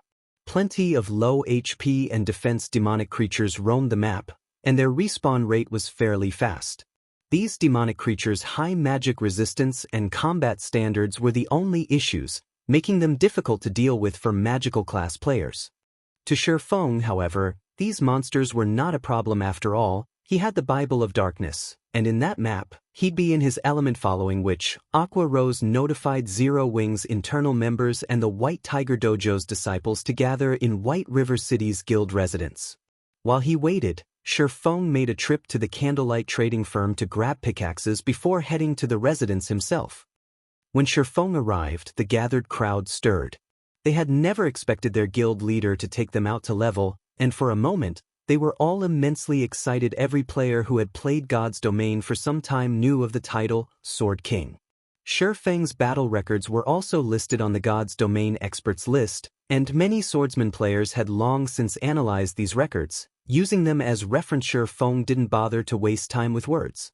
Instead, he had everyone head to the teleportation hall and travel to one of Star Moon Kingdom's border towns. He then found a relatively deserted location and activated Spatial Gate to get to the Boneless Land. One had to cross more than 10 high-level maps. If players tried to do so on their mounts, they'd have to ride for several days and would encounter many level 100+ monsters during the trip. Not even Feng would dare to take on such a high-level monster right now, not to mention other players. After ensuring that everyone had made it through the Spatial Gate, Feng stepped through and closed it shortly after Feng's group had disappeared into the Spatial Gate. A few assassins, who had hidden in the distance, revealed themselves. All of these assassins wore Heaven's Burial's guild emblem and were level 47. They were also fully equipped in level 45 Fine Gold and Dark Gold equipment. Boss, what should we do? They left using a teleportation gate. How are we supposed to track them? Forget it. This is outside our abilities. Let's just report this to the higher-ups. After the several assassins discussed the situation amongst themselves, they returned to Singular Burial and told him of the teleportation gate. Teleportation gates did not reveal players' destinations, and players would only discover where the gate led to after they entered. However, Feng was the last person to step through, and once he had, the gate had disappeared. They had no way of tracking the group from Zero Wing. It seems we've backed Black Flame into a corner. At such a crucial moment, a guild leader like him is taking a bunch of level 30+ players out to level. Singular Burial could not help but laugh when he read the report. He then turned to Daybreak Fog and asked, "Have Lei Jingyang and Blackwater's men gathered in their designated locations?" "Most of their forces have arrived. They can take action at any time," Daybreak Fog replied. "Good. Have them activate the war barriers to lock down the maps. It's about time we give Zero Wing a taste of hell." Singular Burial said, laughing madly. To crush Zero Wing swiftly, they had dispatched 8,000 experts to hunt down the enemy guild's members in the 4 high-resource maps and utilize the war barriers to trap them within. In addition, they had dispatched 40,000 elite members to guard the map's entrances. Understood. Daybreak Fog immediately commanded the guild members to spread out across the 4 maps. With Daybreak Fog's command, Heaven's Burial's members went into action, activating the war barriers and preventing every player in the 4 maps from using return scrolls. If players wished to leave the maps, they'd have to do so through the map's entrances. Meanwhile, Heaven's Burial and Blackwater's experts scoured the maps for Zero Wing's members in 100-man teams. "Boss Flo, there's a 6-man party from Zero Wing ahead, but they're all wearing cloaks, so we can't see their levels. Should we attack?" A level 47 assassin reported through his team chat as he watched the small party walk through the forest ahead. "A 6-man party? Are there any important players among them?" Broken Flo, who wore level 45 Dark Gold set equipment, asked quietly. They knew just how powerful Zero Wing's experts were. This was especially true for Aqua Rose, Fire Dance, Cola, Flying Shadow, and the guild's other core members. Singular Burial had already warned them to stay as far away from these individuals as possible. Although Broken Flo wasn't pleased with the decision, he had no choice but to follow his guild leader's orders. No. None of the 6 players are on the list, but they seem to have pretty good equipment. They're likely an expert party from Zero Wing, the assassin reported after taking a closer look. "Good. It seems that we've gotten lucky and come across one of Zero Wing's expert